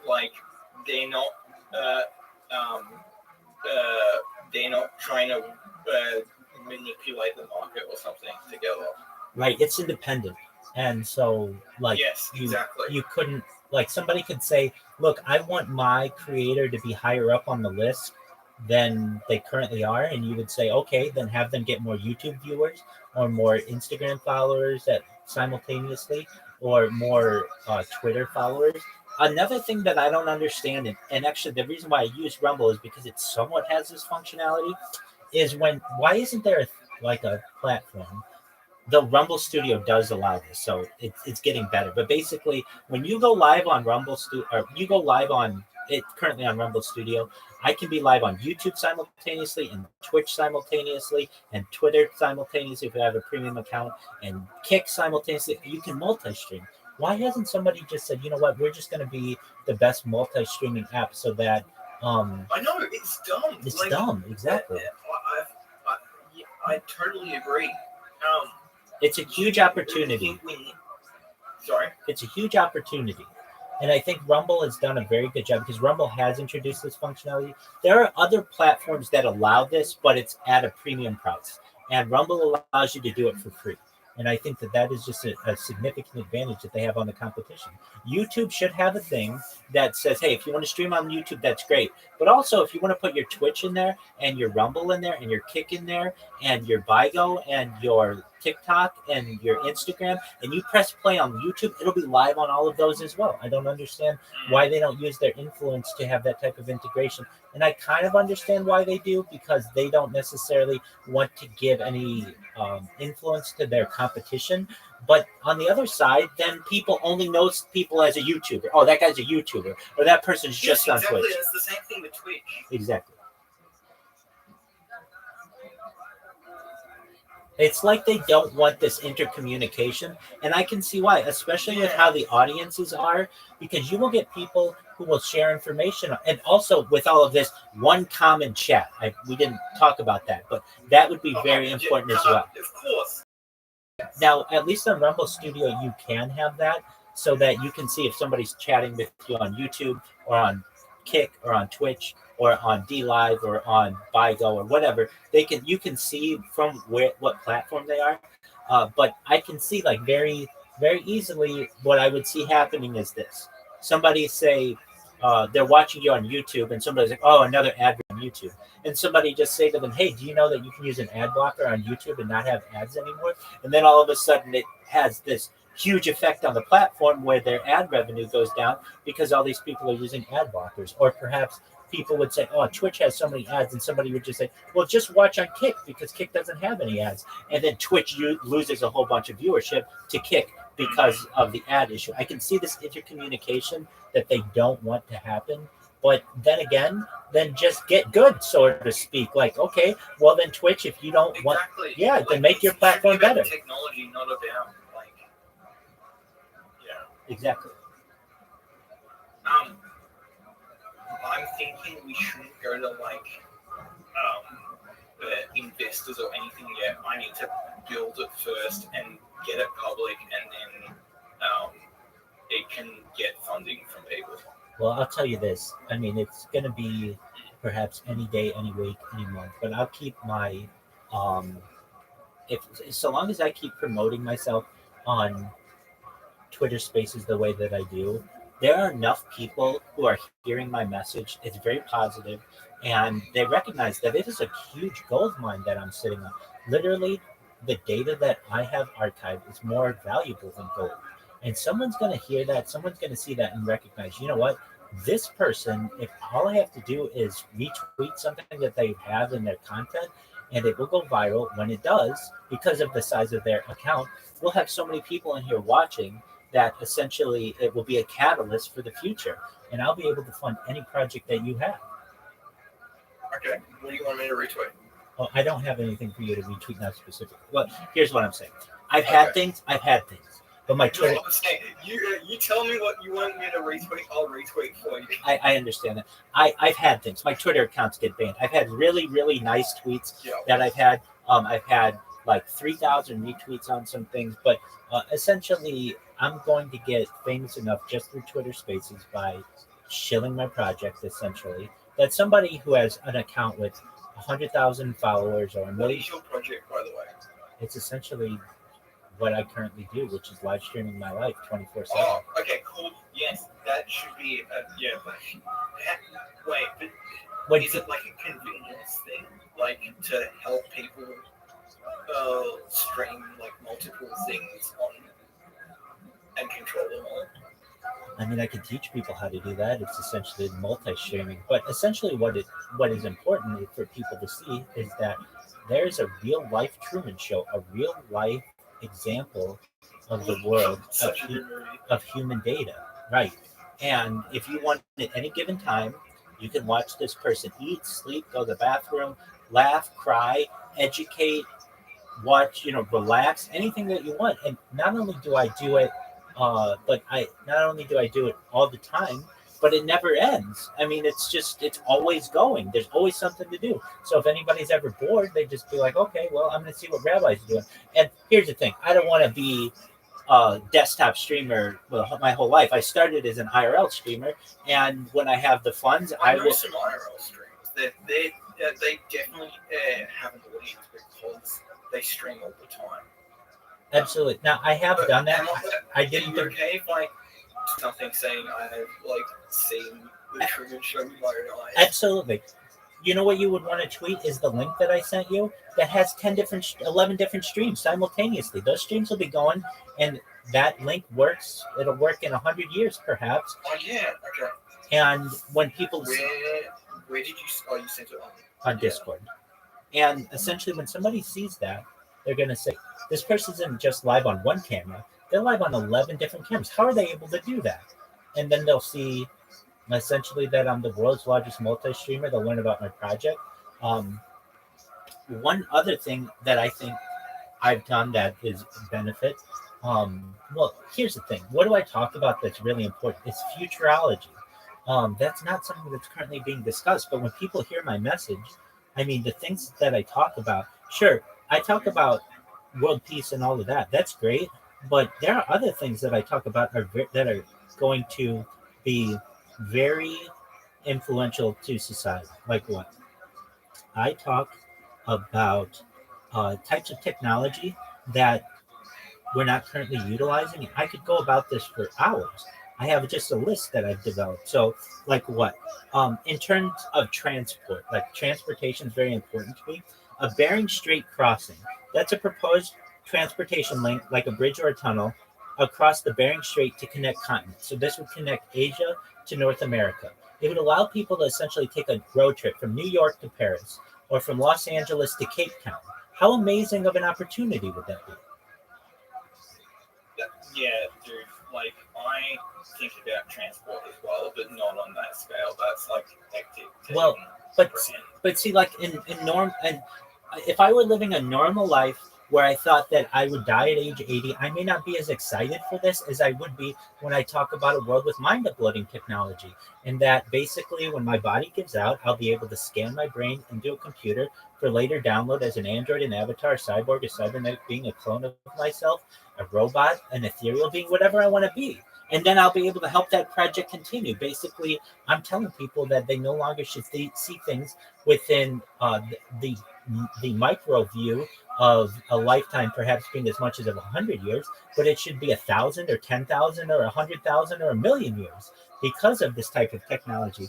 I talk about gravity trains, a transportation system using gravitational forces for high-speed travel along a rail network. Gravity vacuum transit, a system leveraging vacuum tubes and gravitational forces to transport passengers efficiently. A flying submarine, a vehicle capable of operating both underwater and in the air, enhancing military and exploration capabilities. A vacuum airship, an airship that uses vacuum instead of helium for buoyancy, potentially reducing costs and improving efficiency. A water-fueled car, a vehicle powered by hydrogen extracted from water, offering renewable energy alternatives. I mean, I've got a list of these things that is as long.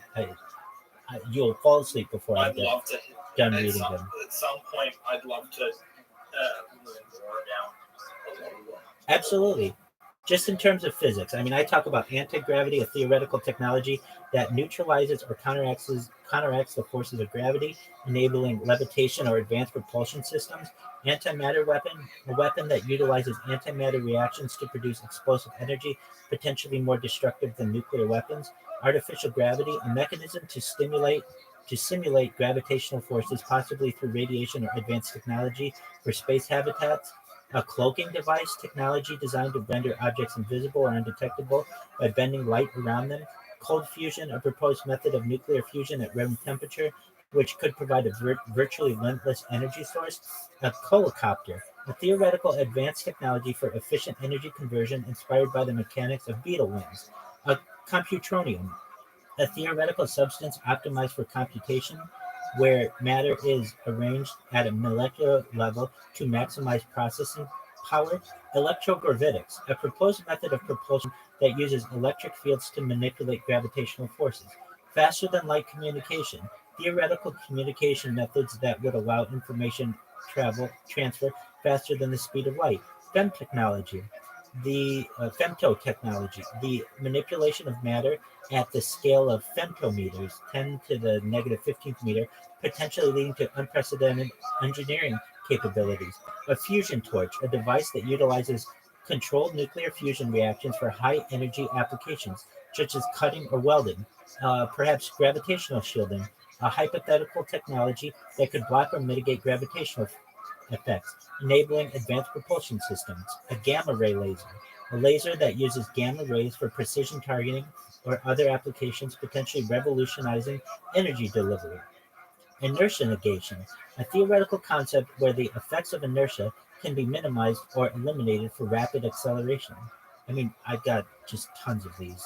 Nuclear bullets, a nuclear clock, nuclear light bulb, nuclear shaped charge, organic nuclear reactor, perpetual motion, phased array optics, pico technology, plasmonster, a hypothetical device using plasma technology for advanced energy generation or propulsion.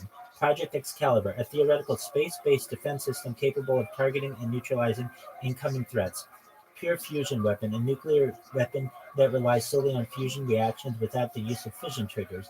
Room temperature superconductor, a material that exhibits superconductivity at ambient temperatures, revolutionizing energy transmission. A space-time cloak, a device that manipulates space-time to make objects. Okay, let's stop the there.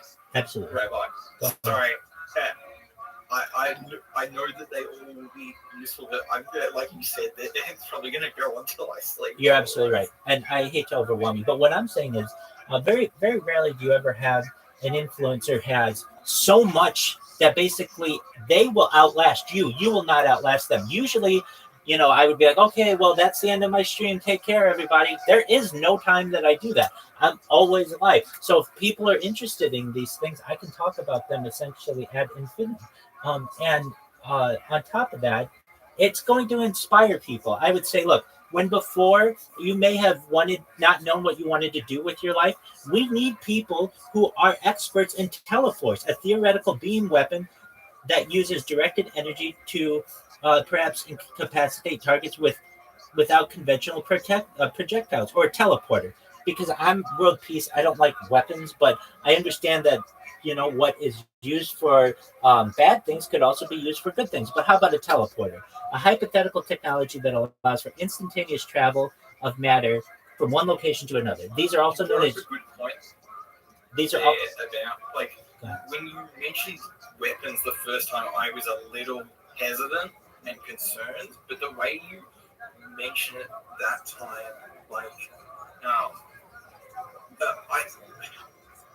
I have concern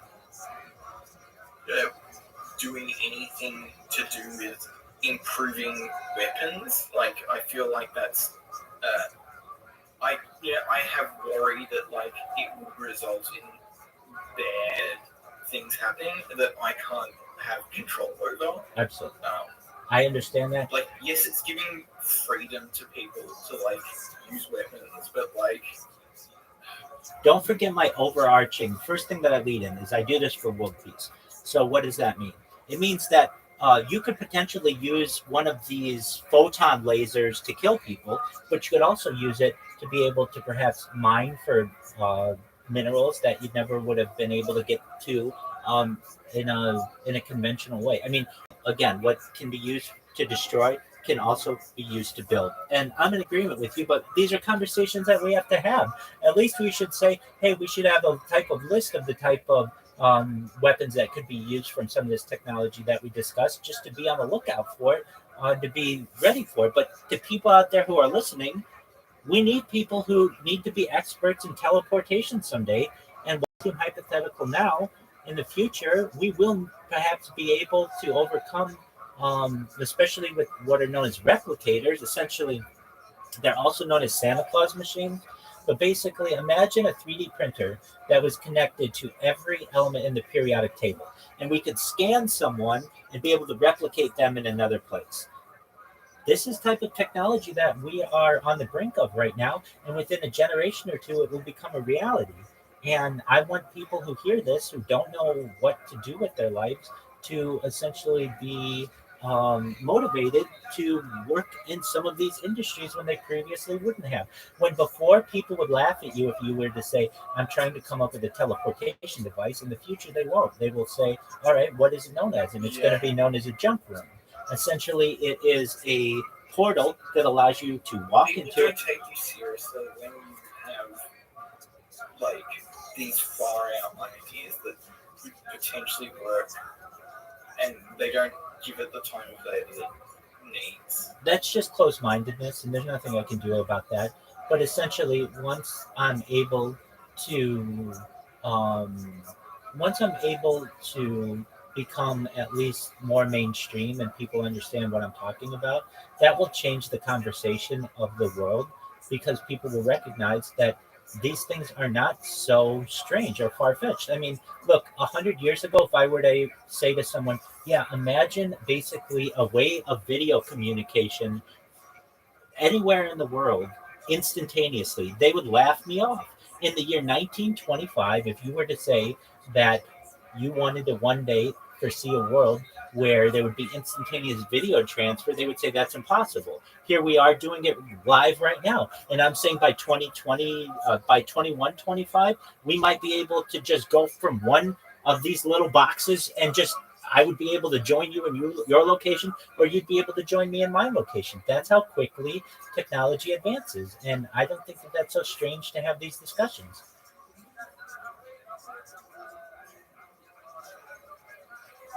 I like that I'm able to have these discussions with you. Absolutely.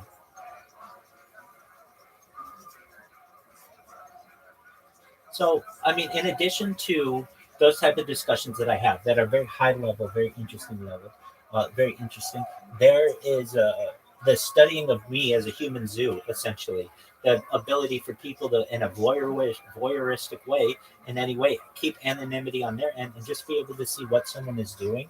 And I think it will become very popular someday because it's really it's always I always have content going, and as Bill Gates coined the phrase in the 1990s, content is king. I'm making it true today.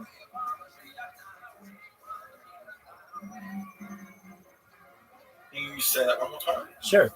Bill Gates coined the phrase in the 1990s that content is king, and I'm making it true today. Essentially, with any other influencer you have, they would have had to end their stream by now, or they would have gone away, and you wouldn't be able to communicate with them anymore. But I'm different. Basically, you will leave before I leave. So what does that mean? Eventually, you'll be like, I get what you're saying. and that's a total different aspect of content. Basically, I have more content than any person ever. So, like, even if I were asleep right now, which is still content, and people would be able to study in the future my circadian rhythm, my body temperature, my breaths, even in the future, you'll be able to remove my clothing to be able to see my epidermal layer, my skin layer, be able to remove my skeletal layer, be able to remove my muscular layer. You'll be able to see into my cranium, into my brain, and eventually be able to see what I'm actually thinking as I say it. These are opportunities in the future that people not only will see as science fiction, but they will be science fact. People will be able to literally see as I'm thinking up these words and communicating them using an augmented reality type function and know what type of memory processes and other neurological processes are happening as they watch this video, which will be fascinating to the world.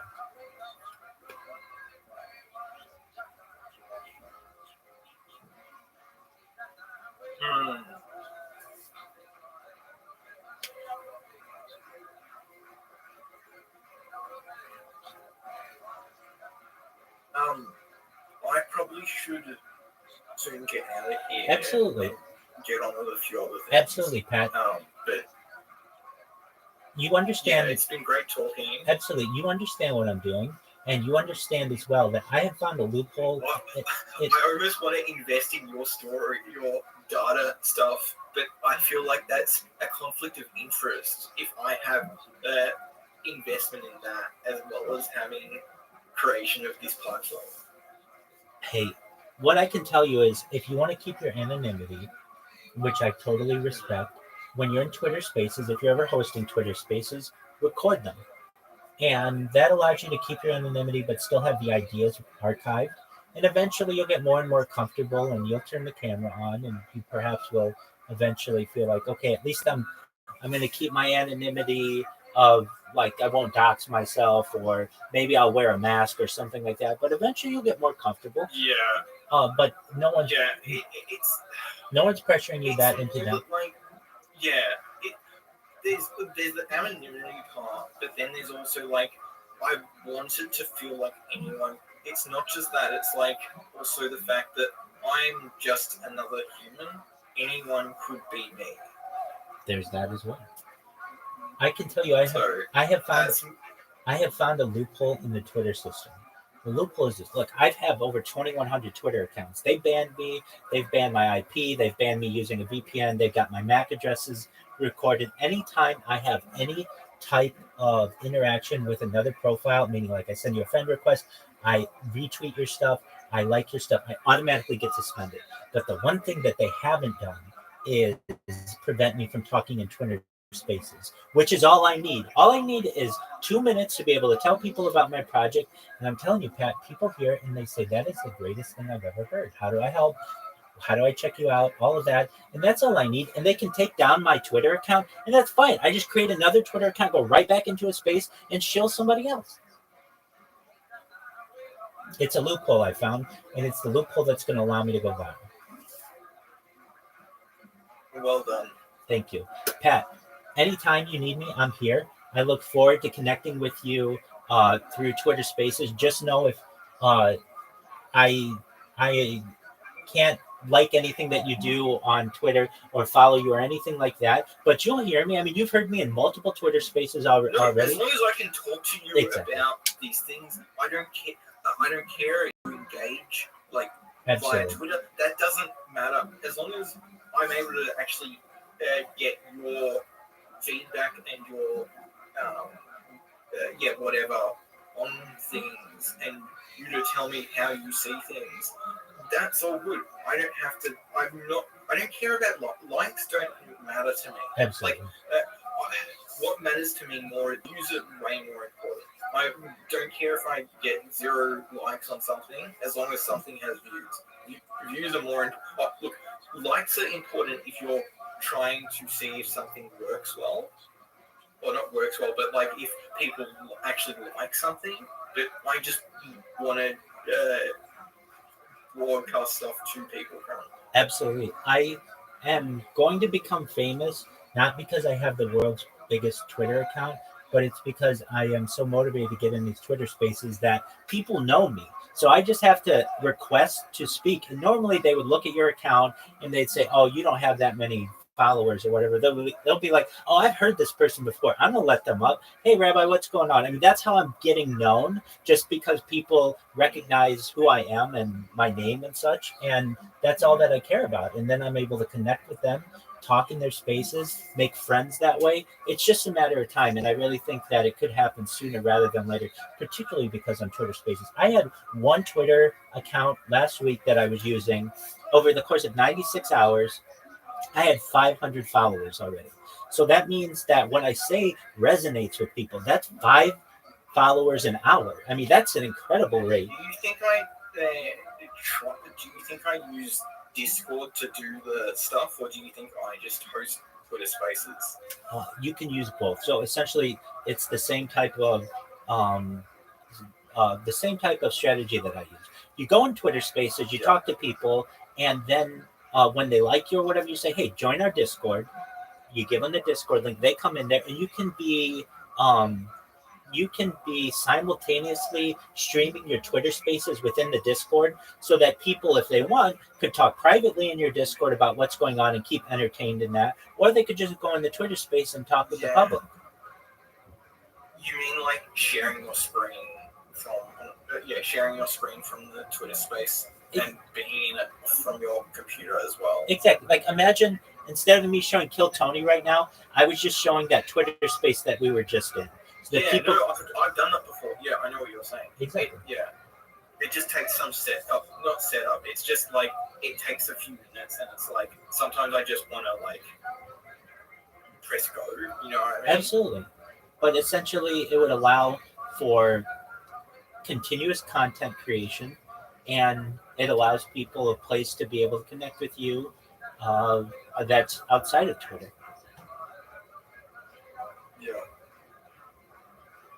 Yeah, no, I think that's useful given Twitter's not centralized and you need multiple points of interaction. Absolutely. And I'm just going to keep utilizing this loophole that I've discovered, that Twitter, you can just literally create an account without any followers or anything and get into a Twitter space and start talking. When normally, if you were to be interacting with people, following people and all that, they'll put a lock on you. So I just, again, don't care if anybody follows me. I once did. I was once going for as many followers I could get and all that other stuff that people do. I don't need that. All I need is the ability to be able to show my project. People hear it. They know who I am. They've become more associated with what I do. And they're like, oh, yeah, we'll give Rabbi an opportunity. If you haven't heard about his project, here's what he does. Let him talk to you about it. And then I do other things on Twitter Spaces as well. Because if you've ever hosted Twitter Spaces, it's great to talk about what everybody wants to talk about for whatever, an hour. But if you're going to do an 8-hour space, sometimes there's nothing to talk about. One of the best things that I have found, you can do open mics and allow people to chill and do all those other things. But I've done trivia on Twitter Spaces with a major amount of benefit and a major amount of interaction with people. A lot of people like trivia. And so I go to a website, it's called randomtriviagenerator.com, and it has so many different categories that you will basically, you can go on there and never see one of the same questions essentially. And you just ask people trivia questions, and that gets people engaged. It gets people to like it, and it's just downtime. You can do trivia for 10, 15 minutes and then go back to people who have something to say or something to shill, but it essentially allows you to have as much content as you'd ever want. It's like a better version of, you know how people used to do marbles? Sure. I'm just going to put it in our chat so I have it stored somewhere. Absolutely. Yeah, because marbles doesn't really work on spaces. Right. Because it's no string. Exactly. But trivia does. No, exactly. Yeah. You just have to. And I've had thoughts about, and maybe I'll pass along to you about some of the ideas I've had for some of the cool kinds of interactive experiences that could be created as like live streams on Spaces. Very well. Because I'd love to see them take off. Well, not take. It's like, it's not like. It's like not just events, but it's also like, interactive game or like things that like not just people talking. Right. It's it diversifies the conversation because people will get bored of other people talking if the conversation isn't relevant to them. So you want to keep people having the randomness that could happen. You could have people who sing songs, play music, sing karaoke, do trivia. When you have a Twitter space that has a lot going on like that, it can bring in a lot of different people. Now, if you have one subject on which you want to talk, then you have to be protective of it. And you have to say, well, we're not going to do trivia today, or we're not going to do karaoke today. But if there's nothing to do and you're just filling time and you don't want people to leave because something else is more interesting going on, then you give people an open mic, give them the opportunity to say what they want. And then you can have people who, I think it's very beneficial to host trivia. And people, in fact, I can tell you, I am part of a cryptocurrency. It's called Harry Potter Obama Sonic 10 EU. It's very popular. I think I've heard of it. Yeah, it's worth over $100 million in crypto. Or it has a market cap of over $100 million. They found out about me more than a year and a half ago in Twitter Spaces. So essentially, they heard me talking about all this futuristic technology, and they thought it was really interesting. They were like, hey, have you ever heard of our project? I was like, that is such a mouthful. Harry Potter Obama Sonic 10 EU. They're like, it's funny as shit. Exactly. And they're like, join our they're like, do you have Telegram? I just downloaded Telegram recently at that point. I said, yeah, I do. I joined their Telegram. I've been live streaming. Like literally, you're right here. They have a camera right here that's been a portal into my life 24/7 for about 2 years. So they've been able to see my ups, my downs, my gains, my losses, everything about that. And not only that, I've been able to record everything that's going on in their space. So we have that mutual benefit of each other. They heard me talking and they thought what I was doing was really interesting. They invited me into the Telegram. I've been in there for almost 2 years, and then they would have Twitter Spaces. And when there wouldn't be anything going in Twitter Spaces, I volunteered to host trivia, and we've had trivia nights with them, and they're very, very popular. The only reason why I'm not really well known on Twitter anymore, I've had highs and lows, is because Twitter bans my accounts. So when they ban your account, you basically have to start from scratch. I have now found this loophole that allows me to continue to talk on Twitter Spaces, and all I need is to happen, which is exactly what happened with you and what happened with Fox. Okay, so where can we connect you? Come in my Discord. We can talk whenever you want. Okay, and now you'll have my Discord in your list, and whenever you're bored, you can come in here and talk and tell me about your good, the bad in your life, what you're doing, and just if you ever need me, you know that I'm here. In addition to being on Twitter Spaces, you'll hear me in Twitter Spaces, or you'll see my accounts live in Twitter Spaces. You'll be like, oh, I know this person.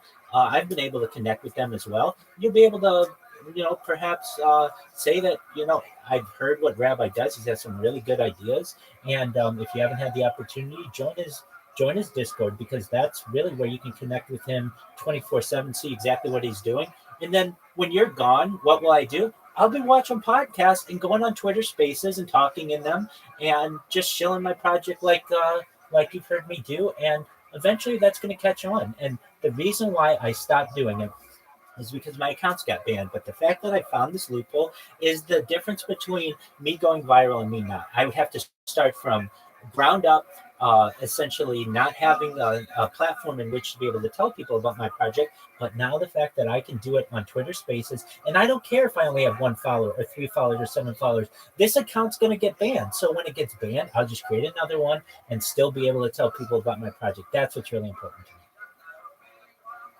I think I need a new identity on like profile picture online. Okay. One that doesn't represent a single NFT project, and represents my values. Excellent. Well, I can tell you, one reason, like I've had a bunch, and I've seen a bunch. I've probably seen more profile pictures than perhaps any person in global history. I can tell you, if you see my profile picture, it says like, read my profile, read my expanded profile or whatever. That's fine. It catches your eye and whatever. But if I were you, whatever you choose, I think it's very beneficial if you put, if you see around mine, it says Guinness World Record, most hours on YouTube. Instead of having that for yourself, you put your @ so it would be whatever, at Postman Pat. That's a good idea. And then below it, you put your link tree. Linktree.com/Postman Pat. So that when I see, I have my link tree in my bio. wait, that's too far. That means I have to click your bio and view it. You want to make that initial impression with someone that they need nothing more than to see your profile picture and know everything about you. They know your @ and they know how to find all of your other social media. And then you put the picture that you want to promote in the middle, whether it's, whatever you want. But basically, it's all about impressions in marketing, and you don't want people to have to work for what you want them to go to. You want them to be able to see your platform, your profiles on every platform at a glance, and they'd be able to do that. Should my profile picture just be a QR code? I wouldn't, and here's why. If people see a QR code, they see them so often that it's not specific to you, and nobody would really take. Yeah, true. And like I can tell you this: if your QR code was on Twitter Spaces, it's too small to be able to take you anywhere. When if I just see linktree.com/Postman Pat, well, then I can type that in. I know that Linktree is a safe website, and you're not going to drain me. And then I can see all of your different profiles, and I can see whatever you want. It's not a bad idea to have a QR code for yourself, but I don't think it works well on the platform because it's too small. You're right in terms of it's kind of unsafe. Yeah. Now, if you, as your banner, if you wanted to make your, like on your banner where it has, whatever at the top, if you want to put a QR code there, that's fine because it's bigger. But at least on a platform, what should your profile picture be? Whatever you want to be represented by, it's a very important choice. But the one thing that I would say, whatever you want it to be, that's fine. But put a circle around it and have it be at whatever you want to be known as, at Profile Pat or at Postman Pat, and then on the underside put your link tree so that literally it's like your business card. I don't have to go and do anything. You're smart. Exactly. Yeah. I don't have to do anything, but like I know a friend of mine, and he did this because I told him he has his name .eth. He bought that .eth address. You could do the same so that people need nothing more than to just see your profile picture to be able to donate to you. The other thing that my profiles are not consistent across all. Yeah, so that's a very important thing, and that may mean that you want to start a new profile with some of them. But really, if you want to find me, I'm at Rabbi Rothschild. I'm talking about the username also. That's what I'm talking about too. That's what I'm talking about too. So essentially, so long as I haven't been banned, you can go to at Rabbi Rothschild, and I got them all. I'm that on everything, on YouTube, on Instagram, on Twitter, on everything. When I first started, I had that. And you want the same thing for yours. So that if I go to at Postman Pat, anywhere on the internet, I know that's you. And if you say, okay, well, how do I find this? You can go, there's a website called, just one moment. Let me find it. It's a really great website. if you need to create a new one. So, is this available? I believe it's called, or something like that. Just one moment. Is this username available? So what you do is you find one that's unique, and here it's Name Checker, NAMECHK, Name Check. Basically, it's a username and domain name checker. So maybe like what you don't want to happen is I'm going to be at Postman Pat on Facebook and Twitter, and you get both those, and then YouTube, and you get that, but it's not available on Instagram, it's not available on Snapchat, and it's not available on TikTok. And then you put all this work into creating 3 profiles, but it's not available on all of them. This one checks them all at once and gives you a little check mark if it's available. So I highly recommend you use that website before you choose whatever Is your. it worth me buying usernames? No, because they won't be. I mean, there's nothing that you. The key to you is to have a unified username on every platform. So Yeah. no one out there who's famous has Postman Pat.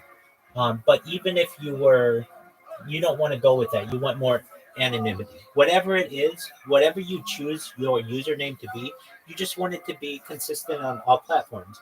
So instead of you actually having to go to each website and see if it's available, you go to Namecheck, and then it just tells you, yes, it's available on YouTube. Yes, it's available on Instagram. Yes, it's available on Snapchat. No, it's not available on TikTok. No, it's not available on Twitch. So then you might be like, well, maybe I'll choose a different name. And then you'll find one that's available on every platform, and you take that one and you go with it. You create a link tree for it. You plug in all of the different usernames there, and then you are essentially you're unified on all platforms. And then if you're talking in a Twitter space and somebody says, well, how do I connect with you? Aside from Twitter, you say, see my username. I'm that on all the platforms. You just exactly. Yeah. That's what you want to do.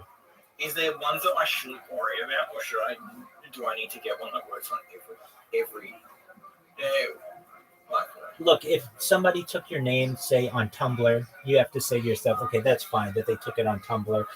I don't really care if somebody used that, but in my opinion, you should have the same name on the top 20 different social media platforms. So that would be Reddit, Imgur, Twitch, Twitter, TikTok, Snapchat, YouTube, Instagram, and like basically Pinterest.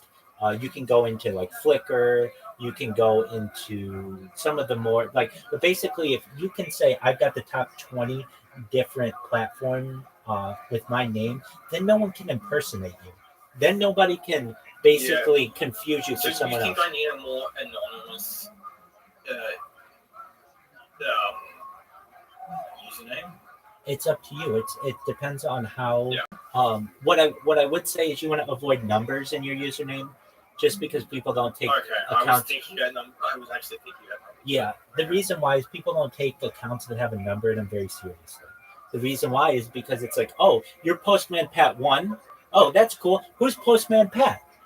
And then they want to find out. I'm more thinking about no, not like that. Like using a 0 instead of no. Okay, that can work. Yeah, no, I'm not against that. Yeah. So, changing a letter for a number can work as well. So like using an E for a 3 or something like that. Those work.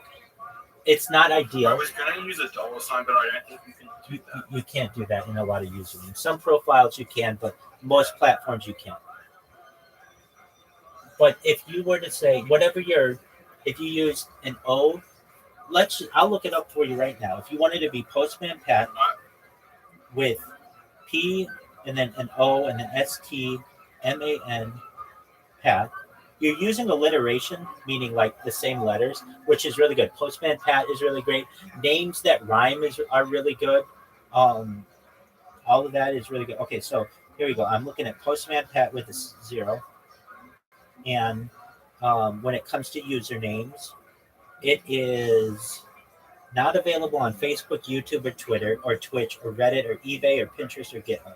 It is available on Blogger, TikTok, Shopify, WordPress, Yelp, Slack, Basecamp, Tumblr, Flickr, Pandora. Okay, so no big deal there. Let's see. You could I mean, you could try the Postman Pat. So let's try that. The Postman Pat. It's not ideal, but you're late to the game, so better late than never. Yeah, yeah. Check usernames. The Postman Pat. Not available on Twitter, Twitch, Reddit, eBay, or Pinterest. But you could do like real Postman Pat. Not ideal, but we even know that like the President of the United States couldn't get at Donald Trump. They had to go with at real Donald Trump. So that gives it some more understanding of what's going on. I think I found one. Okay. Well, whatever one you find and you think that works for you, you just want to get it and make sure that it is consistent on all the platforms. And let me check it's on YouTube.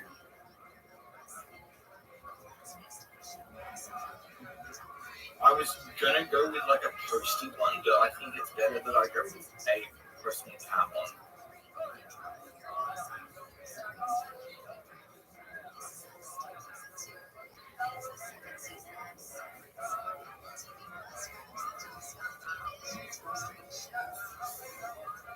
Okay, let me check Twitch. I don't need Facebook or anything. you want it. No, you don't want somebody else to have it, because then when you get popular, Right. then they're going to be like, oh, I was on your Facebook, and you're like, well, actually, that's not me.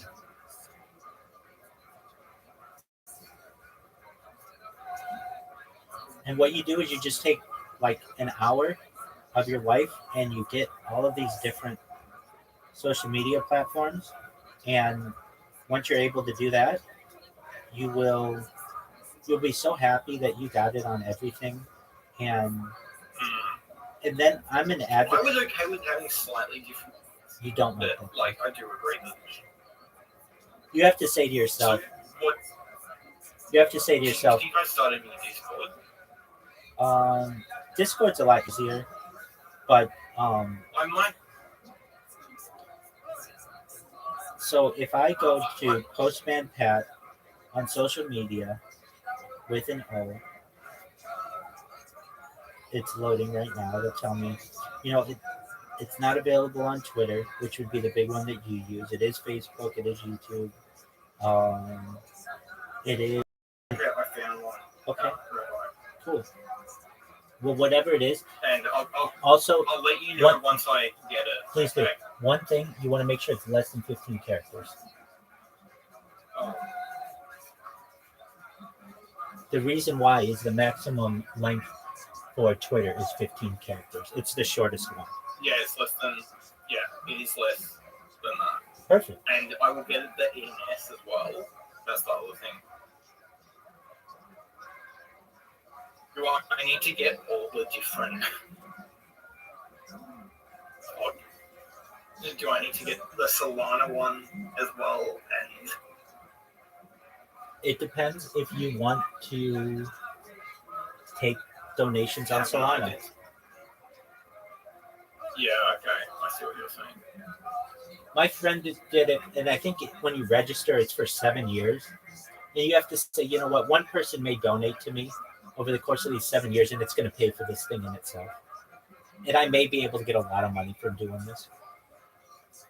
Yeah, I will do it then. Yeah, it's worth it. Especially in terms of cryptocurrency, someone who gave you, let's say, 1 SOL today, that might be worth $500,000 7 years from now.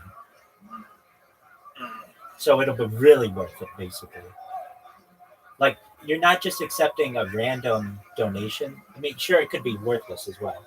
But chances are, with how cryptocurrency's gone, it's going to be worth a lot in the future. So you'll say, okay, I'm basically going to spend $50 on this name, and all I need to do is get a $50 donation in Solana within the next whenever. And when I do, it could be worth $500,000 7 years from now when I have to renew this thing.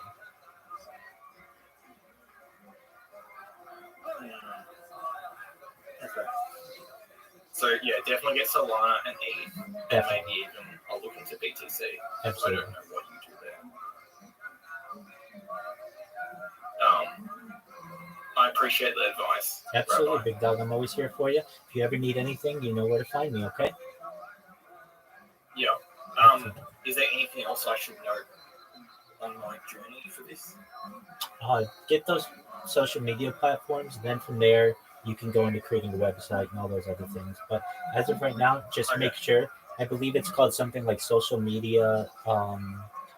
What's it called? It's like a type of real estating, a digital real estate. It's like your social media footprint. Essentially, you're unifying that. And once you're able to do that, then come back and we'll come up with new strategies for you. Okay. Sounds good, dude. Excellent. I like it. Pat, you take care, my friend. Okay, peace. Peace, buddy. You too. Take care. Shout out to Pat, everybody. They have like a gun for fucking just a word, I mass have to shooting. take No, a I'm kidding. shit. That's not funny, I guess. Allegedly.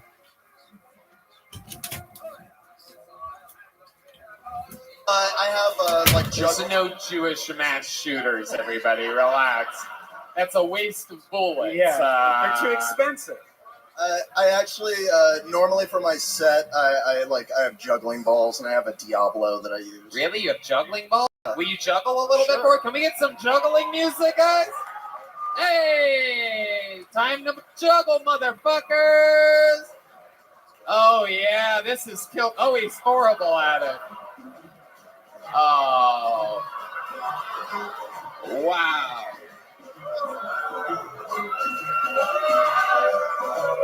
He's getting food. Welcome to Texas. Wow. Oh my goodness. Wow, that was some of the least talent I've ever seen. Thank you. Oh my goodness. He was just playing catch with himself at one point. Imagine Red Band, how- would you like to play with my balls? What? I was asking Red Band if you wanted to play with my balls. Oh, of course, you know me. Anyway, my goodness. Imagine dropping those. Imagine if this was the Holocaust and he's like, I have a talent, Germans. Watch me juggle. I can be very good, I promise, I swear. Just watch me juggle, Germans. Right to the head. They would shoot you, is what I'm implying. Oh, yes. Hemmendinger. Yes. All right. So you Twitch professionally. How much money do you make twitching like that? A little bit over $1,000. It fluctuates, man. A grand? Yeah. A month. Okay. Hell yeah. $12,000 a year, ladies and gentlemen. What kind of games do you play? Do you play like new games or old I school? play a variety of things. I was actually one of the first people in the world to get 100 wins on Fall Guys, if that means nothing now. Oh, that's awesome. Wow. Yeah. Okay. That's impressive. Yeah, I'm up to like I think I have 970 crowns, almost Wow. 1,000. Yeah, pretty What's pathetic. I know. What's a good tip? What's a good secret? Yeah, that's what the listeners definitely want to know. Why don't you guys go suck each other off in Nerd Kingdom or whatever the fuck you guys are talking about right now? Jesus Christ. Guess we'll never know. Oh my god, you fucking twitchy motherfuckers. Hemmendinger, what's your love life like? Are you getting your balls juggled at all? I mean, I'm single, but I think I've been doing all right since I moved to Austin. Yeah? Wait, you moved here? Yes. How long ago did you move here? 2 months ago. And how good are you doing? What is that to you? I've gone on a couple dates, and one of them said they wanted to go on another one, but then later on got off on rejecting me, I think. Wow. And then I went on like 2 or 3 dates. And Okay. I've gotten laid Did here. these date you got laid? Yeah, Wow. twice. Okay. All right. I'm counting, okay? My friend Hans here is living a whole different life. What do you think about this guy's story? He's gotten laid twice in a few months. I can't believe that this guy gets laid more than Colin O'Meara. Yeah. Whoever that is. And he has Very good. one more father than Colin O'Meara as well. Oh, okay. Everybody did forget who that was. All right. Very good. Well, Julian Hemmendinger, while I love your name, your performance was, I don't know. Red Band, what did you think about this? It was Disney meets Holocaust. I barely remember it. Yeah, I don't know. You know what, though? Since you only make $12,000 a year, I'm going to give you a big Kill Tony joke book. Hell yeah, absolutely. There you go. Julian Hemmendinger. Let's keep it moving along. You guys having fun out there? Let's see what happens next. This looks like a fun name. Make some noise for Nat Rogachevsky. Oh, there's another big pop from the comedians area. They must like Nat Rogachevsky. Here we go. Here he comes. Come on, everybody. Make some noise one more time for Nat Rogachevsky. Yo, what's up? You ever see like a really fat guy like fixing his hair in the bathroom? Like, what are we doing? You guys like, all right, problem solved.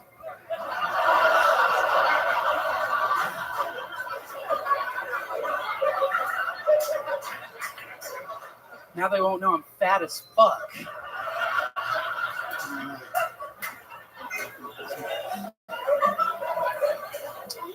I don't know if you guys heard, DC Comics just announced their very first transgender superhero. First ever DC Comics transgender superhero. Her name is, her name is, wonder if it's a woman. Wonder if it's a woman. Or DC Comics. Yes, keep clapping. Let's keep clapping until the meow. Keep clapping until the meow. I don't have time for my last joke. Keep clapping until the meow. You want to do one more joke? Is that I'll what do you're a quick saying? one. Thank you. Yeah, go right I'll do a ahead. quick one. It's yeah. So I was at HEB the other day. I was getting helped out by a person that was over there. It was a transgender person. Their name was Alex, but they spelled their name ALYKS. And I was like, look, man, you already changed your name. You don't have to change the name. Nat Rogachevsky. Wow. Awesome. Very, very, very good. Nat Rogachevsky, welcome to the show. A fantastic performance. How long you been doing stand-up comedy? Just over 6 months. Okay. Wow, that's really great. good. Really, really good. Good to see you, buddy. I love your fat guy fixing his hair joke. What I love about that is you're almost too fat to be able to do that joke. You're like 10 pounds away from being the guy in that joke. Because when I was writing that joke, I was like looking in the mirror. I was like, I don't know, dude. It's close, yeah. Where are you from? You from Austin, Texas? Boston, Massachusetts. Boston, Massachusetts. Wow, what the Look at fuck? this. I just keep pulling people from Boston since I performed in the Mecca there this weekend. That's incredible. Dave is my. Did you know that I fucking boy. performed in the Boston Garden this weekend? He did it with Joe Rogan. 16,000 people. No kidding. Yeah. In the Boston Garden? Yeah. Yeah, that sounds about right. Hell yeah. Trans superheroes. I believe we had one of those on the show earlier tonight. That's hilarious. There you go. He's laughing over there. It's all good, folks. Yeah. Nat, what do you do for work? I'm gainfully unemployed currently. Okay. I don't do shit. What's the last job that you had? Drug dealer. Really? Yeah. What kind of drugs? I sold a shit ton of like Molly and acid and Wow. Look at that. There's some fans of Molly in the room. yeah, these guys are fucking losers, dude. Everyone's like, yeah, drugs, dude, yeah. That's just hard Texas. drugs. Texas absolutely fucking loves drugs. Yeah, they do. They do. Did you just move here? Yeah, a month ago. Okay. What do you love so far about Austin, Texas? What are your favorite things about this city? You can do like a gay joke on stage and not get in trouble. Wow, you get in trouble in Boston, Massachusetts? Dude, so bad. Are you kidding me? No, this dude, I did this joke at like this super dumb mic in Boston, and it was like a dumb black joke that I was just trying to work out. I wasn't like, I was married to When the you joke. say dumb black joke, are you saying The that joke they're was dumb dumb. or the No. joke is okay? The joke was dumb. And I walked this lady, and I go outside, and she starts to yell at me about the joke at an open mic. And she was like, can you imagine doing that joke for a crowd in Atlanta? And the only other time I tried that joke, when I like tried to debut it, was in front of a black crowd, and it worked. Yeah. And I was like, yeah, it actually works. And she goes, that doesn't matter. And I was like, lady, like, you think you know better than they do? Yeah. Yeah, What's white, allowed? white lady, right? White? Oh, Blue dude, hair? Yes. Blue hair? Yeah, yeah, and yes, and clearly presenting as a lady, big old tits, and at the end of the conversation, like we made up, and I walk away, and she goes, "By the way, my pronouns are he, him," and I was like, "Leave me alone, lady. Like, Right. That's enough. it's over." This is in Boston? Yeah, it's bad. Wow. Dude. It's If that bad. was in Boston 15 years ago, that lady's in a river by the end of the night. Yeah. That's right. Just floating and bloated. I'm not gonna say her name, but shouts out to all my friends from open mics who fucking hate that lady. What's up, guys? I bet. You have a real earring there. You have a very legit earring. It almost seems like it has some real purpose there. What's up with that? I thought it looked cool as shit. I was like, You're a funny guy. Nat Rogachevsky is a funny man. I like this guy. Hans, what do you think about Nat Rogachevsky? I don't know. You could make a paperclip into an earring. Yeah, that thing is. What are? Now that I see that earring, I got to ask you, what are your pronouns? No, I'm kidding. You seem so comfortable on stage. Like for Yeah. 6 months, that doesn't seem possible. Do you have any reason why, or is it just the drugs? I'm a sober guy. I used to do like heroin, so now I just don't care about anything. Wow. That's what it is. Former drug addicts are always some of the funniest people. We've seen this before. Yes. Tim Dillon, Theo Vaughn. There's a lot of newly sober people that end up being able to obtain a level of funny that is just Very absolutely true. incredible. So that's where Very you get true. your swagger from. I How think so. often were you? How long were you hooked on heroin for? Like 5 years. Wow. Yeah. My goodness gracious. Shooting it up or snorting it? Shooting it up. Oh, wow. Yeah. This guy's not snorting. Yeah, dude. Listen, I'm not gay. Yeah, come on. Don't let the earring fool you, dude. This guy's shooting up. Absolutely. Wow. So how'd you get off of heroin? What did you fill that gaping hole with? I do all the like 12 step stuff. Yeah. Yeah. Like consistently all the time. Awesome. There you go. Look at that. They love you, Nat. You know you're good if you get a I'm sober applause break in Texas. Yeah. That means you're really talented. Yeah, it's funny the reactions you get. It's just like you tell women they think you're like a 9/11 firefighter. Yeah. Right? Like you're like I'm sober. Like, oh my god, you're so brave. Yeah. You know what's braver actually is never having done heroin. I would say. For my money. And it's also like being a 9/11 fireman because you both have to deal with black tar at some point. Very good. Very good. Yeah, baby. That was a good one. I don't Yeah. need your laughter. I know, because I'm smart, how good that one was. It deserved much more. It's an in-the-moment heroin 9/11 firefighter hybrid super joke. But rewind it for those of you listening to the podcast. Go back 30 seconds and watch me load up and do it again. Just kidding. It wasn't that great. Nat, do you have any special skills or talents? The last guy had juggling balls. No. Can you sing or anything like that? I wouldn't care to. Really? How many of you think Nat should sing us a little song here?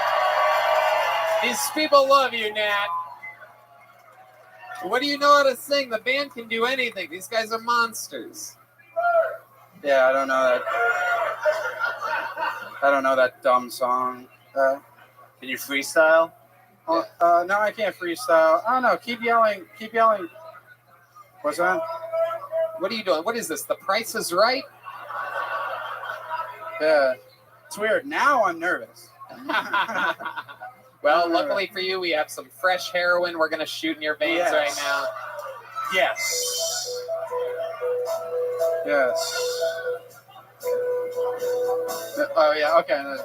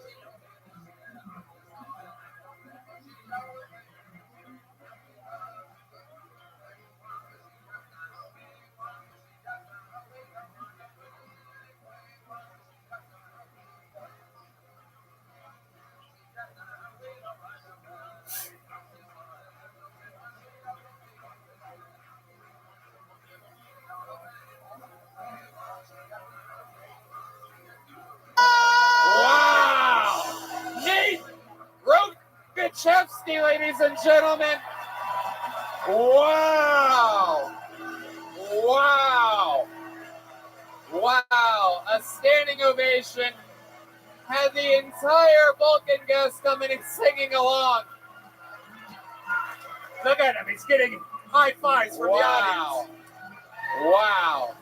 Unbelievable. Yeah, I'm fucking cool, dude. I bet that. Hell yeah. What was better, that or heroin? Heroin. Heroin all the way. Nate, you are absolutely hilarious. If you had to guess how long of a set you think you can do, how long confidently of a set would you do? I got a strong 15 for sure. Strong I'd love to 15? have you open up the show Thursday at the Sirius. Whoa! Nate Rogachevsky, ladies and gentlemen, absolutely doing it. Absolutely. Thank you, thank you. Killing Tony here in Austin, Texas. Come on, everybody. Make some noise for Nate, everyone. Wow. I don't know whether he was just extremely great or just the people before him were so terrible that but it feels like we found a young god here on the show. I feel like I need to start doing heroin. All right. We got our first real lady here. Make some noise for Mimi Meyer, everybody. She's next on Kill Tony.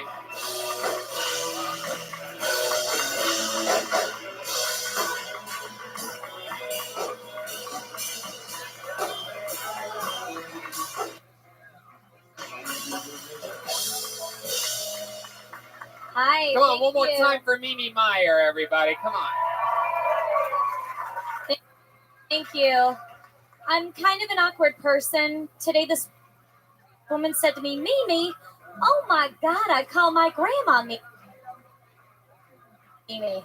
And I didn't know what to say to that. I was like, cool, is she a slut too? Yeah, I grew up wearing a purity ring.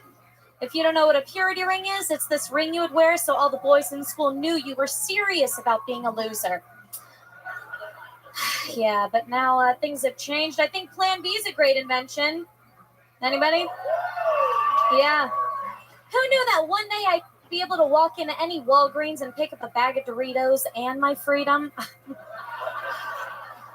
you know, ladies, we've all taken it. We've all had unprotected sex. Not all of us. Not all of us are fun. Yeah. I come from an exotic place called Pittsburgh, Pennsylvania. Thank you. Our claim to fame is that we are the city of bridges, which I like. I think it's fitting. That the best part of Pittsburgh is that there's so many great ways to leave. Thank you very much. I'm Mimi Meyer. Mimi Meyer. Feels low. Hi, welcome to the show, Mimi. Hi, thank you. How are you? I'm like shaking. I'm having so much fun. Wow. I love it. This is a lot better than waiting tables like I did today. Yeah, absolutely. You do wait tables. I've actually been into your restaurant before, and you waited on me, and we talked about the potential of you being on the show one day. Yeah. I've met, being from Pittsburgh, I don't really run into famous people, so it's a new experience. You know what's crazy is Friday I performed in the Boston Garden. I don't know if you guys know that or not. And then Saturday I performed at the PPG Paints Arena, the home of the Pittsburgh Penguins. Yes. Just wanted to make sure everybody knows that that's exactly what I do with my life. Not to be confused with the week before was Madison Square Garden, a whole different, yeah. Yeah, just want to get yourself canceled, people. It's the life. Get yourself canceled. I remember when I started working at the restaurant where you came in to eat, my first day of work, I started chatting with this guy, and I was like, yeah, it's like, waiting tables. It's a lot of cardio. It's pretty crazy. I'm so exhausted. And he walked away, and my friend said, hey, Mimi, that was Lance Armstrong. Wow, you really dropped the ball on that one. Yeah.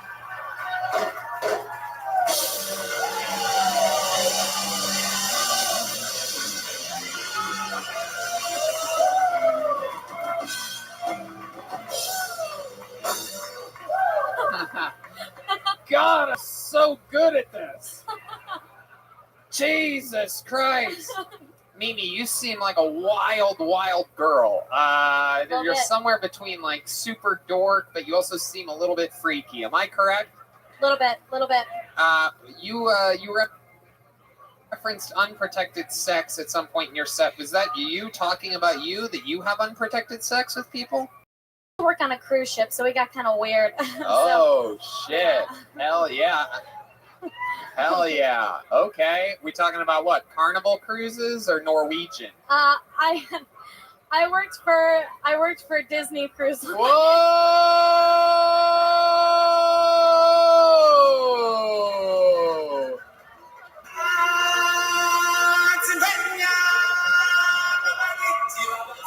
Wow. That means Red Band thinks you hooked up with an African. No, just a Jedi.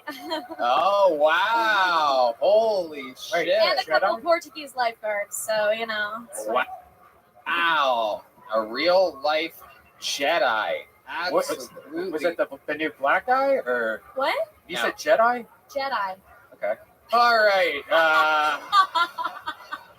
Sometimes that'll be edited out of the regular podcast. Yeah. So, Mimi Meyer, do you have a boyfriend now? No, I'm single. Okay. What are your thoughts about Hans Kim? Have you ever been with an Asian man before? I couldn't date him. He looks too much like my dad. Really? I'm just kidding. You have an Asian dad? No, I was joking. Hans, what do you think about this? We were at a party and she was dressed like a stewardess, and I was. You what? We were at a party together, and you were dressed like a stewardess. I was Yes. a boxer, and You were wearing a toga. yeah, I was wearing the toga at first. That's a joke where Hans was on Molly. Yeah, I was on acid. Yeah, and I'm sorry that you didn't bomb because I kind of want to kiss you, but it's fine. Wow. Maybe if I get on the show another time. What'd you say, Mimi? I said maybe if I get on the show another time and bomb. Right.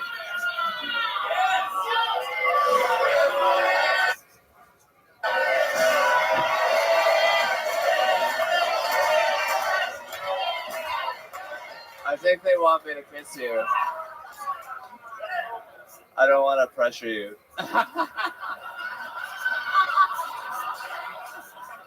I'll ask for consent. We can film it and put it on TikTok I can film it and put on TikTok? after the show. If you don't want to do it now, yeah, sorry, okay. Turn it down again. Turn it down. Wow. Just for that, Hans, I'm going to make you eat her pussy right now on the show. Mimi, what do you like to do for fun when you're not waiting tables or doing stand-up comedy? What else? I do like to sing a little bit. Oh, really? Yeah. Can we hear a little? Well, you have a song that you know how to do? They know how to play Don't Stop Believin'. Oh, Darling from the Beatles. You guys know that one? D. Magnus? You know the Beatles? Darling, please believe me. Okay, Matt, here we go. Here's a little bit of the Beatles with Mimi Meyer, everybody. Oh, darling, Oh, shit. please believe me. I'll never make it alone. Believe me when I tell you, I'll never do you no harm.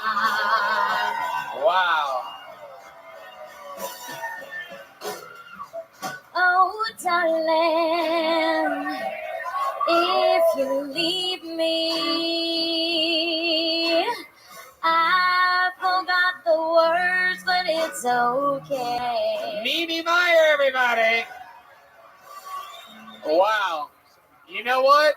After that performance, I'm going to make Hans eat your ass, everybody. So there you go. He eats it with chopsticks, so it's okay. When you told me. Oh, wow. She's. Wow. Jesus. Sorry, I was an attention whore. I'm fine. My goodness. Wow. I was ready. Just like Paul Next time. McCartney, she doesn't know when to quit, everyone. Mimi, you are an absolute little firecracker. I love your energy. You're like if the marvelous Miss Maisel was like a real little Texas pog or something like that. Keep signing up. Come back again. We want to see another minute. There goes Mimi Meyer, everybody. She's on Instagram at the Mimi Meyer. We're flying through this bucket. Yeah, we could do that. Last week we had two massively obese men get pulled out of the bucket on the same show. I told them that we should do something fun and they should do a weight loss challenge. And we right now are going to do an official weigh-in. How does that sound to you guys? Ladies and gentlemen, this is Trey Peck and Sam Hunter, everyone. Here we go. This is very exciting. Since a week ago, we got a scale with a 500-pound capacity. And these guys are going to have a weight loss challenge during the month of October. Welcome. Through the first week of November. And here's the deal. Here's what we figured out. For each pound that you guys lose in the next month, Kill Tony is going to donate $10 for each pound. And if any of you gains any weight, the other one has to give the other one $10 for each pound. Does this make sense? So you can't go up. Here you go. Jump on the scale. Weighing in first is Sam Hunter, everybody. All right. 300 and yeah. Oh my God, it's Twitter Spaces with fluctuating. people, It has but I can no take a break. idea. What's going on? Wow. We're gonna guess 334 there. And I feel like I'd be better at learning if I was learning together with somebody. Okay. It's hard for me to focus in on things. So it's hard for me to get concepts. But I don't know, I just feel like if I was learning together with someone. So I know how to have the tools where like we learn, it makes it easy to learn, but even with it, for me, the coding thing is just quite much. So basically the project is you know Tori? Do I know a Tori? Tori, it's an application thing like or do you know much about computer science and code at all? I do know, but I'm perhaps not familiar with that language. I don't know. I'm not judging you because I don't know at all. No, you don't have to judge. I have launched apps on the App Store and Google Play, so I'm very comfortable in my technical knowledge. I just generally, when I need coding, I can have AI do that for me, so I don't pay too much attention to it anymore.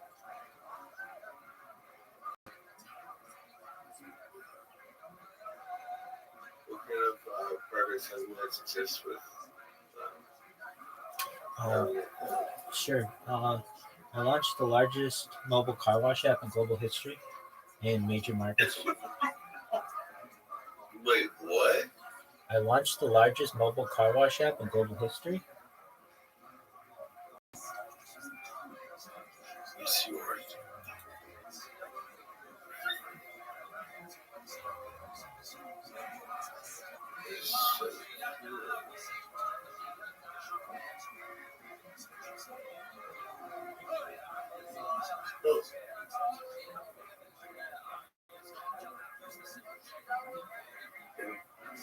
It sounded like you were going to continue this, remember?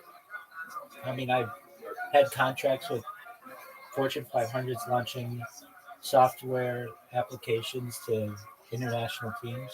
I mean, I don't necessarily need to talk about myself, but so there's this Tori, any kind of assistance that you perhaps may need with it.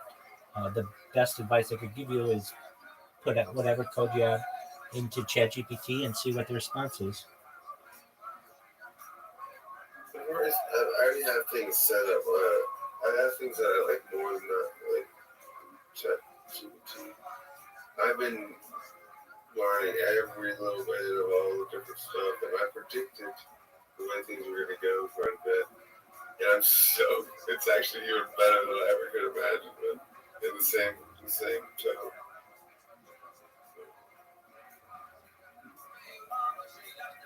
Like I knew how I was going to act back then, that's exactly.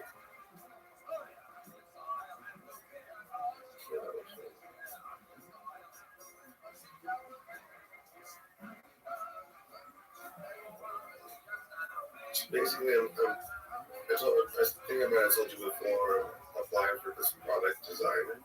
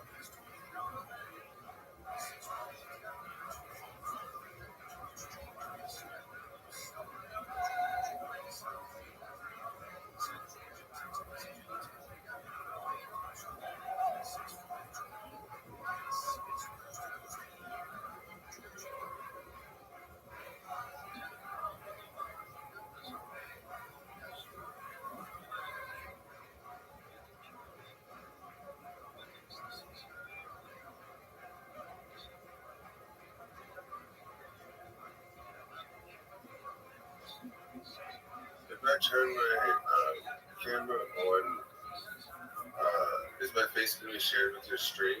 It'll be very, very small, but it'll be from that camera only, not this camera.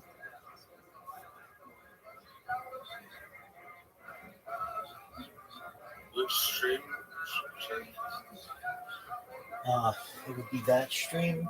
So, I mean, do you see how small that computer is right there? Oh, okay, yeah, okay. So you'd be like this. You'd be really, really small. Yeah, okay.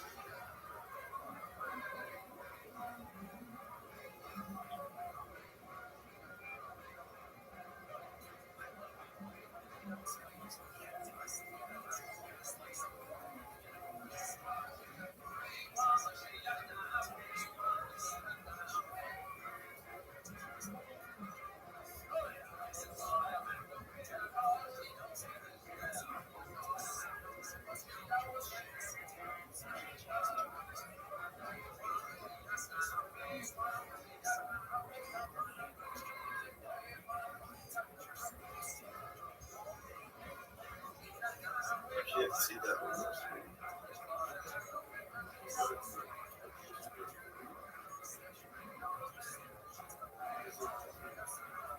I couldn't see anything going on.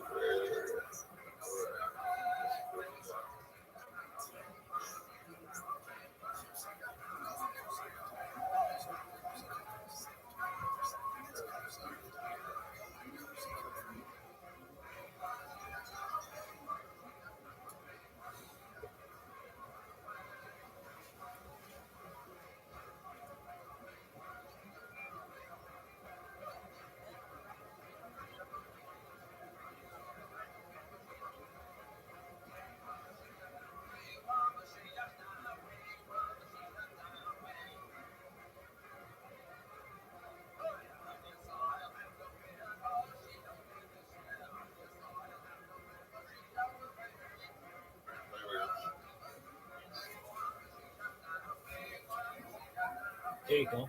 Isn't this funny? Yeah, it's hilarious. Yeah, you'd be really hard to see on there. I mean, I'm sure in the future people will be able to zoom in, but your anonymity, at least from a visual sense, is pretty secure. Well, this will be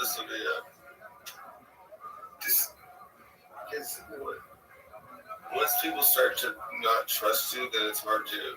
I will have a mask over a lot of it. They're really pissing off a lot of them.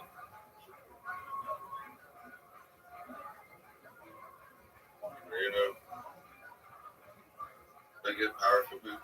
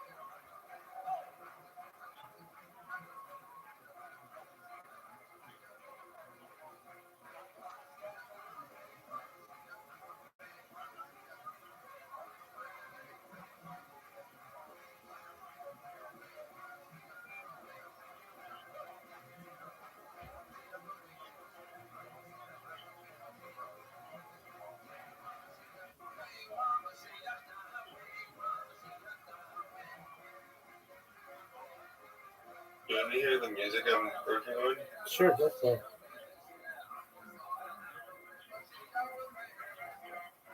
I'll share it on this stream. Let me know.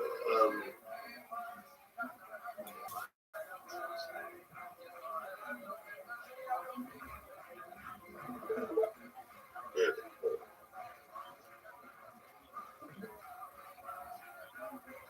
I can hear it. Make sure you don't have a video. I can hear it. Well, it just sounds like I maybe it just sounds like one long pitch right now.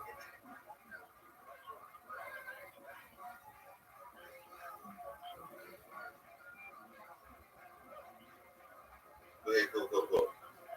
But you can hear like.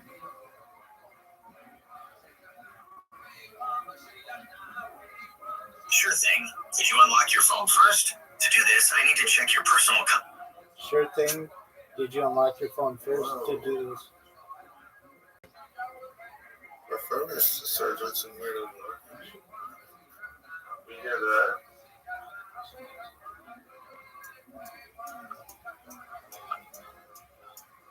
I'm sorry, it's a work in progress. Actually, don't work out.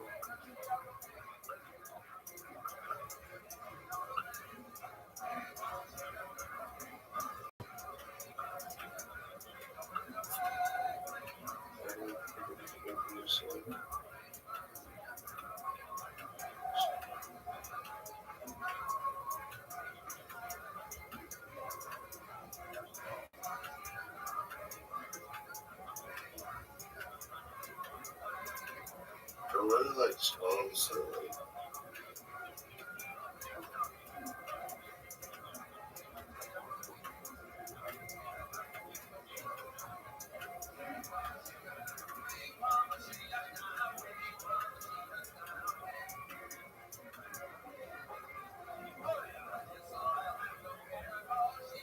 I can hear your music.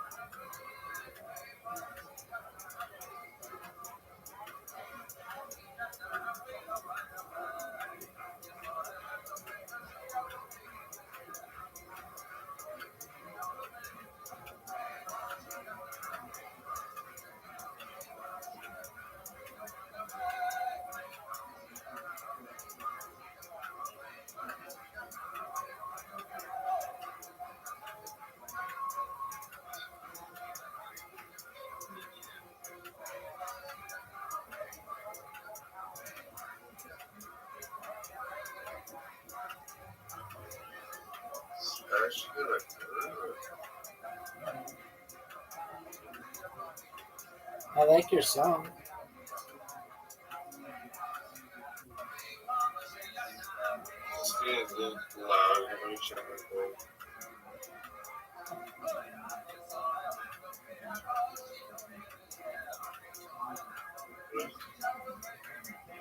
Just filter.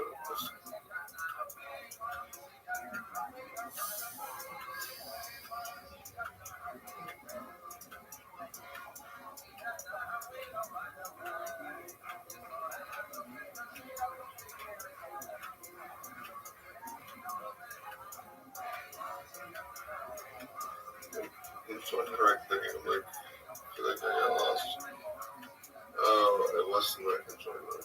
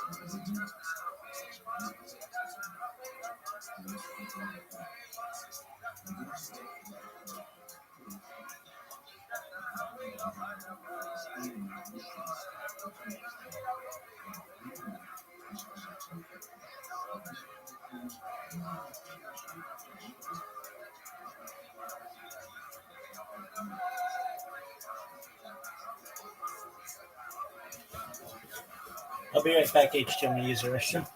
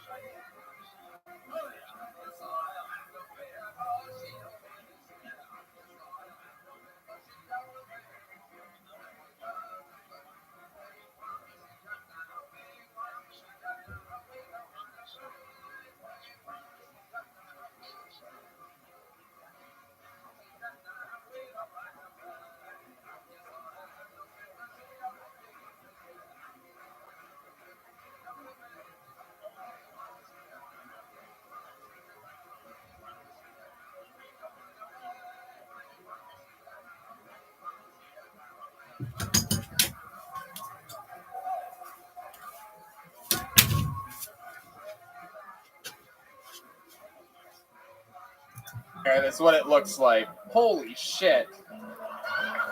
All right, here goes Trey Pack, everybody. Oh my God, the scales just started sweating. 396 pounds, everyone. Wow.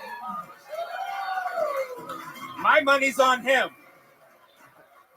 Jesus Christ. All right, here we go. Trey, how do you feel about what just happened here? I've not been under 400 pounds in 6 years. So Wow, look at that. I've done nothing. I've just eaten barbecue. It's fine. I did not deserve this at all. Absolutely incredible. Are you feel confident going into this weight loss challenge? There's no chance I'm losing at all. Do you have No chance. Do you have a game plan? Do you have like a go-to diet or something that you're going to do? Or? Just starvation is going to be fine. Wow. He's not going to outweigh my earn. I will die for this. It's fine. I highly doubt that you're going to die from starvation. I don't see how that's possible. Man dies today at starvation. 360 pounds. I find that to be impossible. I'm pretty sure you're going to survive. Hand the mic over to little Sam Hunter over there, who next to you is a tiny little boy, it turns out. Sam, what's your plan for the next month? What's your plan of action here? I'm going to reach out to one of the trainers I used to work with in college. Oh. Fucking shithouse. Wow. Trey's about to run into an absolute buzzsaw. Wow. Next month, dude. Oh, Let's shit. go, boys. Come on. Oh, my God. That's right. He knows how to shake his tits. Show the people. Wow. No, that's not even muscles. That's just heart palpitations, folks. Well, I'm so excited for you guys, and I wish you both the best of luck. I'm glad that Kill Tony can get behind something as positive as a weight loss challenge here. And I thank you guys for doing it. Feel free to keep signing up for the show and keep doing comedy. And meanwhile, we'll get updates along the way. We're going to see them the first Monday in November. And someone's gonna win a bunch of money. We should bet. We should bet on this. I mean, Jesus, imagine if Sam Hunter, or imagine if one of them loses 200 pounds and we have to pay them, what is it, $2,000? Jesus Christ. Well, the one dude weighs a lot more than the other guy, so he's probably going to lose more. But then when he said the other guy said the trainer, you're like, I don't know about that. Anything can happen. We're gonna see. There's gonna be a lot of fucking, a lot of missed meals between the two of them. Your next comedian is Mason Smith. Back to the bucket we go. Let's meet another stranger together. Mason Smith is next on Kill Tony in Austin, motherfucking Texas. Here comes Mason.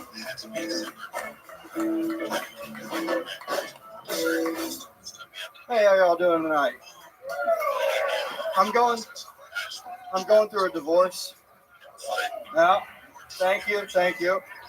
I either get that response or, oh, I'm sorry. Yeah, but I'm going through a divorce. Guys, if your wife ever comes home and tells you that she's feeling empowered, just know there's a divorce around the corner.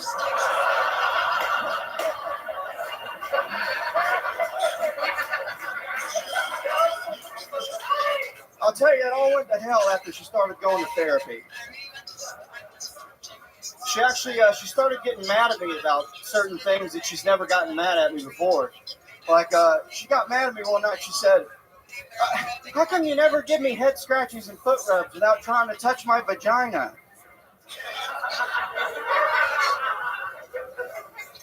I'm sorry.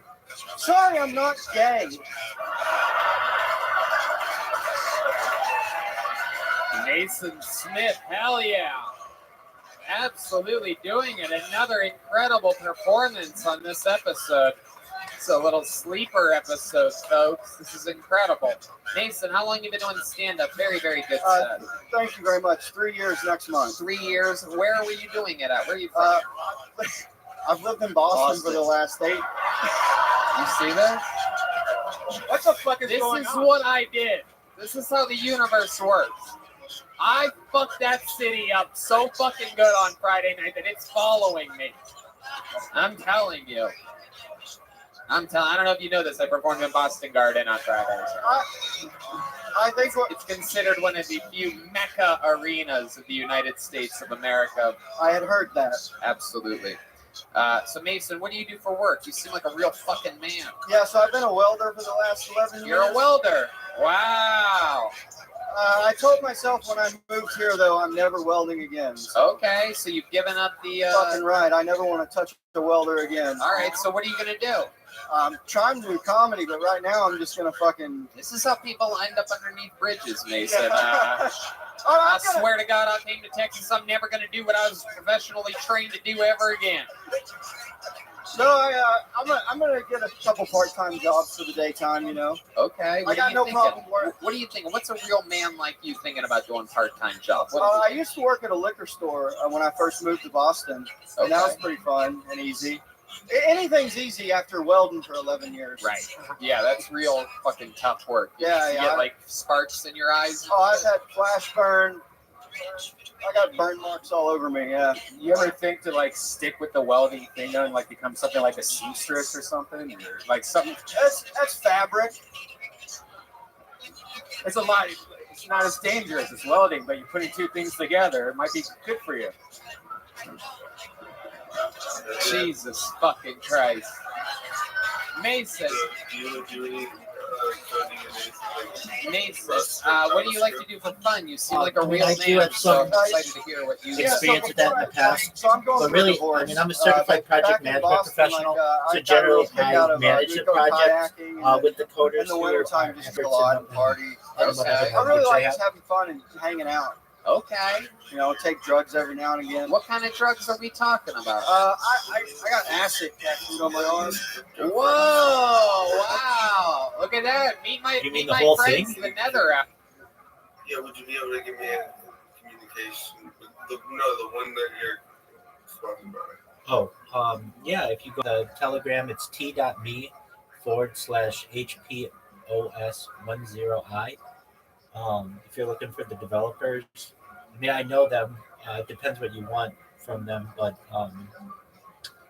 I don't know if they're open to any other projects than what they're currently working on. You could always inquire them.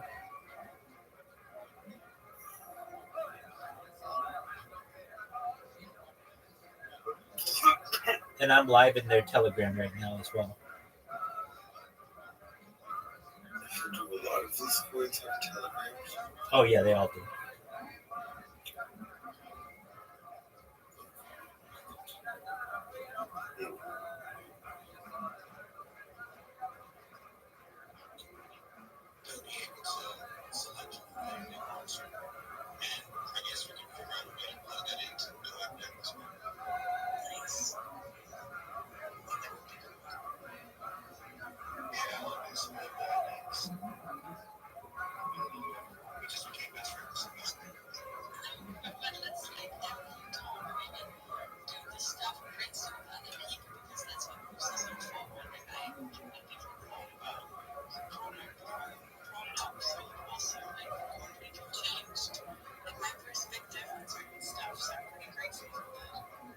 Ooh.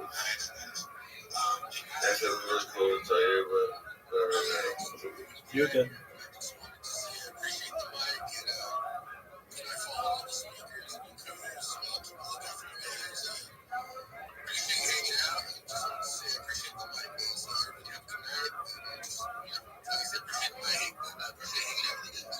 Take care, Ignacio.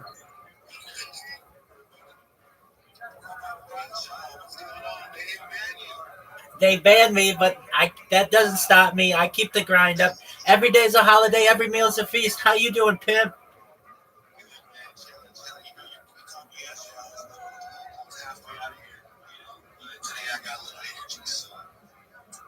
Excellent.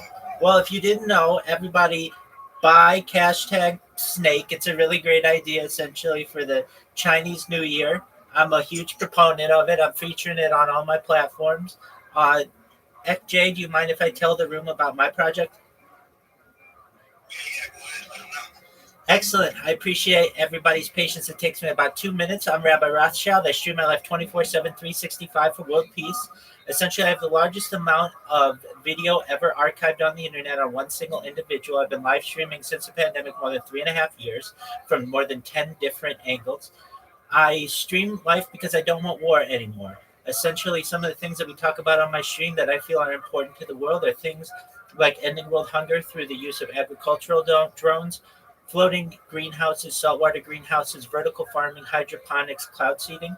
I want to help end world thirst. I'm actually sponsored by a cryptocurrency. It's known as Harry Potter Obama Sonic 10 Inu. We have built wells in the developing world, specifically in Nigeria. I want to keep that type of positive impact on society going by really tapping into wells globally.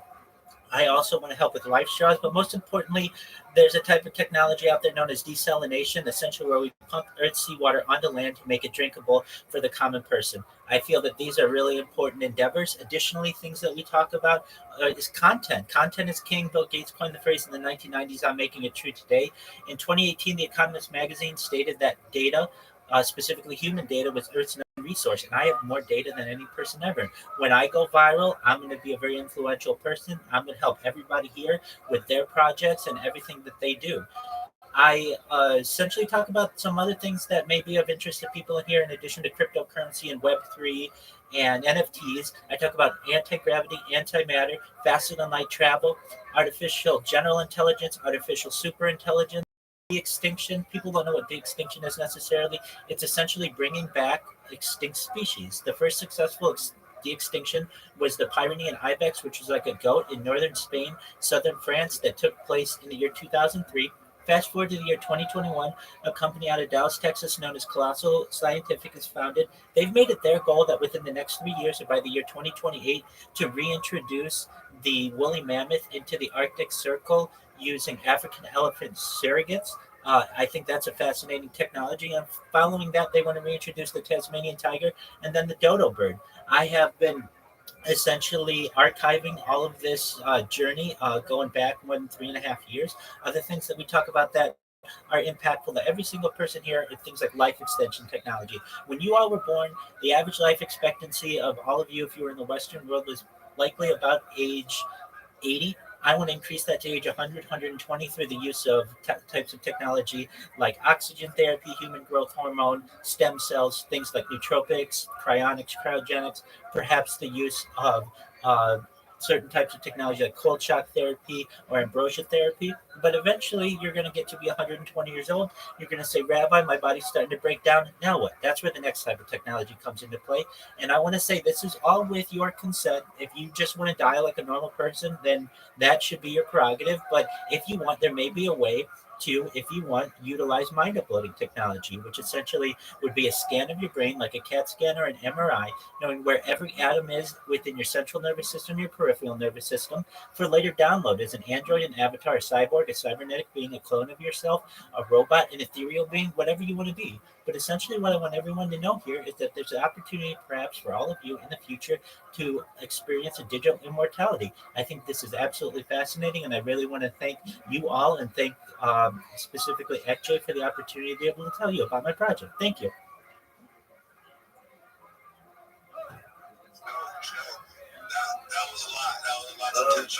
Just one moment. I'm talking to somebody.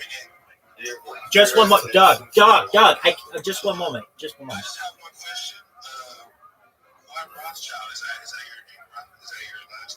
Yeah, that's my last name.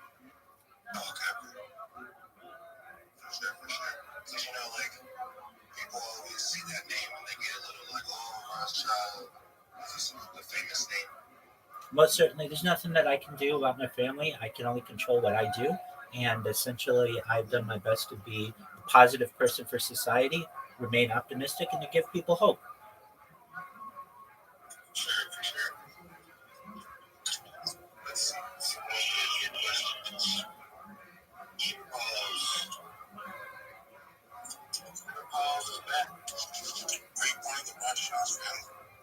We're all related. There are over 3,000. We're all related. There are over 3,000 of us in the United States alone.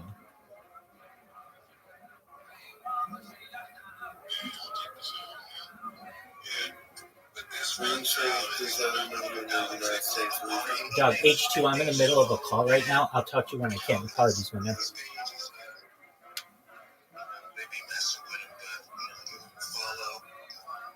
He's doing a lot of cool stuff, and hopefully we can work together with in the future with my reputation system, because we have a social impact part of it that kind of we want to give people that positive reputation for doing social impact projects on Web3 and refi, planting trees, growing trees.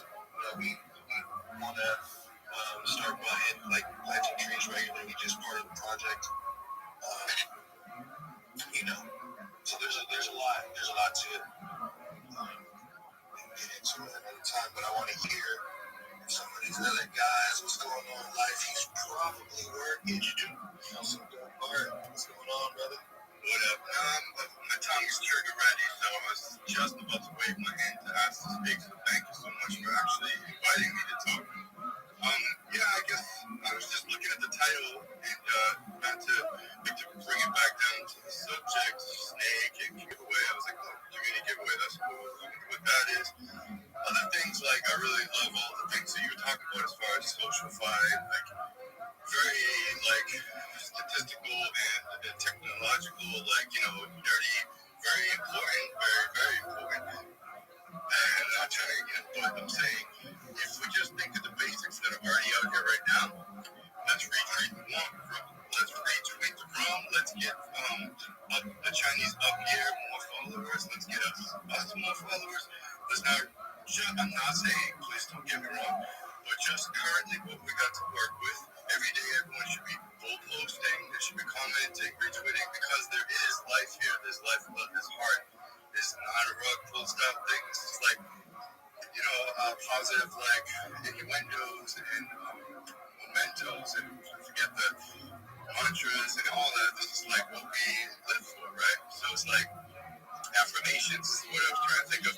But just the simple things like us coming together and chatting. And I love what everything wrap up was about as well, not to just what you were just about, but a lot of the breads and a lot of even the conflict or the caution or that my man page, all that kind of is a little bit like having a big bunch of caution tape around you.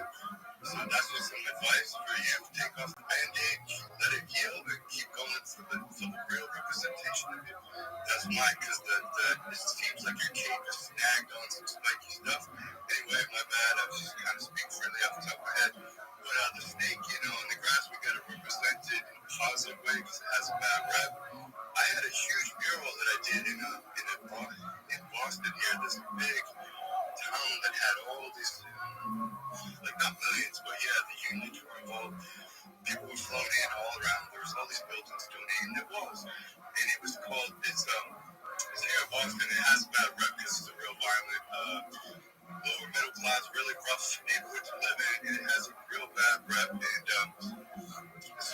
so I made a mural with 3 other guys, and there's huge murals, people selling from Brazil, Colombia, anywhere, just all around. They put us in the hotels. But you know what? We had this real long wall, and everyone was like, let's put a snake on the wall. And I was like, yo, this town already got, it's not Lynn. The town's called Lynn, but they call it the city of Sin. Lynn, the city of Sin. I'm like, fuck, the snake would be dope, like a big anaconda, because it's a long wall, 40 feet. I'm saying 60 feet long. There's a parking lot at the back of it or something. So I'm like, how can we make a snake not seem intimidating, not seem bad? So we put a crown. I drew this sketch. I said, let's do graffiti inside the body of the snake. And this is a 1-story high building. So I'm talking about a fat anaconda snake, 3 people rocking. 3 people could have 40 feet. I'm sorry, it was 100 and something feet long. But so we wanted to do graffiti inside the skin of the snake, camouflage, but do bright letters, colorful shapes, words, positive, inspiration. And then I put a crown and I put glasses on the snake, cool shades, but in a dope way, not corny, but in a graffiti style way. He has a crown floating over his head. He's got a smile. He's kind of like the snake in the Lion King, how he looks real cool. So he's got this little smirk, and then his whole body's wrapping around these beautiful trees, and there's all this colorful graffiti. So it really does feel so approachable, so beautiful to look at. And I realized, snakes got all this bad rep, man. It's not even like that. So anyway, that was just my 2 cents. I've been going hard with a lot of this Trump shit every day, like writing into my real job because I feel so good about this. We got a whole year long and we can change it to the next year, get on with it. But I really hope people really put that effort in, retweet, make their own content. That's the only way it's gonna happen right now. It's organic. So, yeah, man, I love all that. Yeah, that's for sure.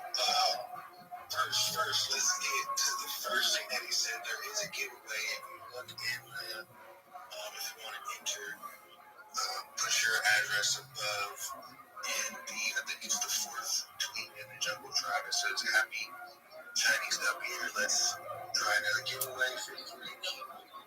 You know, so it's a long-term thing. It's a long-term idea. There's a lot of content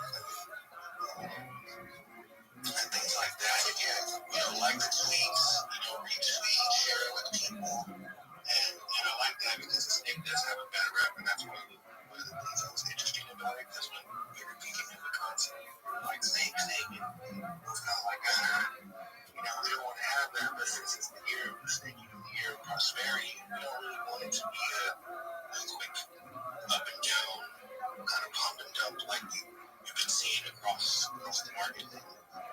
And that's where the up year comes from.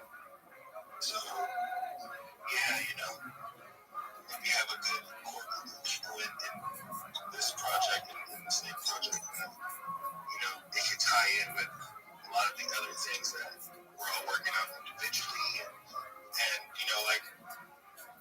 it just became like something that grew with a lot of the ideas and the things that people were bringing to the table as far as the community goes. So that's one of the things that I love about it the most is all of the different things that people have brought to the table and started doing. And we started the space I'm talking about. It just kind of seems like the market's a little tired. I know I've been seeing kind of more tired lately.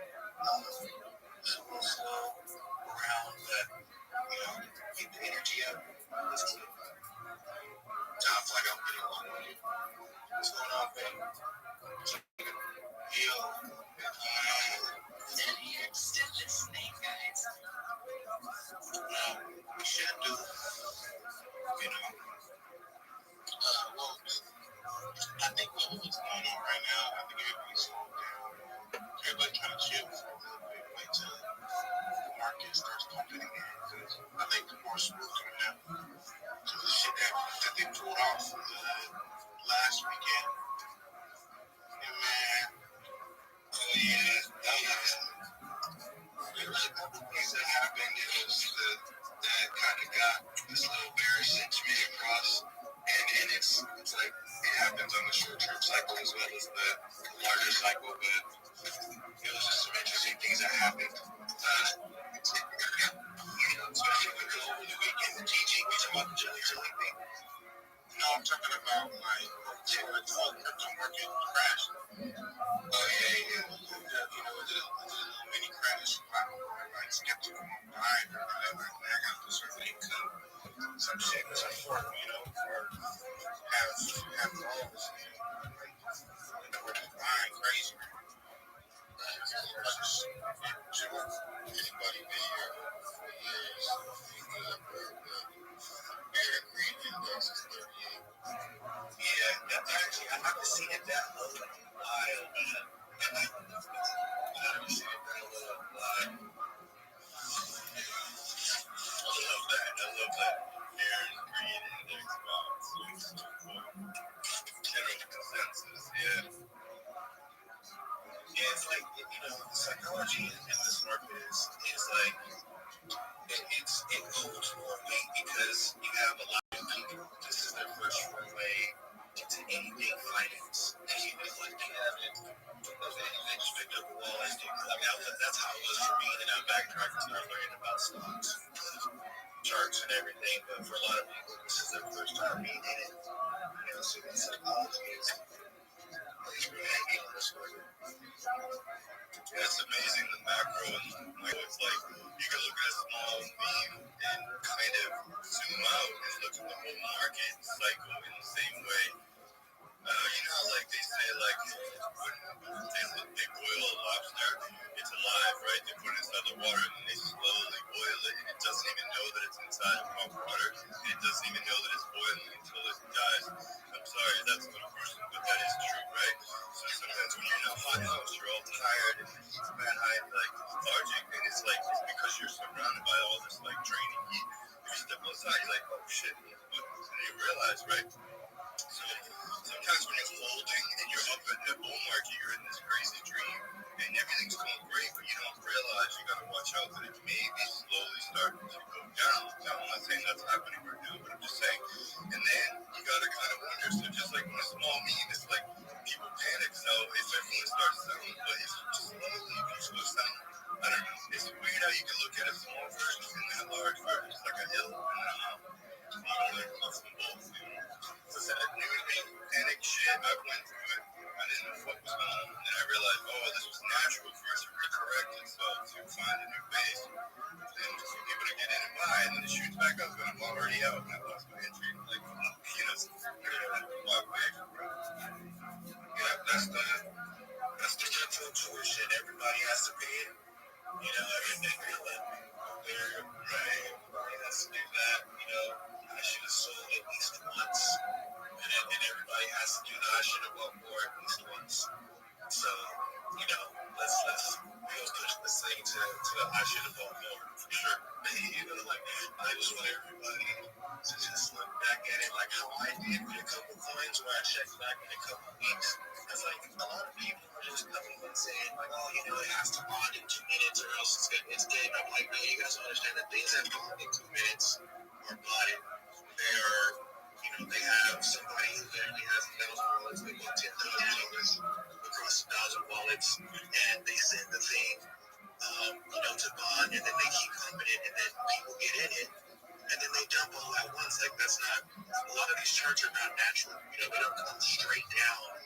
You know, past 50% in that natural chart wave. You know, it's all manipulated. It's just whatever the dev decides. I mean, whatever the bundle decides it wants to take on. So, you know, that's like one of the things that we didn't want to do. One of the things that we wanted to look out for because, like, I created a token that got modded like that, and it got sent.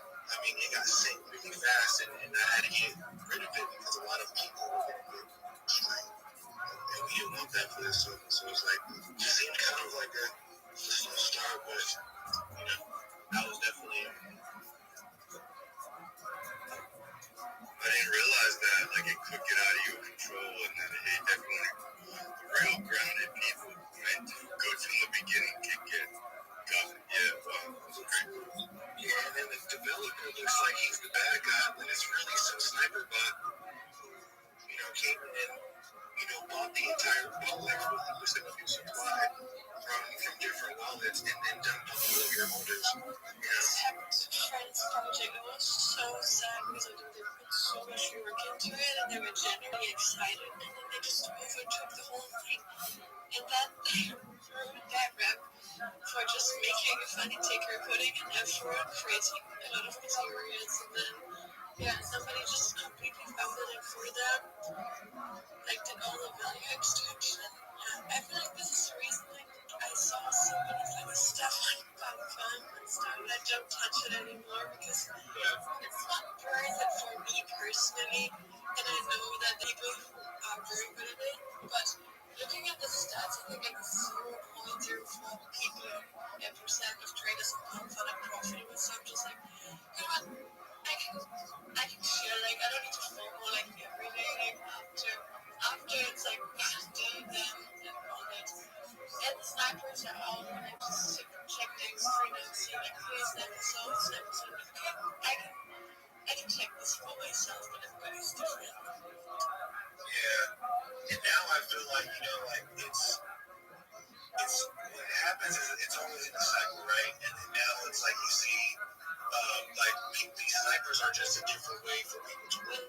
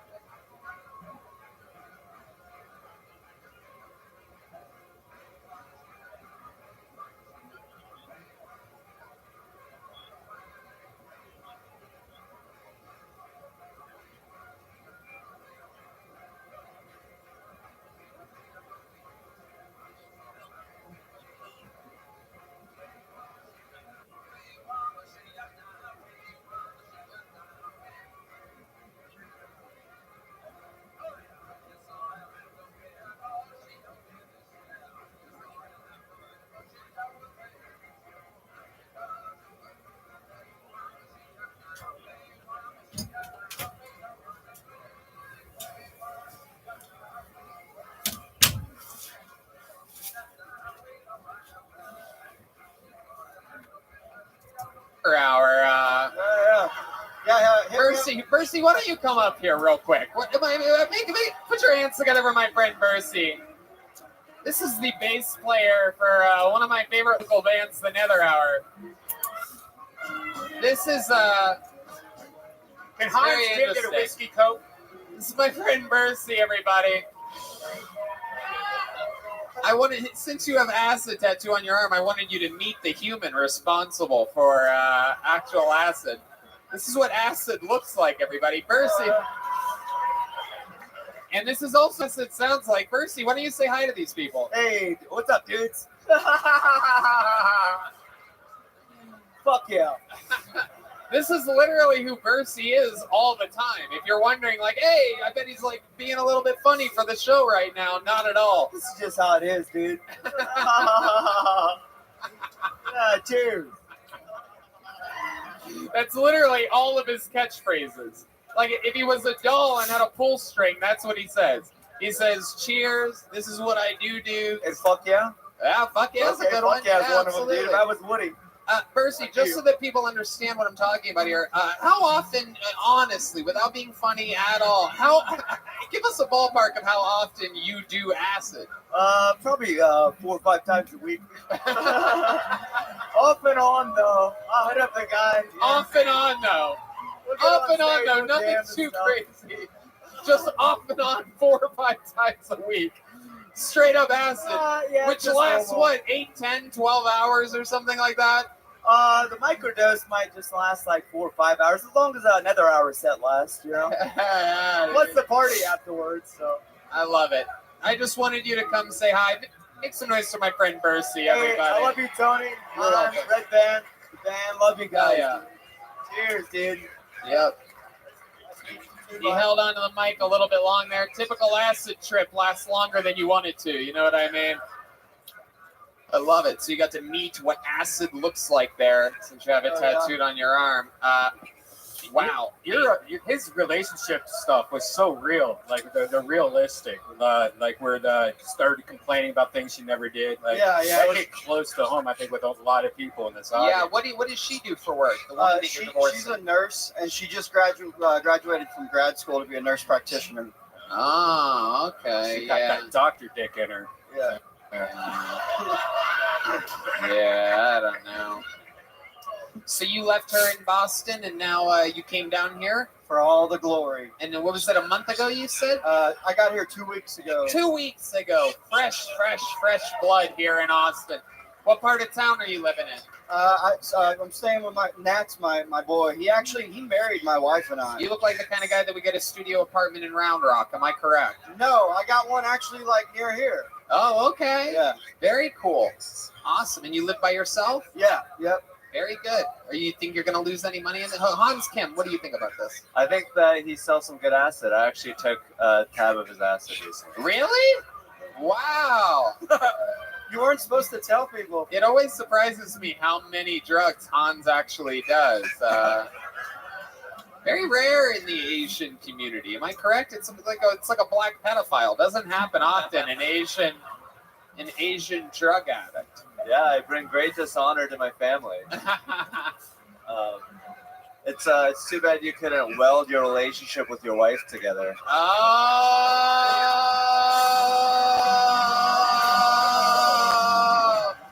my boy, my greatest creation.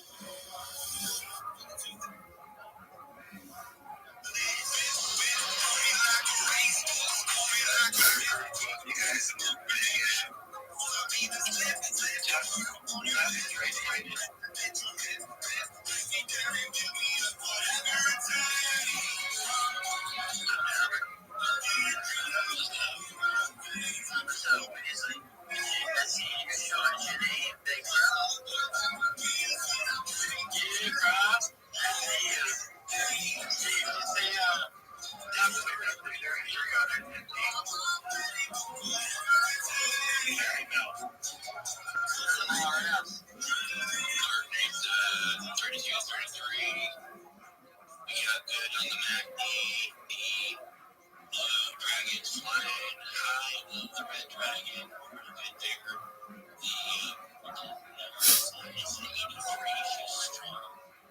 We started to develop the MACD on the 5 minute. It is crossing on the 5 minute. The red dragons crossing on the 5 minute. And we are about to hit all-time fucking highs here.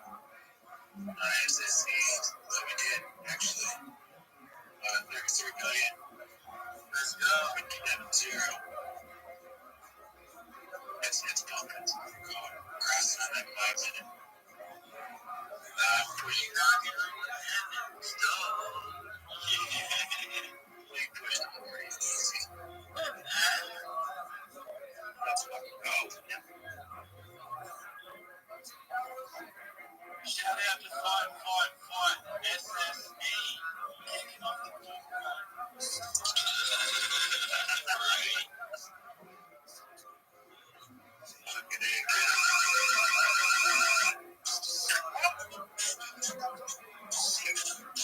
Let's not use the soundboard. Doing that. My bad.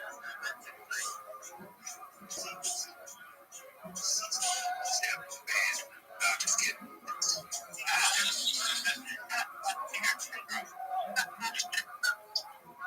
My bad.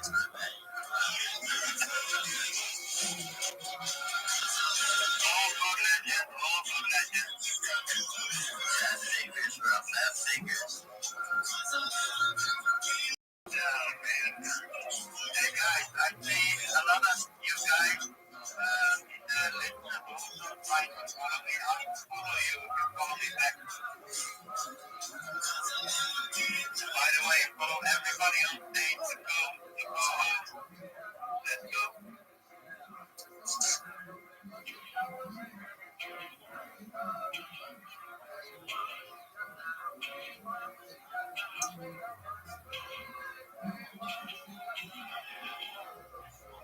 Flirting with 20 million right now.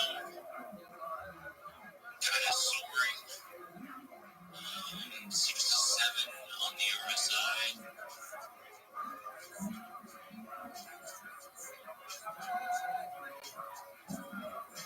Back in easy looking good.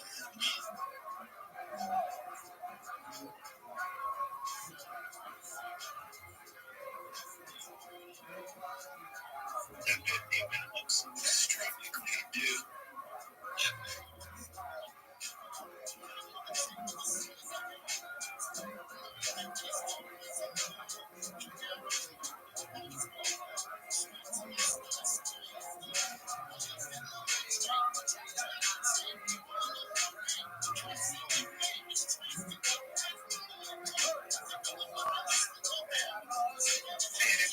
My boy, you guys great.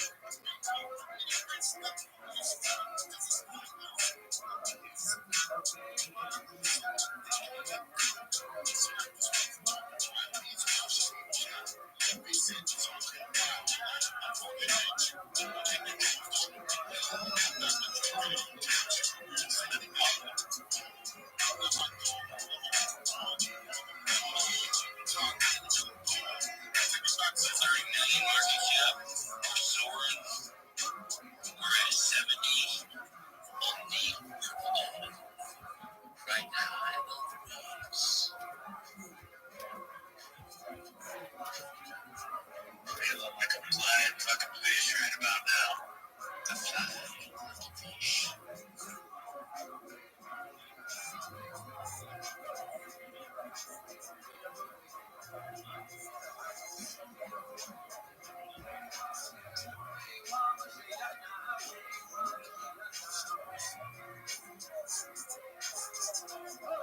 Anyway, I got it bipolar. We're sitting really nice. 5 minute.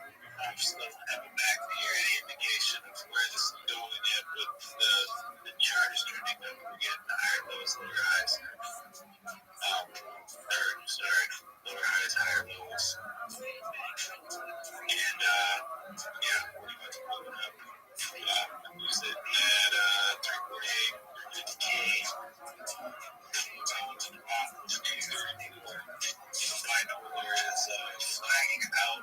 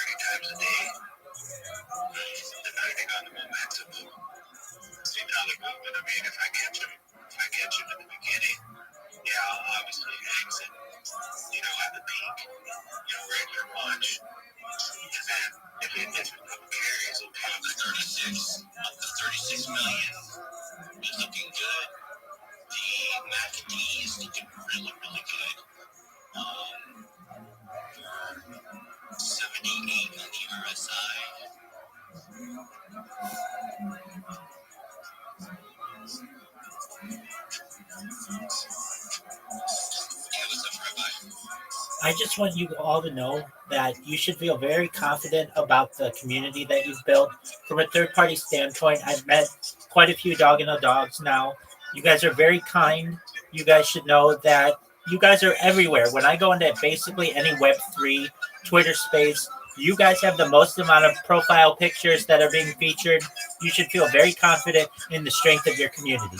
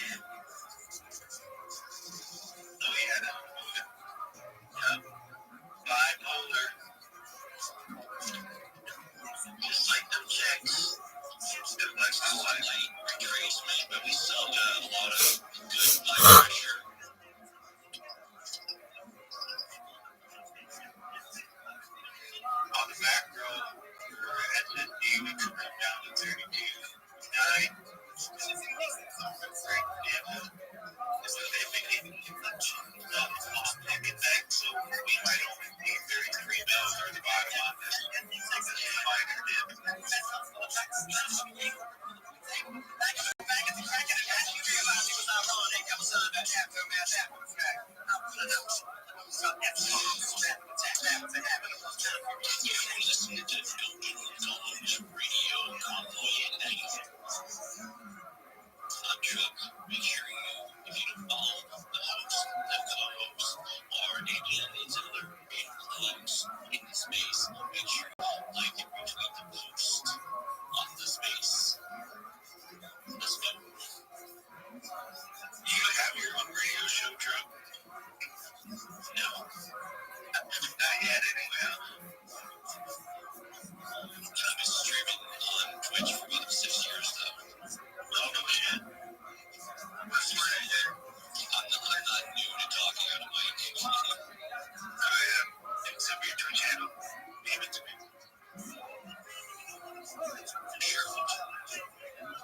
It's Trucking Cowboy. Without a G.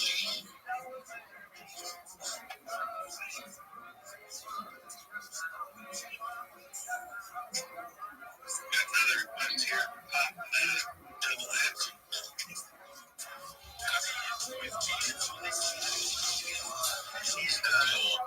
What's up? Welcome to the space. What's up? What's up, brother? I'm Fox. You doing alright? Yeah, buddy. Jump back. Nice bottom. Scan it out.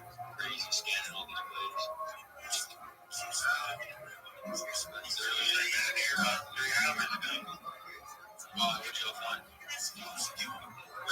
Right now, bipolar. That's me. Yes, USSC. That shit. Yes, we got in about 600K. Bipolar still good. Yeah, about 500K. I swear I live through it.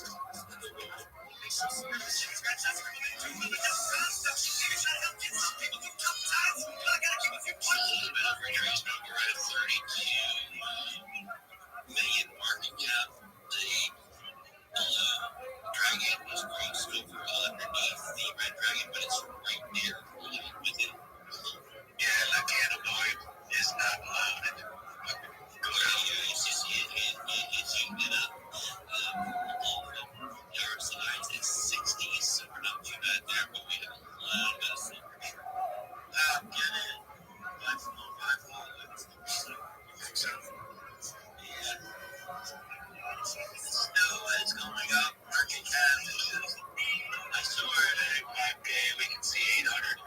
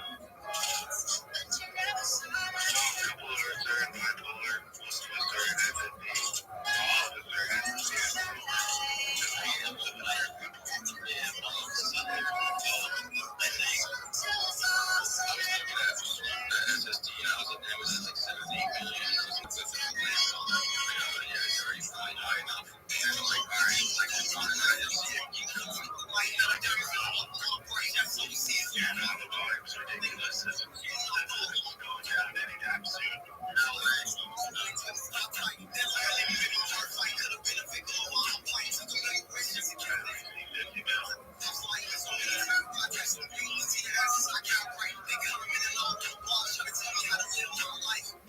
So big at 32 million. Dragons are just kind of gliding along. They're still above the atmosphere a little bit, so we're good there. The low bed is at 63, which is still a decent vibration. Man, the vibration is just everything, dude. There's no justified that's looking like that. Exactly. Wow.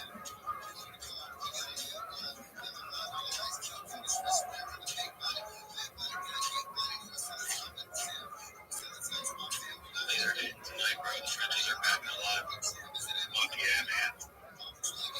Knows how to wake up to 38.5. Yes, that was a nice wake. That was big. Yeah, we're gaining some body pressure. It's a good look up. Like the fucking the address stuff. My computer is super slow. I gotta get out my screen. Yeah, a little bit. I didn't give a damn about the address, the fucking variable and all this, all the fake clothes. All that shit.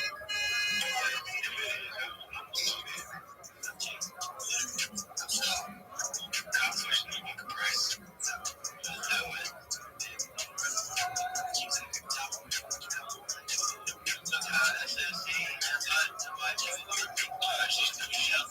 We're at 36 million market cap. Still soaring.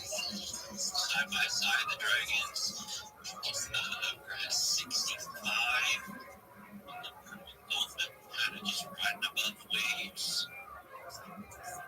Yeah, both Solana and bipolar check out good on my charts. I checked it through checker. Nice, sweet. Yeah, and I'm on UpX right now. Yeah, on the 97,667. Ethereum is at 27.59. XRP at $2.41. Solana's there at $204.52. And Dogecoin is at 26 cents. Yeah, Bitcoin's coming back down to the next 7. Is that right? Yeah, it's good. It's all right. What are you guys catching for like that year? Like that?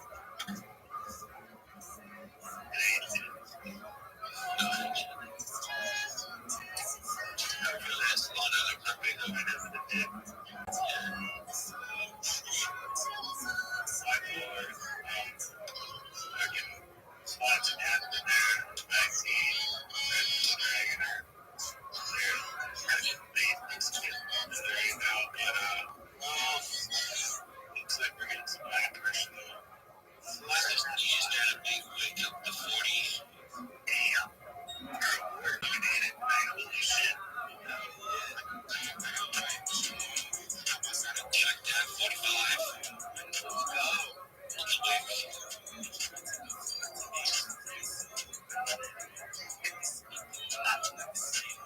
We're at 36 million market cap. The Dragons are just flying next to each other, just swimming along. You can really that good. Black pressure is 70 on the Dolphin. All them sun pressure. You guys trimming? Oh yeah.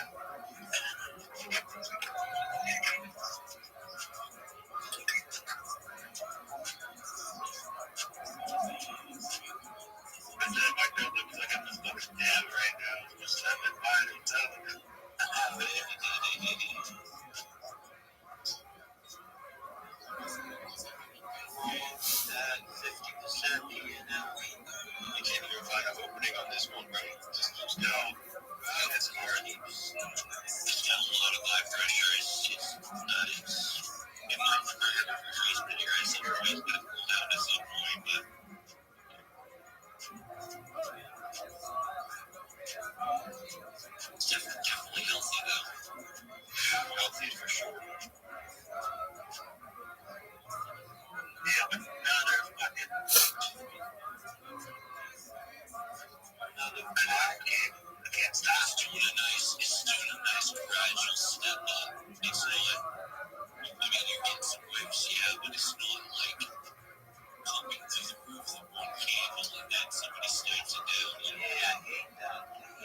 whoever's got the bag is doing great.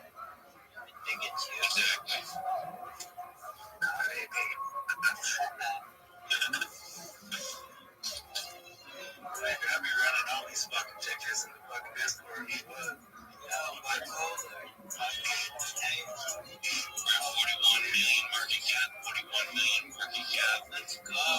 Let's go. Survive the red. Just kind of swirling and twirling together. We're at 75.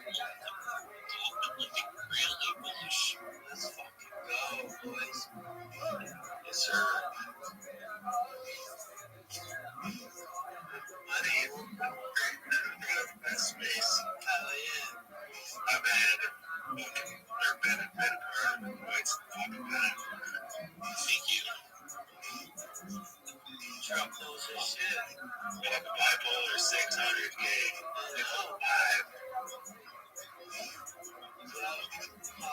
You get it when I said it, 300K. That means no. Just put another 1.5 sold. Right. Nice.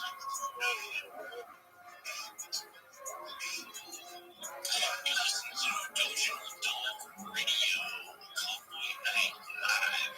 With True Energy to the big red candle on Essence. Well, not big, but down to 37. It's alright. Yep. Right now, guys are following SSE and bipolar. Following SSE, bipolar, mainly following the SSE. It's a behemoth of a token. Nice bounce up at 35 on that one minute. We could get another candle down to 33 nicotine. Maybe even down to 607K. Guys, appreciate everybody who's in the space. Make sure that if you're a Dotional Dog, that you follow all the Dotional Dogs. Follow me, the host, the co-host, and everybody on the Dotional Dog.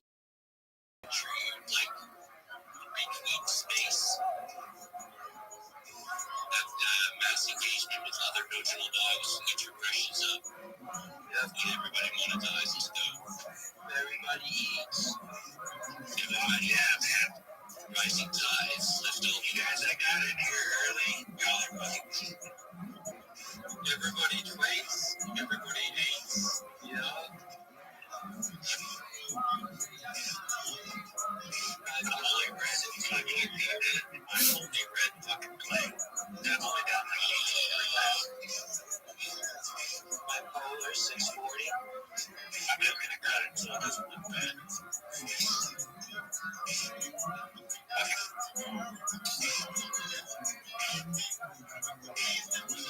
You guys got intel on the high end. Make sure you're shortcutting as we go. Get some profits. Yes, sir.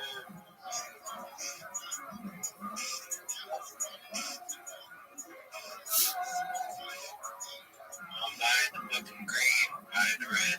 Exactly.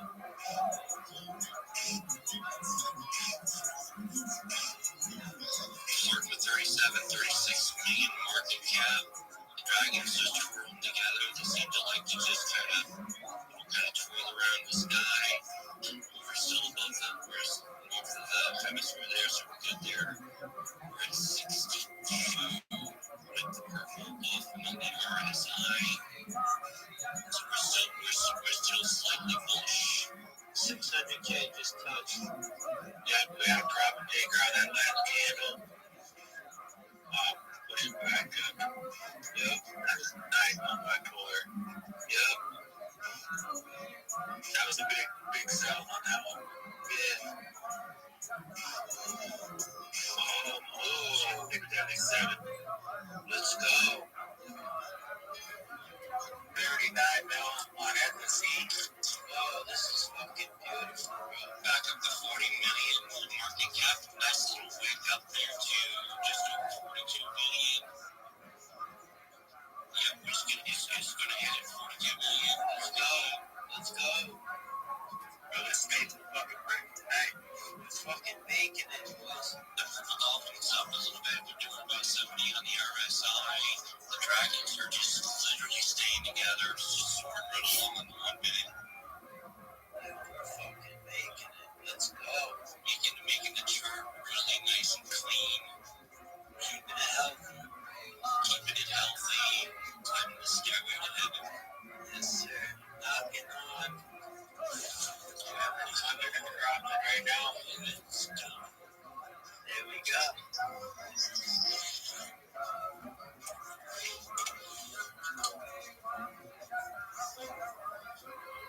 Maybe play that song, Stairway to Heaven. Knock it out, Heaven's Door. Oh, yeah. Guns N' Roses. Guns N' Roses. Yeah. So we crossed 1 minute on ecstasy. Right from the Dragons. Got a little handle on Bipolar there. 8 under on 457K. Maybe 432. That's 494, right? Oh, yeah, they eat it. Oh, well, they eat it up already. Nobody bought it. It's not enforced by the 517.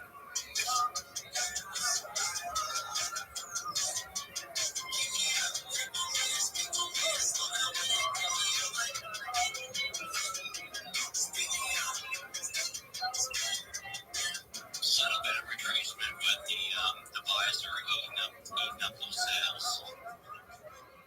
And just becoming shot right now. Yeah, our 9 million market cap. The Dragons are centrally locked. Neck and neck on the 1 minute there. Just staying right together, not spread out at all. Really good. We're at 65 on the mineral side. I think we're due for another retracement soon, though. It's got to be coming. I think down about 32 mil. It needs to come off a little bit. So yeah, maybe about 30 mil. That's where my re-entry would be. But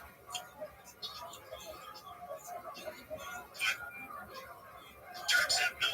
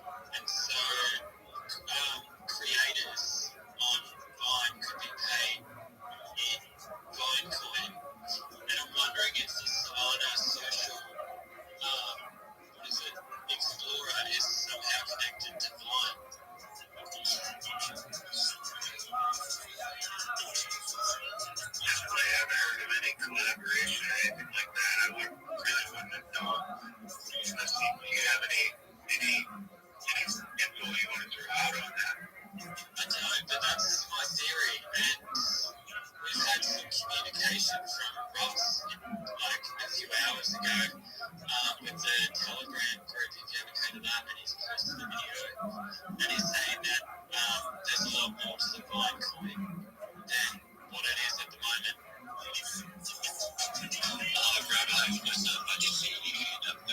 Absolutely. I'm featuring the Doginal dogs on my 11 simultaneous YouTube streams. One of the questions that arose in my community is what is the difference between the different backgrounds on the Doginal dogs? I see some are tan. Is there any significance to the background?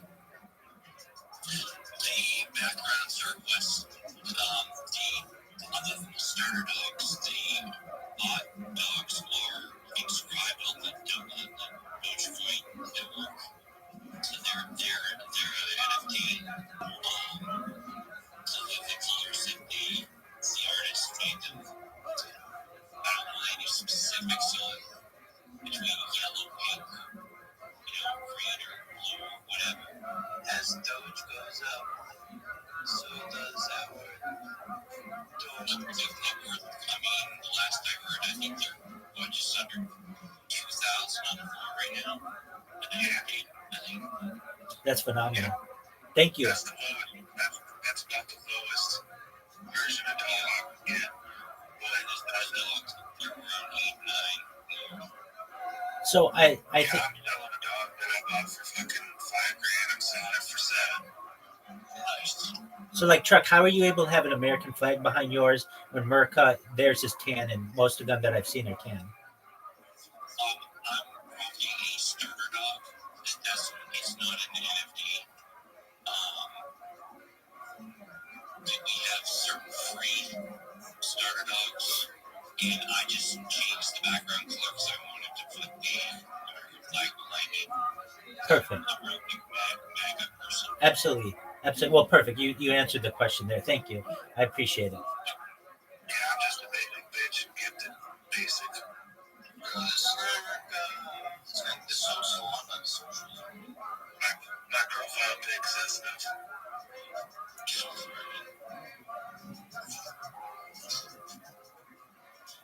Alright, we're sitting at 42 million market cap. Just wow, that just went up to 47. This is crazy. I did my initials again. I'm still up on this. This is nuts. Me too. The blue is sold. Okay, so over the red now. Just separate, but just a tiny bit. The purple dot in the RSI is 72, so we got some really good buy pressure here. We got some MACD now on the 15.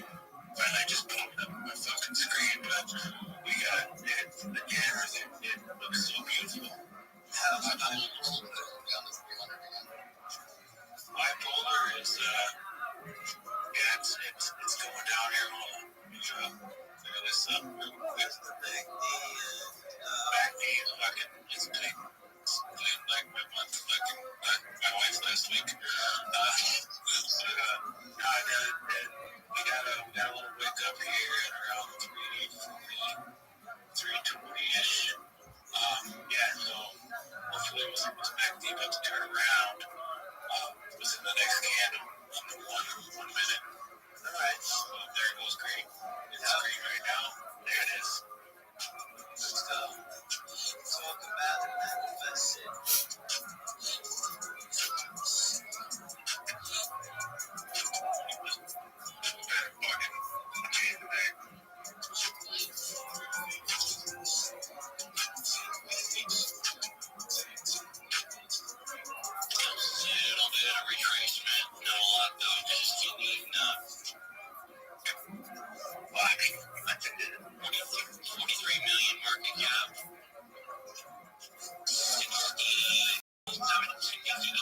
It's bouncing all around it. Basically 70 on the RSI. Dragons are twirling around together. They've been pretty much together for a couple hours now. Haven't separated. Like that the RSI is not getting overextended on this. Exactly. You're not getting too much separation between the buys and sells, so it's just gradually going up. Yeah. All right, so looks like we got a profit taker right here. And 661 RSI is still good.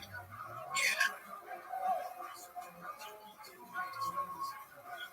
You can see it come down to roughly about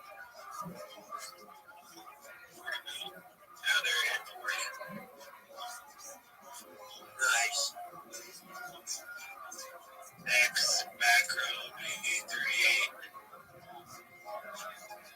Or high. Get one in on it. But goddamn, at this point, like, I mean, it's so fresh. Like, when's it gonna fucking come back?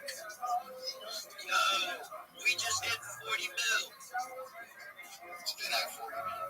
Yeah, we passed 40 mil, bro.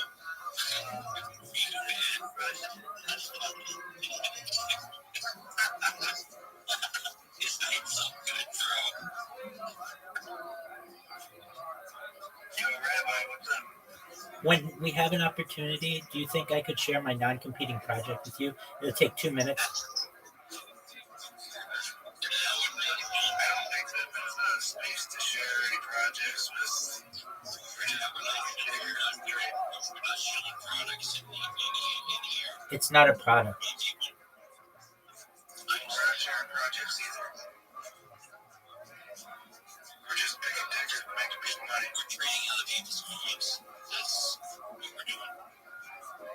Okay, I mean, I'm featuring your project on my project, so they're kind of working collaboration, but I understand. I appreciate that. I talked with Bart Rashido about all that stuff because those are your main guys with the Doge Dog projects.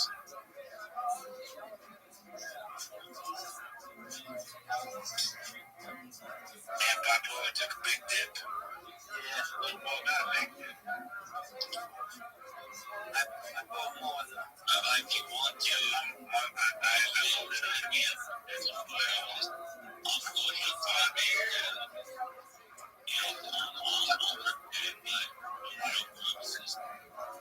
I understand. I appreciate the opportunity.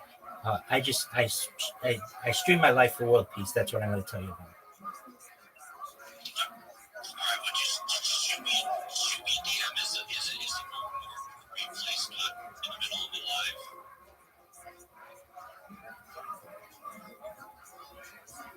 Added another couple in the bipolar.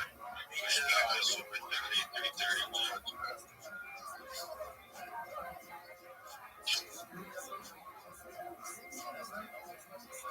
Yeah, we're finally getting some. We're finally going to get our pullback on SSE. Maybe, yeah, it looks like it, maybe. But we're still above 40. Yeah, I got this up.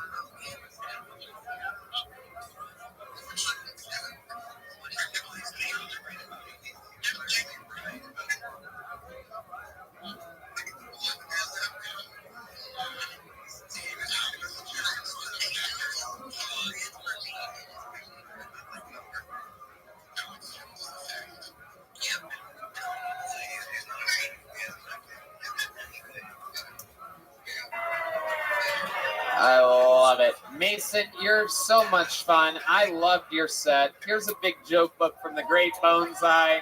Come back again. Sign up again. Yeah, can we get a, what do you want, a Jack and Coke? A Jack and Coke for my friend Hans Kim. We're having fun. You guys having fun out there?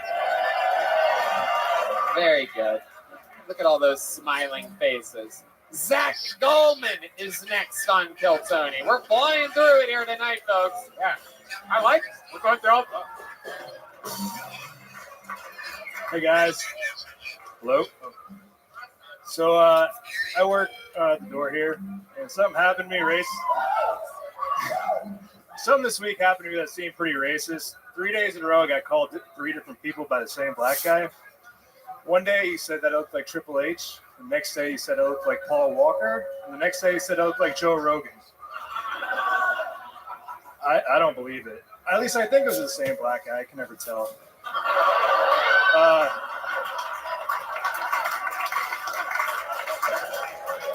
I've been going to therapy a lot, and I like it, but I feel like they don't let me take the blame for a lot of things. Like, pretty sure my dad had nothing to do with me getting drunk and shit on my ex-girlfriend's front porch. I mean, he was there, but it was my idea.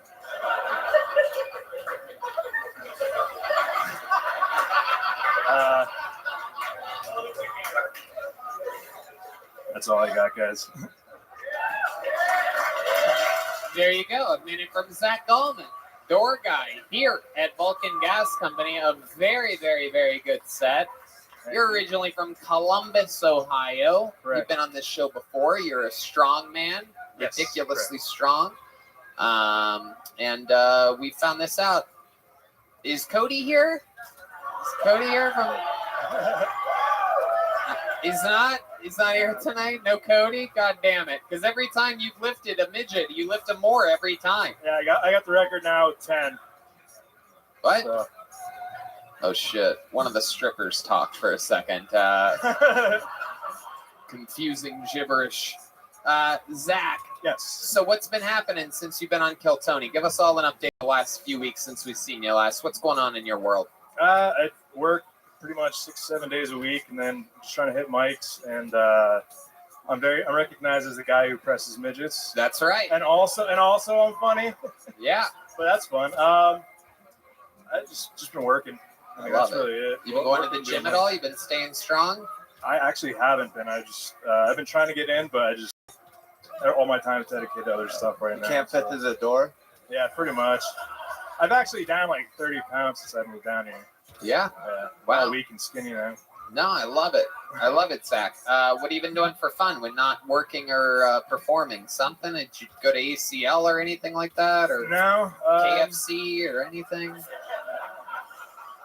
Really, I'm just trying to stay in and save money, and I play guitar on my off time. Really? You play guitar? Have we ever had you play guitar?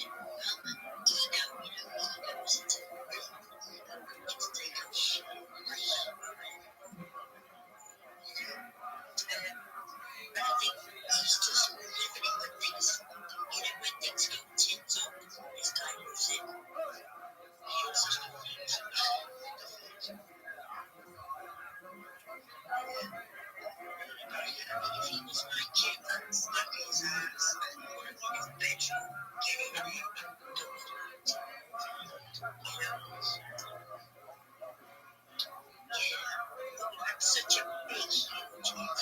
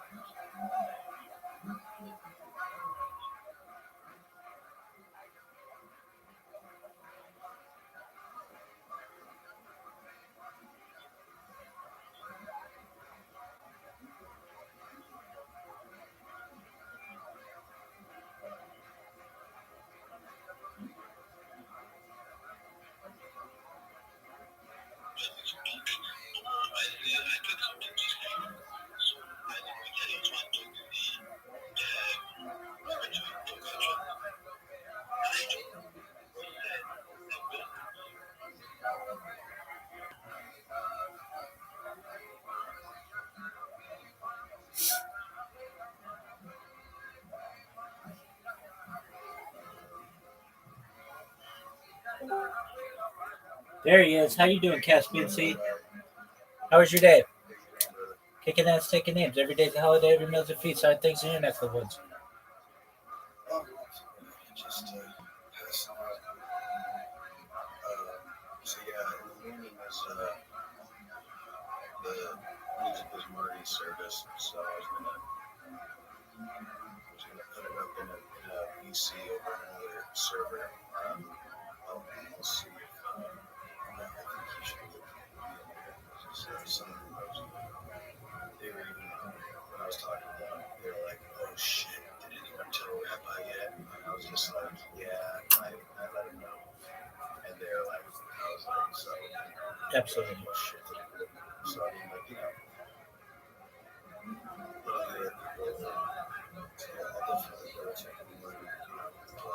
Is anyone else an admin in his Discord?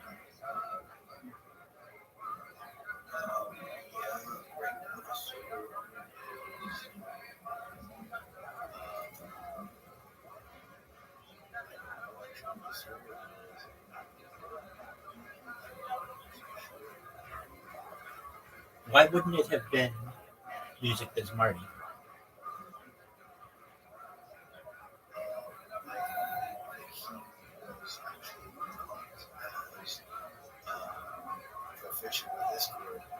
Oh, okay.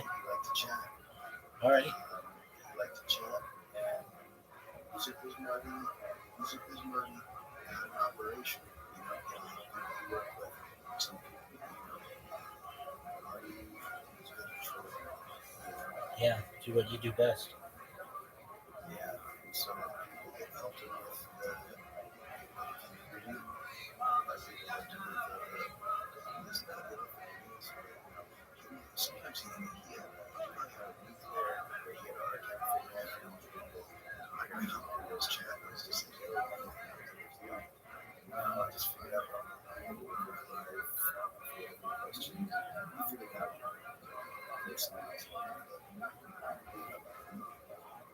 What happens? I mean, I guess his videos are just archived for posterity indefinitely. Yeah, I mean, what was going to take down his channels? Right, I mean, that's what I figured. Yeah. Unfortunately, I'm not a cover to so I don't do nothing to everything I can. How many how long was one of his average streams? 2 to 3 hours. Okay. And how often a week did he stream? Sometimes a week, sometimes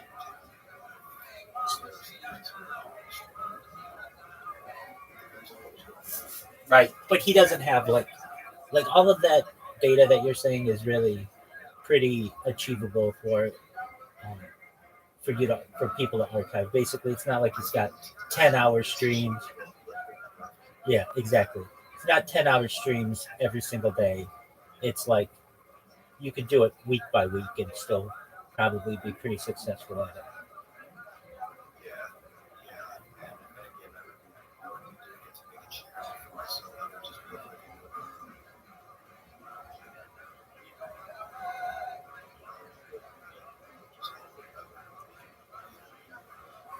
Right.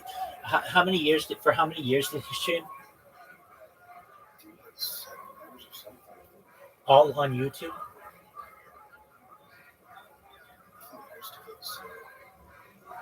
All right. So let's just do some quick math here. Let's say on average, he did one stream a week at 3 hours. That's going to be approximately 52 or 156 hours a year times 7. So he's got like 1,000, maybe like 1,092 hours, which is a lot, but I'm sure he didn't do it in the early days as much as he did in the later days, or maybe he doesn't have all of that available. I mean, perhaps it is, but so basically, in terms of downloading and uploading, that's a pretty big project.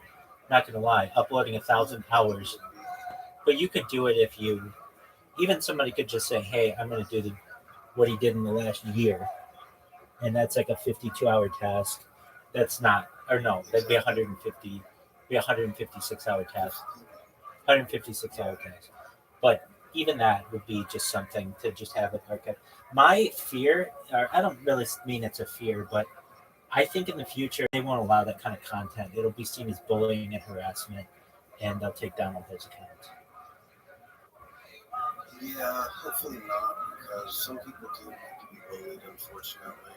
You know, it's sad, but I don't know. I think people are getting too accepting of things. You know, people are starting to try to like normalize some very bad behavior. I think we disagree. This is one of the topics that I think we disagree. I don't think people deserve bullying. If somebody's doing something that you don't like, that's essentially, like, I know what you're talking about. Essentially, like, let's say they're attracted to children or something like that. That's where the police get involved.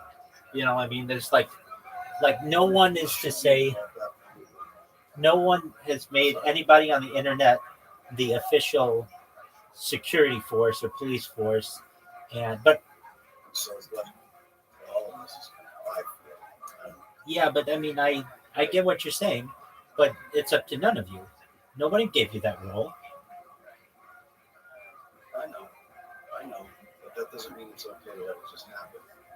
And looking away, you know, like I believe in what John F. Kennedy said, there's evil is for good people to do nothing. I mean, I'm not saying you would do nothing. If he's doing something against the terms of the platform, then you report him en masse, and that's how you get rid of him. And that is the majority of the efforts that we have. I mean, I have another server that I've been actually I'm going to that server. We have like it's a channel called Workshop where it's like, all right, make sure that when we mass record, we don't have the same recording, we're going to do it at the same time. So, you know, make sure, you know, if you see something, post it here, you know, but if it's against TOS, you know, if they're skirting TOS because like they already, sometimes they're manipulating, there's a lot of extenuating circumstances sometimes, like, I don't know. I'll tell you right now, like, the people who are making fun of Music is Money and dancing on his grave, I think they deserve to be bullied. And whether I'm a good person or not for it, I'm going to end up taking part in any bullying efforts there are for anyone who makes fun of a dead man. That bugs me. I recognize That's not that. illegal, but it's just, it's their character flaw to make light of a bad situation that is hurting a lot of people. And, you know, I'll tell you what, if somebody was a abusive to animals. You know, I would stand for it either. But this is what the terms of of service are on the platform. Essentially, what you're doing is creating a coordinated bullying effort, which is also against the terms of the platform. Meaning, you're no better than they are. No, I don't want children. I don't make fun of the dead. Hold on. It might be just. Hold on. If they're harming children, then you call the police on them. Well, if they didn't. All right. So imagine this. Imagine there's someone who they did harm children before, and now we don't know if it's continuing, but they're staying online trying to act like it's okay. Wait. I mean, you're playing police officer. That's not your role. If you think that they hurt someone, a child, was not defensible, then what you do is you call the police in their local jurisdiction, and you ask the police to investigate the matter. After that, though, but that's always the first step. So after let's say that the cops don't do anything, or let's say that they don't go to jail, and let's say YouTube doesn't take them off. What do you do then? Okay. Then you can in that case, then you critique the law enforcement agency and you say that I have reported, let's just say Cyrax, for inappropriate behavior with minor, and the police have not done anything about it. And now I'm making everyone aware that I am now publicizing their lack of action on this matter. I think it's really inappropriate. And if you agree, please help spread the word about it. That to me is a professional way of doing it. What you are doing is really not much better than what they do. I'm not saying that you're doing the same behavior, but it's very it essentially violates the same terms that you are saying that they're violating, just different aspects of them. So I mean, do what you want to do, certainly, but that's to me bullying and harassment, just like they bully and harass. Which, frankly, I think you should be able to bully and harass. I'm saying that the terms of service say that you don't. I think that bullying and harassment is, in my opinion, a restriction on freedom of speech. I think you should be able to say whatever the fuck you want. But there's a certain way. If somebody's done something illegal, then you call the police on them, and if the police don't do anything about it, then you can critique the police, and you make a video that says, on this date I called the police on Cyrax for child abuse. They didn't do anything about it, and now I am raising efforts and advocacy against and just publicity about this situation. If you agree with what I've done, please help spread the word. As opposed to, hey, we're going to get a bunch of people together and just drive this person nuts. To me, you're contributing, like, it's bad behavior contributing to other bad behavior. I'm not saying that I agree with that. I'll admit that I agree with that. I admit that a lot of the stuff that I do isn't necessarily good. Okay. But when nothing else gets done at all, it's all that can be done sometimes. It feels like. It doesn't mean it's a good thing, and I don't think that it makes it any better. I don't know. I mean, has somebody called the police on Cyrax? Or whatever person? Yeah. Okay. Yeah, and the police didn't do anything about it. And the police didn't do anything about it, correct? He's been to jail before, and I mean, he keeps sending his dick to people who he thinks are underage. So okay. So then you call the police on them. You call the people aren't always watching him. If people aren't always watching him, we won't keep catching him every time he fucks up. The problem is, when you know who these people are, and the cops aren't watching them as diligently as an army of keyboard warriors, then most of what we do is we watch. Yeah, we make fun of him because he's a proven piece of shit. And yeah, that's just Doesn't he have mental issues though? If we all get together and we watch and we try to make a nice recording, hopefully we all find somebody to find something that comes in. Doesn't he have mental issues though?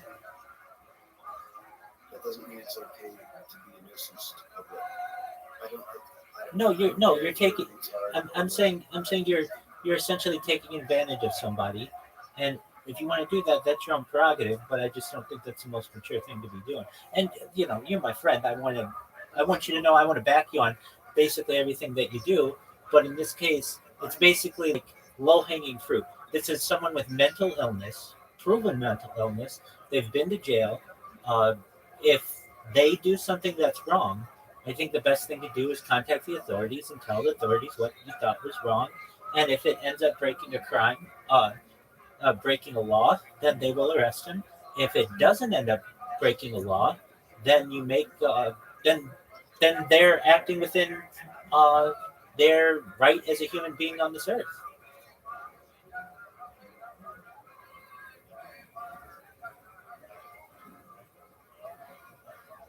Like essentially.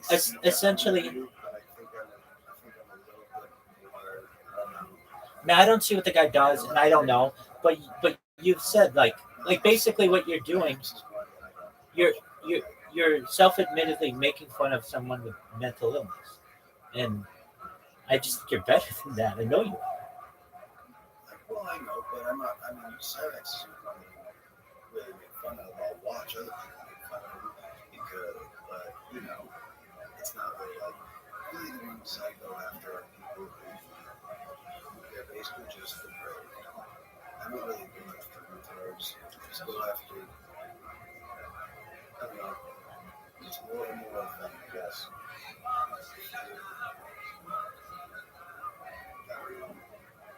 Yeah, no, I don't have a good report.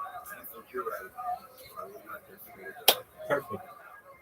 Hey, you do what makes you happy, but I know that you're better than that type of behavior. I wish that something a little bit more positive made me happy. Exactly. And does satisfy an itch that I have. Hey, whatever floats your boat. I was gonna. You kind of took the words out of my mouth. I don't know if this puts you in a great mental position yourself. That, like, let's say, just if a girl were like, "Hey, Caspian C, I'm really interested in you. What are your hobbies online?" and you told them. I mean, aside from this isn't. I don't feel unhealthy, but if you were to say, yeah, basically there's this mental ill guy online. He's had the cops called on him and stuff. The cops don't do anything about it, and so my friends and I have an organized effort to make fun of him. You're gonna sound like a loser, and not only that, but you're gonna sound like someone who is taking advantage, punching down. Like you took the words out of my mouth. Have you It's not easy to explain, but I do try to explain it to a lot of people. I'm like, yeah, what I have fun doing is harassing mentally ill people? Wait, we just nailed it. You take pleasure in harassing mentally ill people, and if that's your thing, that's cool. I guess so, a little bit, yeah. Because I think just because you're a retard doesn't mean you should be able to send dick pics to someone you think is a kid. Wait, if they're doing that, then you call the police. Yeah, of course. But when the police fail because it's Ohio laws that basically protect pedos, then ultimately. Then you do what I said. Then you provide your case, and you say, on this date, this person did this inappropriate act. I called the police on them. The police failed to respond. So now I've made essentially a reaction video to the actions of the police, and I want everyone to know that the Ohio police are not doing their job. Some lady somewhere, some guy somewhere is going to see that and say, hey, this isn't right. Contact the sheriff. They're going to say, look, you have this video online, multiple now, because this happens often. Aren't you going to do anything about it? For 7 years, like imagine this though, for 7 years people have been making videos like that about Cyrex, sending these videos to the police, and they don't do anything. There's a guy in Denmark for 10 years who's been doing shit, you know what I mean? I mean, I'm not trying to say to justify it, I do agree with you. What I do is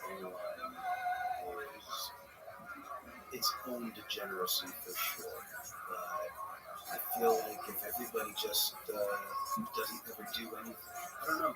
I believe in a militia. I believe in the militia. It's not a militia though. A militia is something different. It's essentially gang stalking this guy. Digital gang stalking, which I'm torn in the situation because I feel like you should be able to say whatever you want. Anytime, anywhere, you should be able to send anything that you want to anyone, so long as all of that should be, in my opinion, protected by the First Amendment. If it isn't, that's fine. The current laws. Like a dick pic. Now, if somebody sent a dick pic to a family member, yours, a niece, or a grandmother, do you mean like that's different, right? On that one, I mean, perhaps I'm torn on the issue, but the other thing too is I think that people need to toughen up. Wait. I think that if you can't handle a little bit of bullying, then you shouldn't be online. Rabbi, you're kind of the perfect example. You get bullied every damn day, but it doesn't mean shit to you. Like, you are the toughest fucking person. Like, I think that the Detroit community is good because because you're a strong person. Yeah. And you test that metal every single day, and you fucking win every single day. That's where, you know what I mean? I don't know. in terms of the dick pic to a minor, I don't like that type of behavior, but I feel that we have weaponized nudity, and I'm actually against that. Here's why. If that goes to court, well, let's see here. Like a situation like this, fortunately we didn't have cell phones when, like, not with cameras when I was a kid. But I know if I were 15 years old, my friends and I would have taken pictures of our dick and sent it to other 15-year-old girls because we were just kids. 13, 14, 15-year-old kids. I know that would have happened, and you know it would have happened too. It currently happens. Now what ends up happening is that those kids get charged with child pornography. They're children themselves. It's this terrible system that is set up. And on top of that, the juries are not able to see the evidence because it'd be considered promotion of child pornography then. And that's when you weaponize nudity. And thus, in my opinion, it shouldn't be weaponized. And then on top of that, it's fine to show National Geographic children, but it's not fine to show somebody in Tulsa, Oklahoma. To me, it's an inappropriate law. If you want to be nude, be nude. I agree with you, but I think the laws have failed in many ways. And I don't know. I kind of don't care about the law as much as I care about what is right now. Okay, so I get that sending a dick pic, in your opinion, is wrong. As an adult, not just a dick pic. If I send a dick pic to a girlfriend, that's one thing. If I'm an underage person and I send a dick pic to another underage person, I'm not talking about that. I'm talking about an adult man who is sending, and I don't care if he's a retard or if he's full hate. And I like that word, I'm sorry. Because some of these people, they don't deserve better. They don't deserve better. They don't deserve to soften it and be called mentally ill. You know, they're fucking retards because they've been caught multiple times. They keep getting caught. Okay, then why don't the police do something about it? Because the law fails. Wait, how does the law fail? It's pretty cut and dry. You're not allowed. Okay. Because he also touched it. I know that girls kid and stuff. It's like, there's other things. There's another, you know, it's not just one thing. It's not just one thing. And it's not that. It's also fun to. Wait, it's fun. Caspian C, how many times have you called the police on him? You personally? Well, Cyrex isn't something I go after. Oh, to any of these guys. To any of these guys. I mean, I called the police on the guy just December or November, you know? I don't know. No. What happened? Well, I'm telling you, like I just, it was sometime at the end of the year. It could have been as far back as October. Yeah, that's the last time I called the cops on somebody. What did they do to deserve it? They were talking about their plan to abduct young girls and other stuff that I don't want to say out loud. And I didn't like it. And they were making plans online. They were talking about the fact that they're pure Aryan, and so he's Nazi too. So That's fine. That's fine. Let him talk about that. That's irrelevant to this discussion in terms of taking somebody and doing it. Threatening harm of women and talking about he made a date for a woman to make a date with the woman. To all the other cops and let them know this guy talks threatening. He's been speaking like this about women. He made a date with the woman through an online dating service, and I can't help but feel like whoever he just tricked into going on a date with him is in danger. And what did the police say? They asked me for more information, where I can find it. I gave him all the information for all of his online activity. I basically, and because of that, he was forced into government therapy. I don't watch him anymore. Okay. Well then, wait. That's what. Wait. That's what you do. That's what you do. You did. You did. And when the law takes over, then we can give up, just like I did. And that's why I gave up with that guy, because now the law, they're on to him. He's already a felon. They forced him to go do more probation stuff.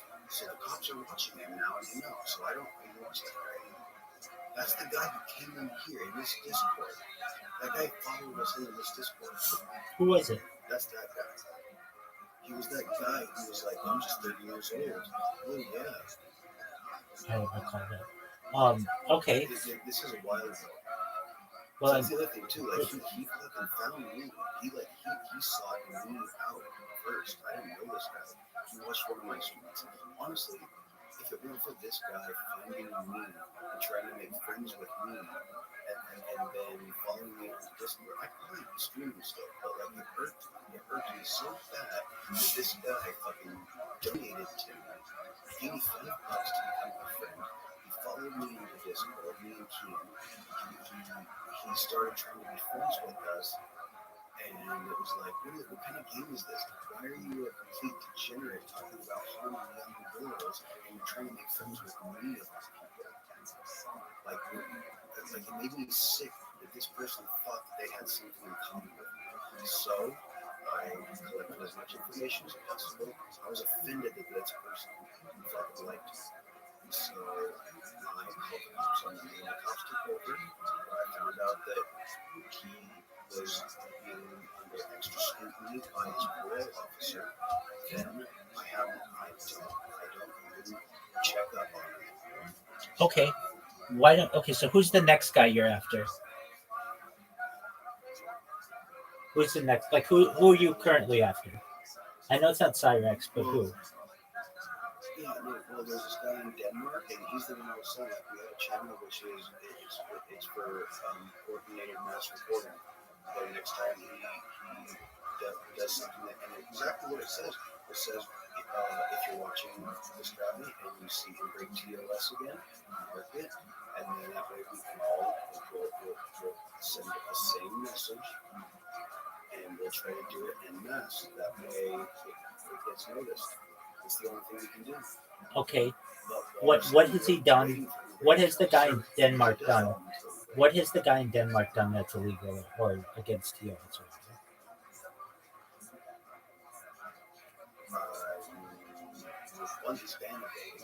Okay, well I do that, so you shouldn't be hanging out with me. But aside from ban evasion, I might arbitrarily pick and choose who I am. no, I understand that. Ban evasion is a bullshit thing. They can just make up things. I'm talking like you did with the other guy who said he was gonna abduct people and do all kinds of other shit. Okay, I get that one. Though, frankly, as his not his attorney, but as someone who's defending him, I feel that he should be able to say whatever he wants in the United States. So long as he's in the United States, it should be protected speech. But I understand. I get it. I understand that not everybody agrees with me. He was 15 years old. When he was 15 years old, he molested his own 6-year-old sister. I think that the guy in Denmark. Yeah. Okay, so I think he has no place showing his face. No, I get that. I get that. So, as some, he shouldn't feel safe walking outside. Hold on. His dad should have beat him harder. Hold on. So, because this opens up a good question. I mean, actually, like, okay, There's no at, might at, even if somebody says at, this, at it's what a age? At what age should he be able to live his life without the harassment? never again. He harmed a child. But he was He a is child. white. He was a child. He was 15 years old. That's a child, according to the law. According to the law, that's a child. He's a teenager. That's a child. Who wrote That's his a minor. That's a minor. It's not the same. It's not the same. It's a minor. So what I'm trying to do is find out what age is it appropriate for. What if he were 11? It's never appropriate. But as a 15-year-old who doesn't know better, No, who no. still defends it and acts like it was nothing. I'm saying, just I'm trying to get. Know about half these I'm just. I know that's like honestly, it'd be great for mental clarity to get away from them. But in terms of this case, this person, I'm not saying it was okay to molest anybody at any age, but he was 15, and now he's got to live the rest of his life with these online vigilantes who are shitting on him, which I get. Would you? He can leave the internet, or he can leave the internet and stop showing his face in public forums, which is what we want. If he would just leave the fucking internet, he has no place in public. If you leave the fucking internet, then there you go. Then he'll stop being harassed. It's his right to be able to use the internet like anybody else. So he has to have a lifetime, like essentially sentence for something that he did when he was 15 years old. Did he go to jail for it? Yes. Yes. So he's paid his dues to society. No. How has it? No, he harmed a little girl. He ruined his little sister's life by molesting her. Wait, I get that. I think if you kill somebody, you should be killed. Straight up. I believe in the death penalty. I understand that. I get that. So I have very harsh views on certain things. I'm trying to wait. Hold on. I'm trying to understand though. So if he were 11 years old and he had done it, because then I'm going to go to 12, then I'm going to go to 13, then I'm going to go to 14. Hold on. But I'm not going to play that game because because that's not what happened. Wait. What did happen? I'm okay. I understand. He was 15. He was a child himself.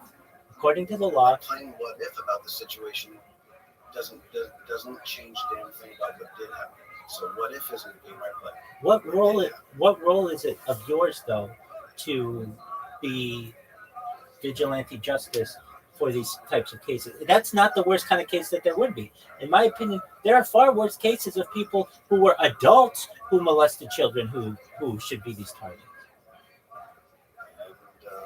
And I'm one of those kids, and I think if I would have been protected a little bit better, I wouldn't be so angry at the whole concept of it. And so I would be very happy to be an executioner. Anyone who harms a child, I'll swing the fucking axe. Okay. I don't give a fuck when it comes to people like that. Okay. Personally. They were a child though, is the thing. They were a teenager. That is the term teenager was not even coined until the 1950s. No. Did you even hang out with 6-year-olds? No. Were you attracted to 6-year-olds? No. Of course you weren't, because you're not a fucking degenerate. You're a normal fucking dude. That's absolutely correct. What I'm asking you though is if this person weren't 15, they were 11 and told this story, would you feel the same way? I guess I'll have to look at a situation like that. I'm giving you a situation. There's a man in Denmark who, when they were 11 years old, molested their 5-year-old sister, 6-year-old sister, whatever. And now it's 20 years later. That's a fucking. Then, unfortunately, that's somebody who's, for whatever reason, look. It would just answer the question. Unless it's a predator. If you become a predator, then you should be fucking killed as soon as they find out who you are. I don't care if it was a 6-year-old harming another 6-year-old. If you're a that doesn't make any sense though. I mean, no, it's not that. It's curiosity. If you have 2 5-year-old kids and you put them in a room together, eventually they're going to start looking at each other's private parts. You're telling me that we should kill both those children? No, I'm saying if one of them is aggressively. No, they're 2 5-year-olds. No, there's none of that. There's none of that. No raping involved. You take 2 5-year-olds. And that's not the situation we're talking about, though. I don't like playing like the what if game. But a person has to. I'm trying to understand. Okay, you're saying that all child predators should be killed, even if they are children, and I'm saying, okay, I understand that.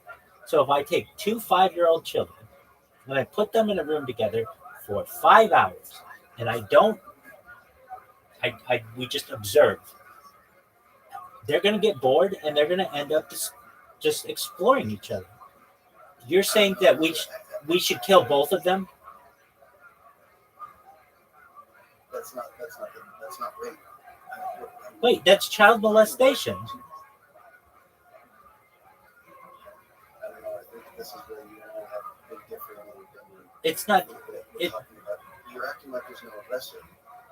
They're 2 5-year-old children. Wait. Hard stop. Okay. I don't care if he was 15.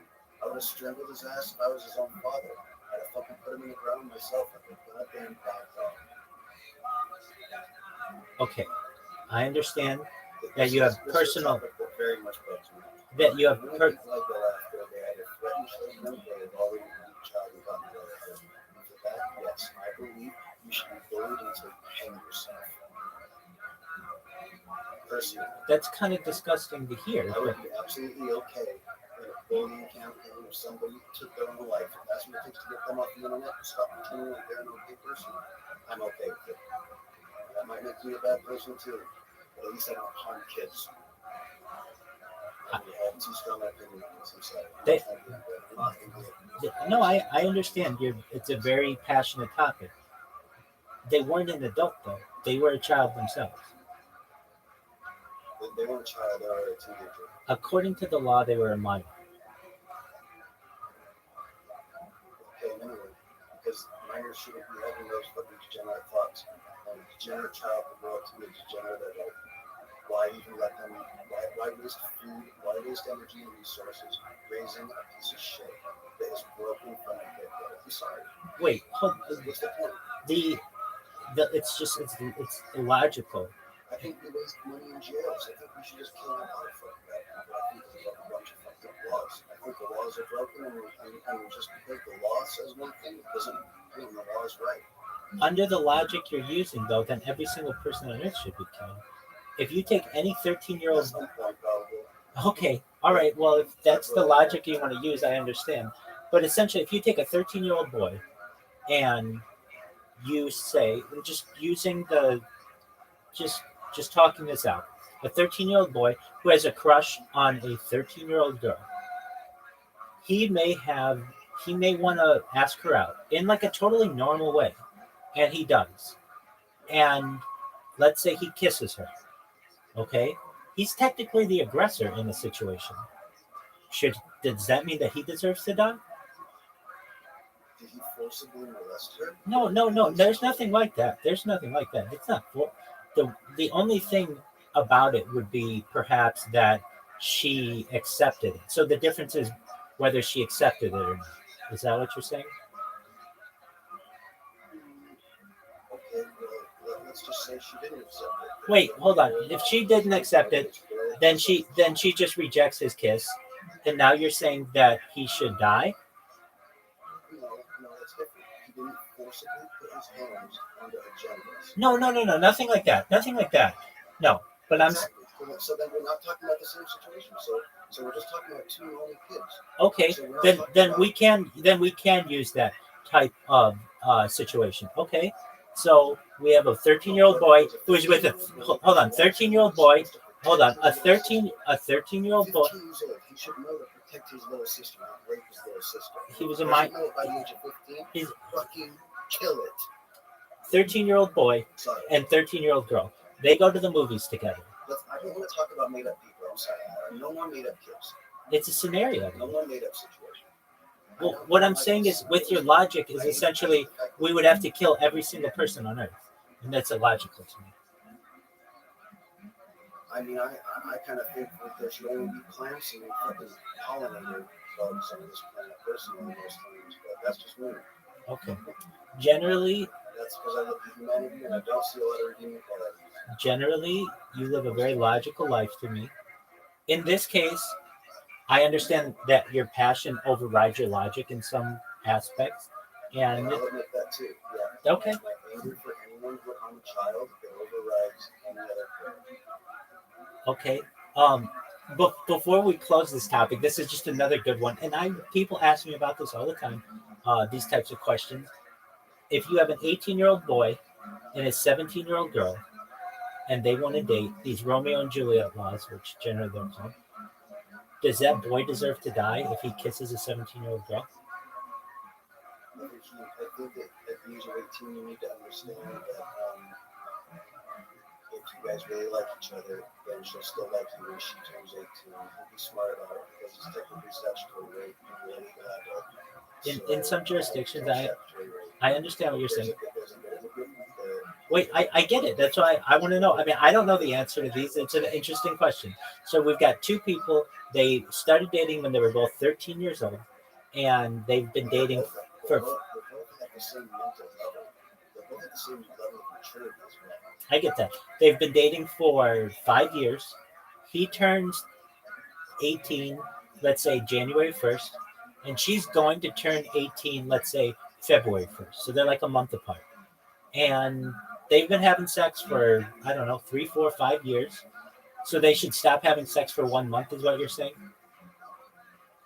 That makes sense to me. I mean, I'd be fine with that. I'm not disagreeing with you, if that's what you're saying. I'll be completely honest. Yeah, I think that if he's a smart 18-year-old, he'll wait a month before he bangs his girlfriend again because if he fucks up in that month, she can call the cops. If you're smart, you don't fuck most times. I'll tell you that. If you're smart, don't fuck anything. My dick has only ever gotten me in trouble, and I never really fucked with something adult. You know what I mean? I recognize that. If it's leading you into worse places than that, then yeah, kill it. Okay, we'll have to agree to disagree on that one. I don't know if I know, I think someone. I love you. That's fine. You're a good person. You're a good person. Absolutely. I don't know the answers to these questions. Well, actually, in my opinion, the age of consent should be 26. And the reason why I say that is that's when your frontal cortex completes its maturity. And thus, I kind of hate these discussions at 18 because 18 was just chosen really for like military purposes. Exactly. And if it's not going to be 26, then I feel it should be 13 when you go through puberty. It should be one of those two. They chose it one in the middle, and I get it, and I'm fine with that. I'll play by whatever rules we want to play by, but one of them is like a biological maturity, and the other is a mental maturity, and we chose the middle. It's all about the mental maturity, and that's why I take particular embrace with someone who will harm somebody so far below their own maturity. Wait, I get that one. Oh, okay, so back to this guy. This is a real situation. If you don't understand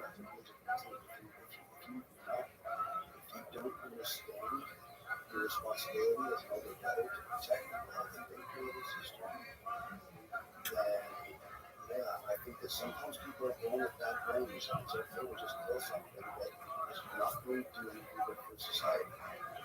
Okay. I think that society would be better off if we just destroy degeneracy. Right, but you think that no, not a couple. Every single human on this earth, you'd eventually have to destroy for one reason or another under that logic. And that's why I'm trying to say, okay. I mean, okay. So we've got this 15-year-old person, and how old was his sister? 6. Okay, 6. That's a terrible situation. This person paid their debt to society in whatever way. And you're saying, I don't think that the punishment was adequate, correct?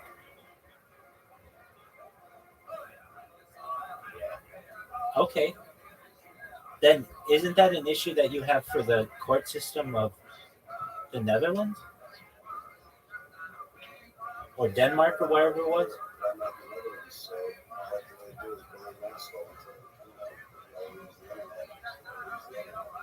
I get that. I mean, but let's turn that to on you.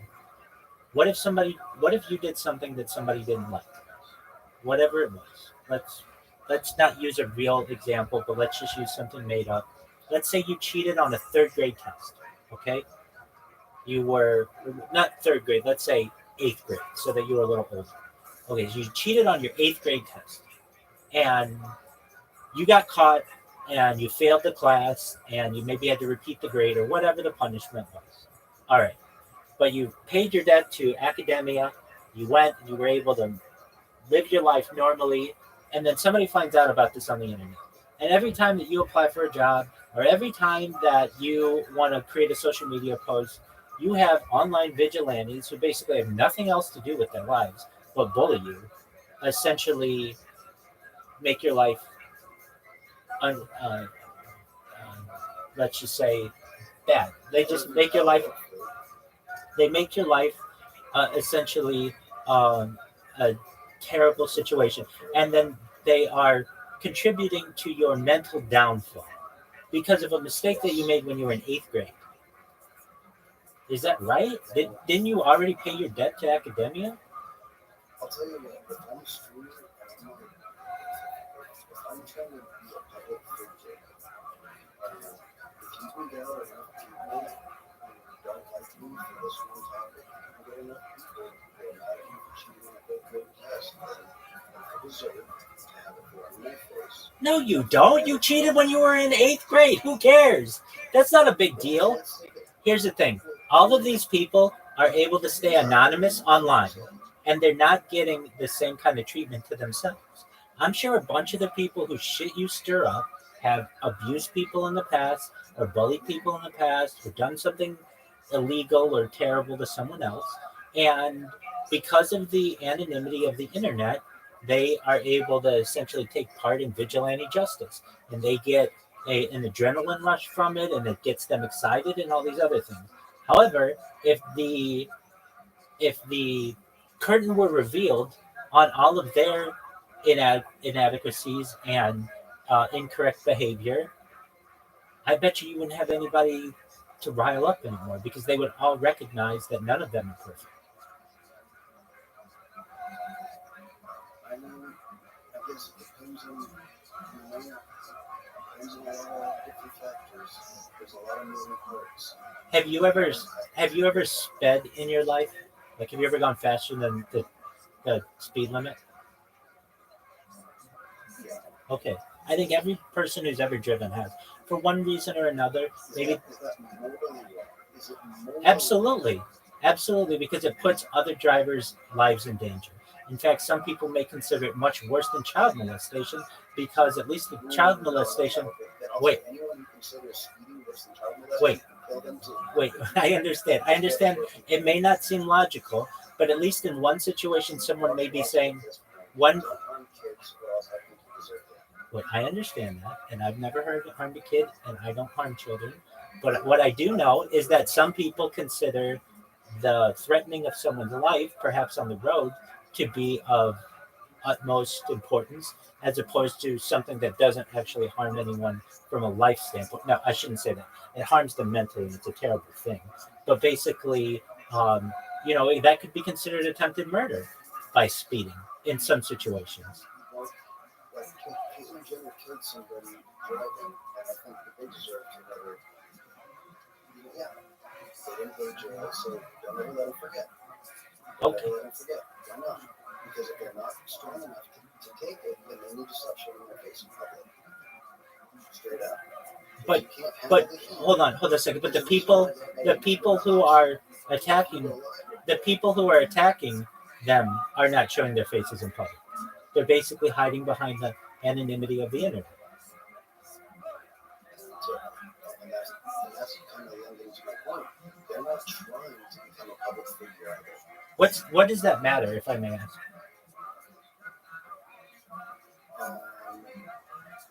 Roman Polanski owned a child, and to this day, people are debating whether or not it was okay or if he should go to jail.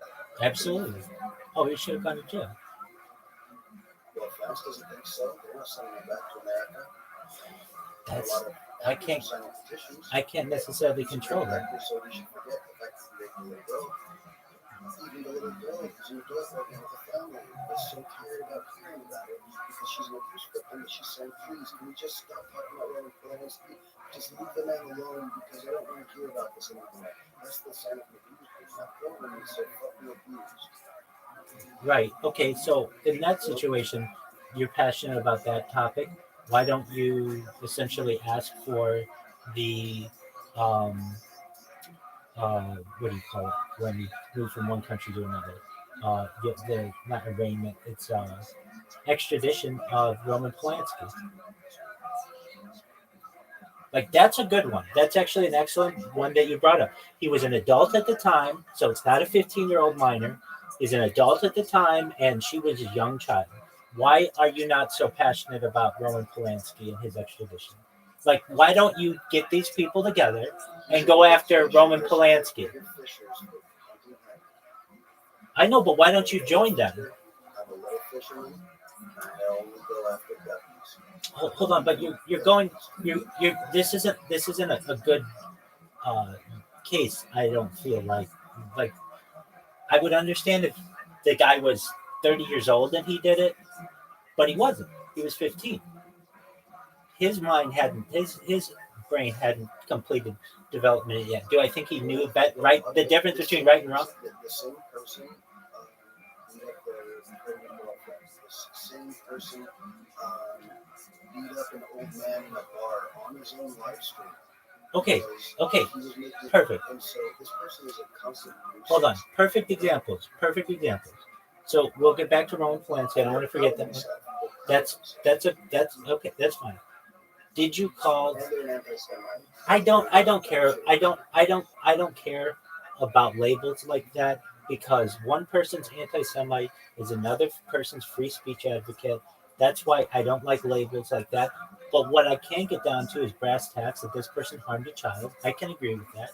And so, if I may ask, and a random old man on stream and a pregnant girlfriend, right? Those three things. All right. So, I whether they do or not, I don't agree with what a proven record of anything. I don't feel is necessarily should cause them to have. That's fine. That doesn't necessarily mean that a reputation should be upheld within the law. What I'm saying is that in this situation, did you call the European authorities in?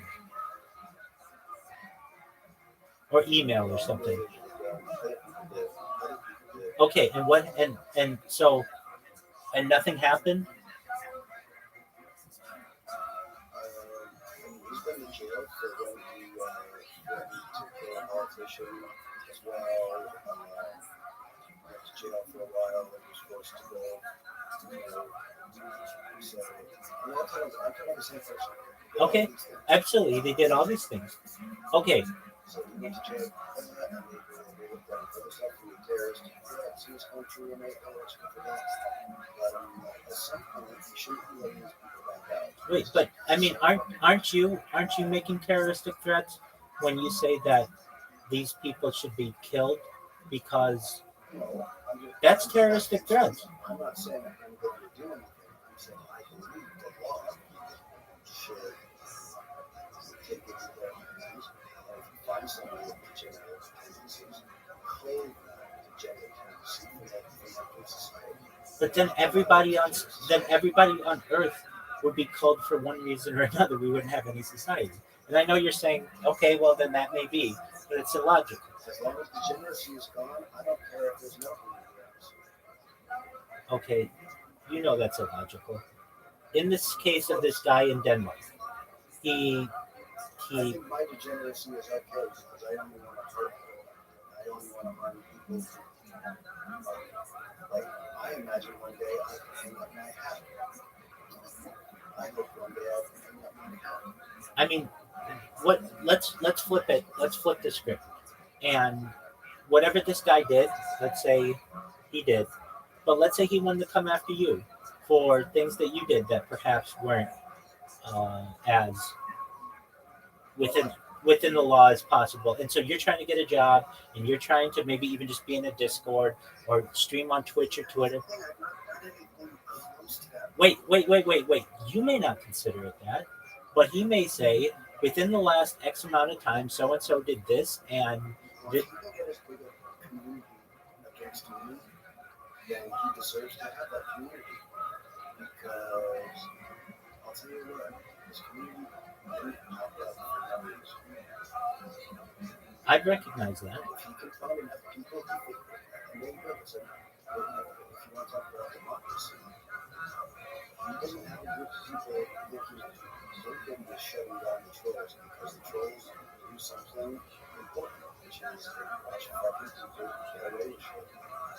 I don't know if that's important because that to me is anonymous vigilantism, and that can be very dangerous, especially when those people and their inadequacies are not brought to light. Essentially, I'm sure that a bunch of people in these groups aren't perfect themselves, and they all have skeletons in their closets. As soon as the action comes to light, it's like, why would you hang out here if you're a piece of shit? Now you're never gonna be allowed to forget. That's what happens. It's happened many times. If there's a wolf who shoots clothing, then they're exposed and they're treated as such. We're not still friends just because they were last year. It happens all the time. They get thrown out for their own shit when they found out. People who participate in this type of behavior generally are ones who oftentimes, more than not, have their own skeletons in their closet, and it's this subconscious. That happens too. Okay, so we've got the guy in Europe, Roman Polanski. He's a big figure.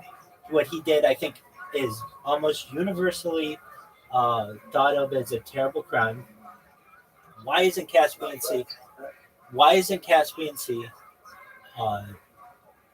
Why don't you even mention Roman Polanski? I mean, not saying, but like, that's who you should be going after. He was an adult. You could fight for his extradition to the United States. There was a child involved. Why are you not as passionate, or why are you not more passionate about Roman Polanski than you were about this random guy on the internet?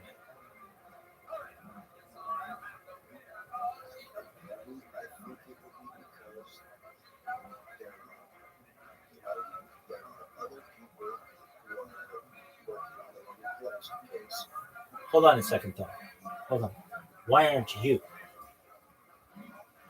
Why aren't you helping me? There's already a community there to perhaps be a part of. Why wouldn't you? Hold on. Hold on. I don't care that he was just. I don't know. Maybe I have some arbitrary moves. There you go. Okay, and that's fine. The logic is inconsistent on some of this, and I understand it's a very passionate subject. I accept that, and I'm okay with it. Okay. Because I think that I don't know. And then I think that there's something more than the law. I think maybe it's God or spirituality or something. I don't know. So. There's a clear right and wrong in some instances. If something crosses that line, still try and have it play off like a bad person. And I think that reminding them that they might be water is okay. I understand that. Okay, let's take a situation like the Dateline, Chris Hansen. You know what I'm talking about. Have a seat. Those, yeah, exactly. So why don't you go against all of those people and make their lives a living hell? Sometimes those guys get found in the game too. Yeah, there's one guy, Warren, who was those guys show up too. No, I understand, but I mean, it's just this idea of vigilante justice that is somewhat, in many ways, illogical to me. Not saying that I don't think that the people are bad who did it necessarily. I don't know if I want to. Vigilante justice is the ultimate form But that's how you get lynchings. That's how you get a bunch of white guys in the South in the 1930s who just hang a black child up by the tree because he whistled at a white man. Allegedly.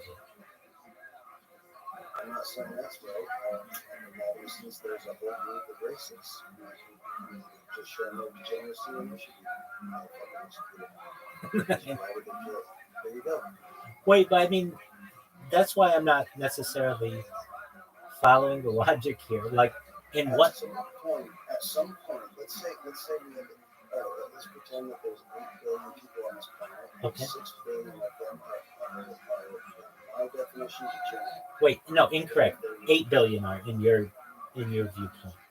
8 billion are I'm saying because there are people who I think are good. I think they're good about I understand. I'm going to tell you this.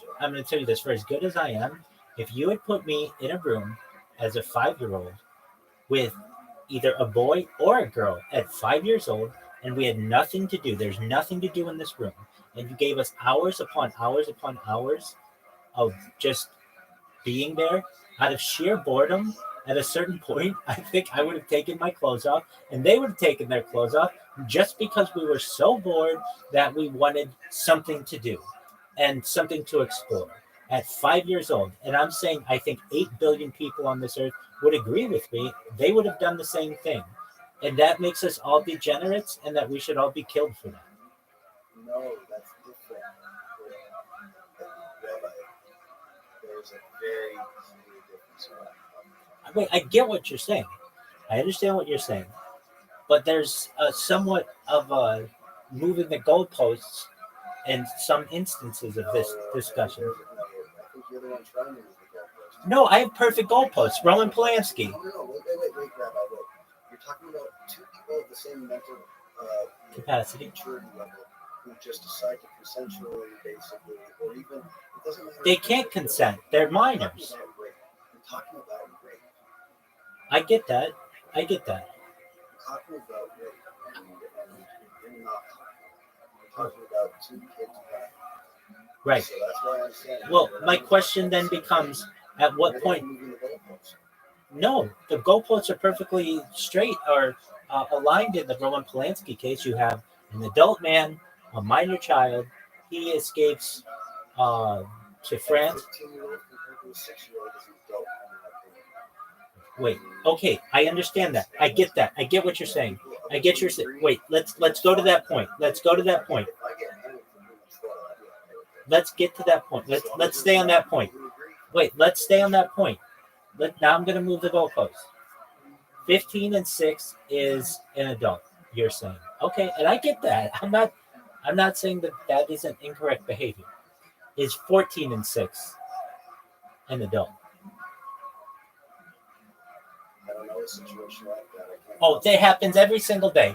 Every single day, somewhere in the world, but particularly in the United States, there's some 14-year-old kid who molests some 6-year-old kid. Okay, hold on. I understand. Fine. How about 13 and 6? Hold on. You're saying a 10-year-old kid? Okay, 9 years old and a 6-year-old kid. Wait, a 9-year-old and a 6-year-old. It's not even human. An 8-year-old and a 6-year-old. Kill it. Wait, it's not rape. I'm not saying insertion. I'm talking about rape. I'm only talking about rape. No, because you're talking about child molestation, which doesn't necessarily mean and rape. that is rape every fucking time. No, it's not. It's not. Child molestation essentially can encompass inappropriate touching of a minor. Wait, there's a difference between inappropriate touching of a minor and essentially insertion. If you have an 8-year-old child and a 6-year-old. Welcome, Frosty. Wait. Yeah, but hey, how are you? Just one moment, Frosty. Essentially, it's going to get to a. What about this one, Caspian? See, wait, we haven't brought this one up, and we can close with this. Let's say you have a 14-year-old girl and an 8-year-old boy, and the 8-year-old boy forces himself on the 14-year-old girl. What do you do in that situation? that little boy that he's raping in his arms. He's cured. No, not raping. Not raping, but he grabs her breast.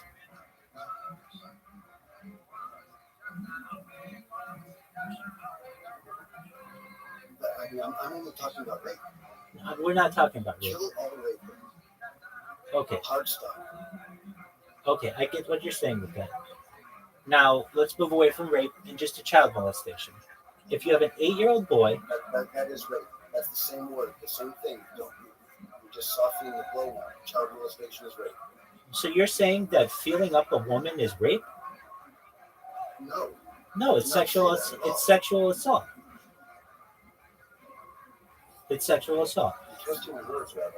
Well, I'm trying to understand the logic, and I understand that it's an illogical mental state, but I just want to understand. So if you have an 8-year-old boy and an 8-year-old boy, hold on, an 8-year-old boy and his 17-year-old babysitter, and he feels her up, he should be killed?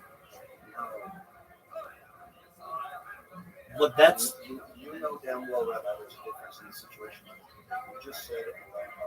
You know that there's a difference in what I'm talking about. I just want to know where the line is. If a little boy likes a little girl. Yeah, absolutely. No, not that situation. That's not. Okay. That's not what I'm talking about. Okay, I understand you're talking about. Child molestation is rape. If someone wants to say otherwise, you kill that person too.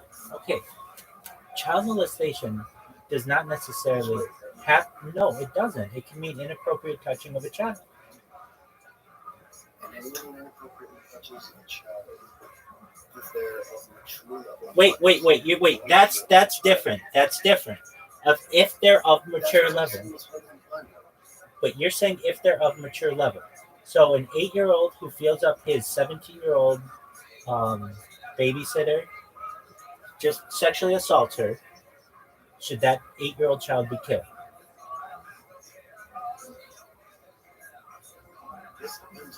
Wait, the whole time we've been talking, you've said absolutely they should be killed. And I'm saying I don't know if I agree with that. An 8-year-old kid is a pretty young kid. Wait, an 8-year-old kid is a pretty young kid. That you don't. In fact, in that situation, generally the age of reason is 7 years To old. me, you're bringing up a situation that is absolutely Realistic and happening every single day in many towns across the world, where you have an 8-year-old boy who feels up his 17-year-old babysitter. And if he raped his 17-year-old, Hold on, not what I said. Not what I said. No 8-year-olds are raping. What I'm saying is that he sexually assaults his 17-year-old babysitter by feeling her up. Leave it up to the girl. If she thinks the boy should be killed, then kill him. If she got so offended, then let her decide. Ask her. Do you feel like you've been raped? If she says yes, fucking strangle that boy, staring him in the eyes the whole fucking time. He's 8 years old. That's happening. Kill that 8-year-old. Don't let him become 9. Okay. Because he'll be a fucking rapey 9-year-old. Okay. He'll be a rapey 18-year-old. So what about a 6-year-old? Kill it, obviously. But that's not going to happen because they don't think that way. Hold on. 6-year-old kids are always grabbing at stuff, and they might grab at a woman's chest, and you're saying to kill that kid. Okay, how about a 4-year-old? I'm saying that the kid did it in a rapey way. No, what is a rapey way? I'm saying the kid got curious and grabbed the chest. And they shouldn't be allowed to grow up. What I'm saying, Born with fucked up brains should not be allowed to grow up. I'm saying probably about. That's my hill. I'll die on it. I'm saying. To be honest, can I join it? I just want to get some info of that.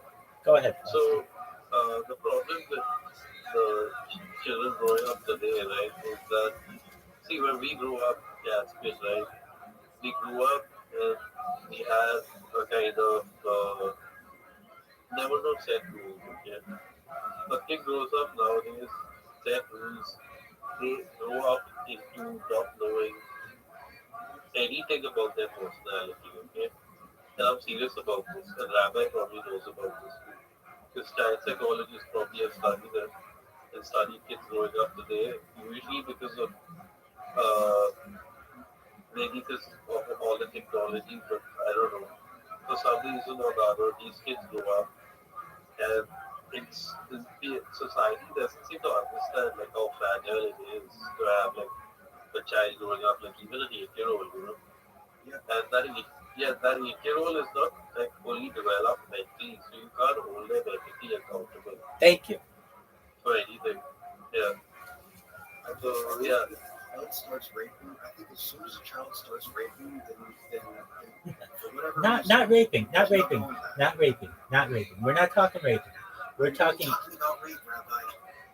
Okay, I understand you're talking about rape, and that is how you're interpreting this. I'm not saying that.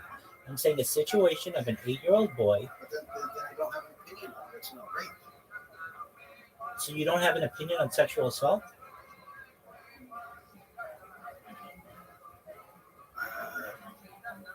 If sexual assault is rape. No, sexual assault is not rape. Look, Rabbi, shush for a second, all right? Look, what I'm saying is that 99% of the time, I'm talking about a fucking adult who harms a child. Hold on. Or Hold on. if it's a fucking Hold on. 15-year-old How does it? Hold on. I'm saying this 15-year-old, when he was 15 years old, he raped his fucking 6-year-old sister. And so, if he's gonna try to be a fucking streamer on YouTube, I am happy to make his life a living fucking hell until he hangs himself. And I hope it's on live stream so I see it. That's kind of sick. And I don't care if that makes me a bad person. Sick behavior. I hope I see his blue tongue and his eyes popping out of his fucking head for what he did to his own little sister. Okay, that's fine. I understand that rape is very serious. I get that. In a situation that we have at hand of an 8-year-old boy who feels up. But that didn't happen. I'm not talking. It happens. No one made up situations. It happens every day. Okay. Sorry, I love you, man. Night, buddy. You keep moving the goal. You're the one moving the goalpost and trying to ask me about situations I'm not talking about. I just want to know where the line is. It's new every time. Individuality breeds a new line every fucking time. Case by case. There is no line. There is no fucking line, but you know when it's crossed. That doesn't make sense. That's all I know. That doesn't make sense, though. It doesn't need to make sense sometimes. Sometimes humanity doesn't make sense. Okay. I don't know. I'm sorry. I love you. Take care, Victor. Love you too. You're my favorite. You are. I appreciate that.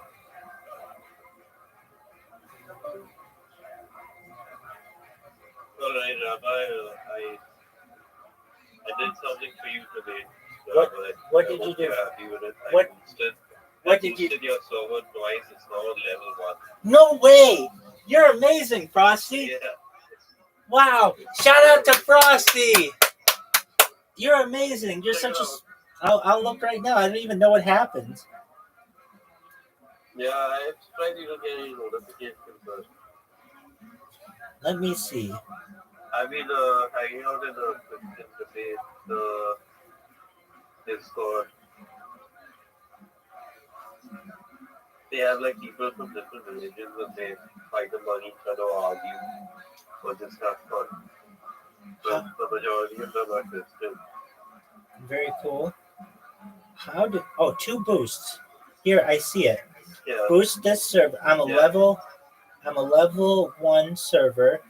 So that means we get 100 emoji slots, an animated server icon, and 128 kilobytes per second audio quality. What else do we get? Yep. Oh, cool. We get 50 video stage seats, an animated server icon. Dude, Frosty, I've been wanting this. Oh, I'm gonna make this so cool. I'm gonna make such a nice GIF that so that oh man, this is what I wanted. Thank you so much, Frosty. Shout out to Frosty, everybody. He's got a heart of gold. Oh, dude, I'm gonna make a GIF.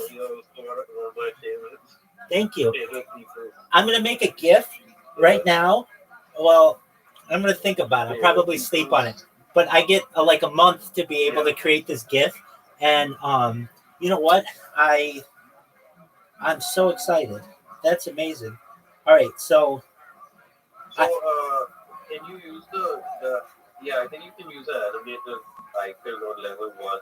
Yeah. What are the level 2 upgrades? Is there anything better, or is it just like I will see. Just one moment. that's just a random? Yeah. Just one moment. So I don't know. I can't like dare to think about it, but a lot of this stuff is I don't want to say it, but like when you say it in front of me, you can say it for sure. But it's gotta do, I guess, because a lot of this right-wing and Trump stuff tends to instill this mindset among people, right? Okay. When it comes to children and stuff like that, and these kind of matters that are kind of like, kind of borderline here and there, and people make their own decisions just like that. That kind of sucks, right? If you think about it. What do you mean, Frosty? I mean, like you have a good ethical grounding, so it makes sense that you would say so and so, like children need the child needs to be maintained and brought up well, and all that is fine, but like kill a kid because of some touchy-feely stuff. Right. That's I don't understand that. Yeah. I mean, especially because given enough time in any environment, especially amongst really young children. But no, I don't think this stuff, like they're not working out too well on how they approach Hey, Frosty. the concept itself. Like, I think these kids are confused. Frosty, check out the. Oh, you're so cool. I can now make my thing like when you click. I'll make it better, but just for right now, look at the It spins. Do you see? Yeah, that's pretty good.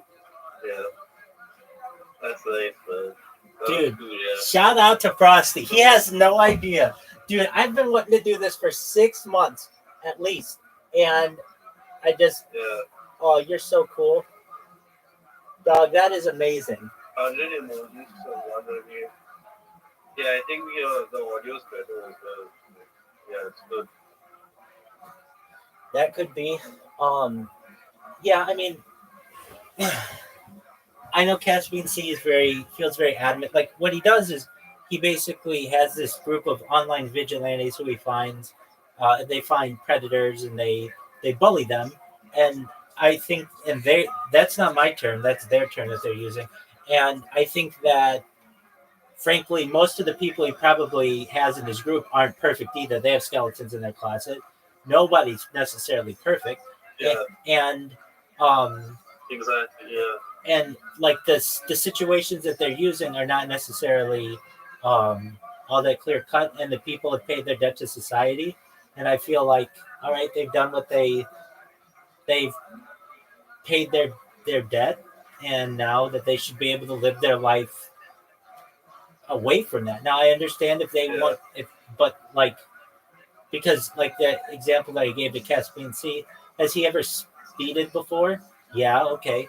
So someone could make the argument that by him speeding, that could have put someone's life in danger, and that's essentially attempted murder, and that he should never be able to live his life normally because at one point of his life, somebody determined his actions to be attempted murder, and I don't know if that's right. Yeah. And I don't know. I see a lot of this catching political stuff, and it's very risky almost all the time, and they get away with it. But here's the problem, right, Rabbi? When the law enforcement themselves wants to conform to them, like they make a YouTube video and do this stuff, and then like the cops just come in and arrest the guy for some shit he said online, but he didn't even go to meet anyone or do anything. Right.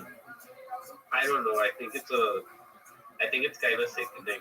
Like to me, it just thoughts like deep in the guts. You know, like why are you doing this to people exactly? Like, just torturing them. I mean, it seems kind of sadistic. And I don't think anything that you do in those sadistic terms can be good, you know? But I don't know, I just feel like those types of people are morons. Like the catch predator people. I don't know. Wait, I get what you're saying. And I think it unleashes something subconsciously in people that gets them excited. I personally think that those types of people are acting on, like, there's a big difference to me, I think you said it too, between saying something online and actually going out and going to somebody's house. There's a big difference. And according to the law, there isn't. They've broken the law, even if they, say that they're going to do something. And at least in the United States, we have a First Amendment right.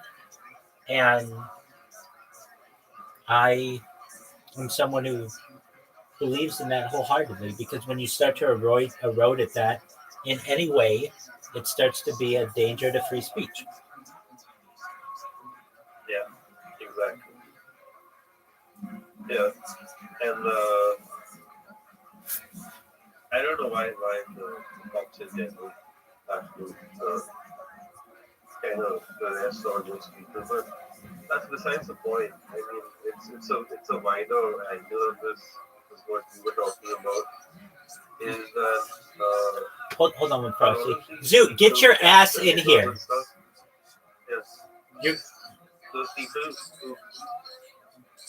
people who get Come, just one moment, Frosty. Just one moment, Frosty. Zoot, get your ass in the Discord. Not right now, it's not.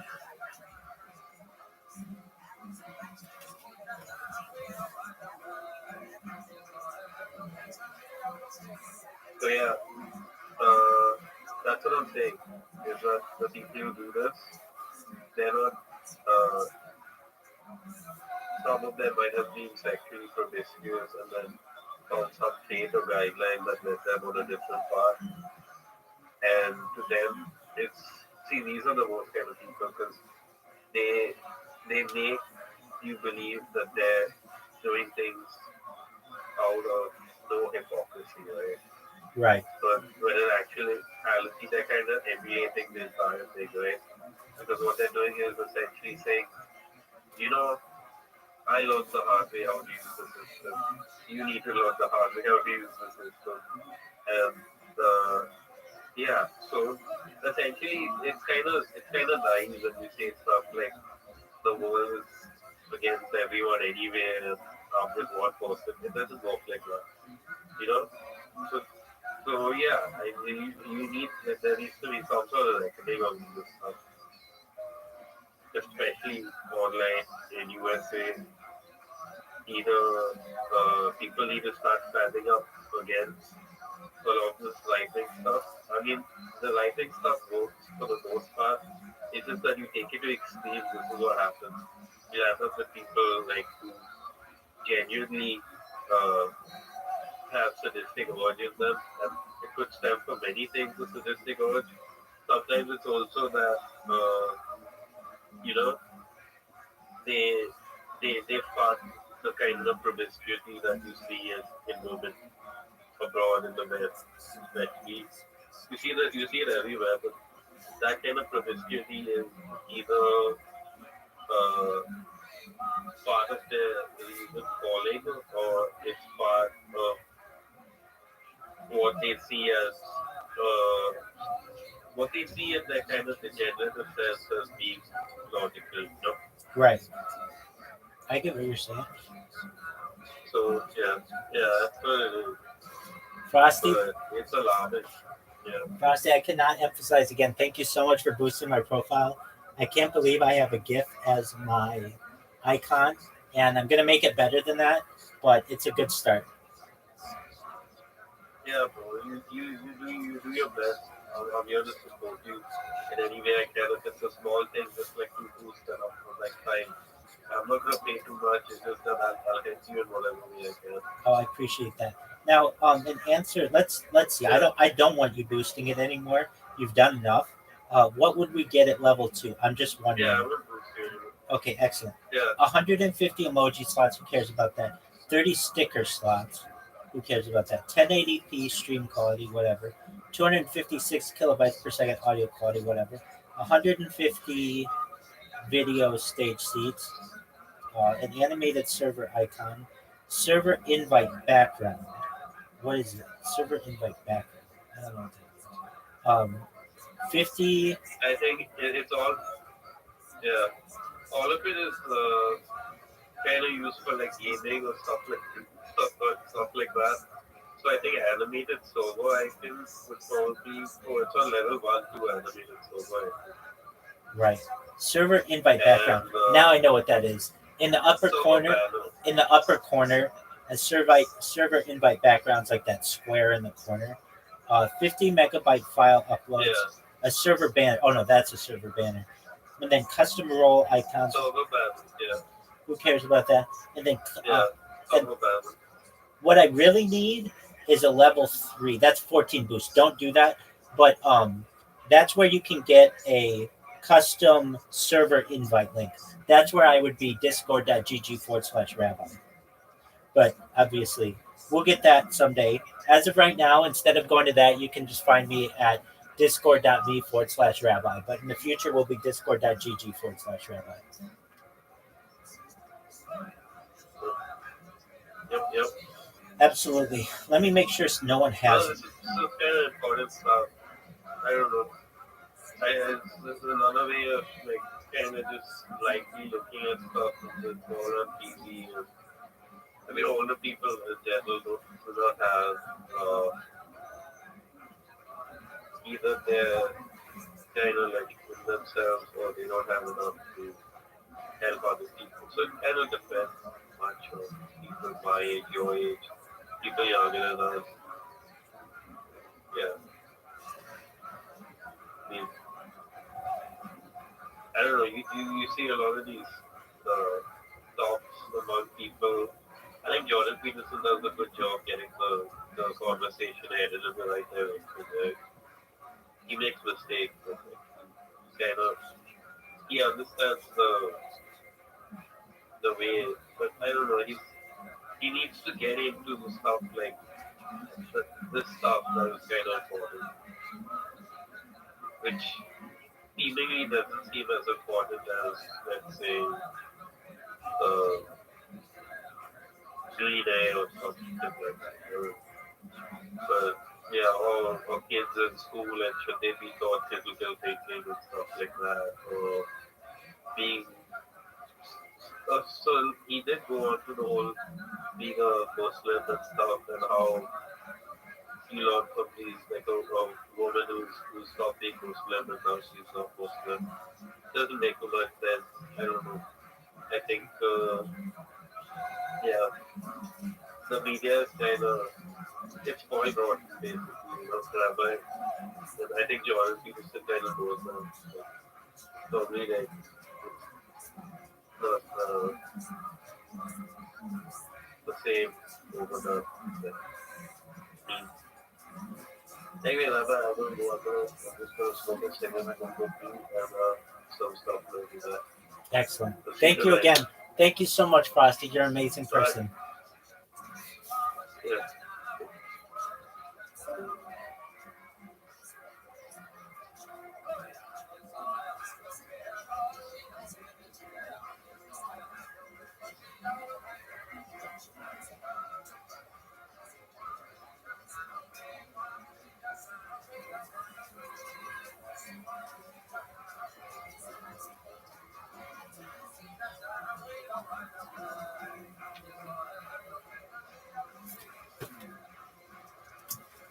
On the show, you know how to play guitar? Yeah.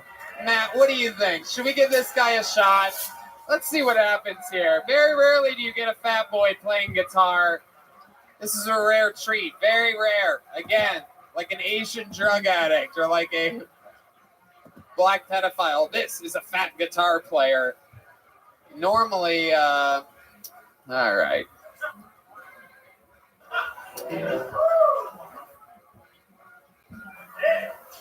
can't think of really any fat guitar jokes right now. But John Popper.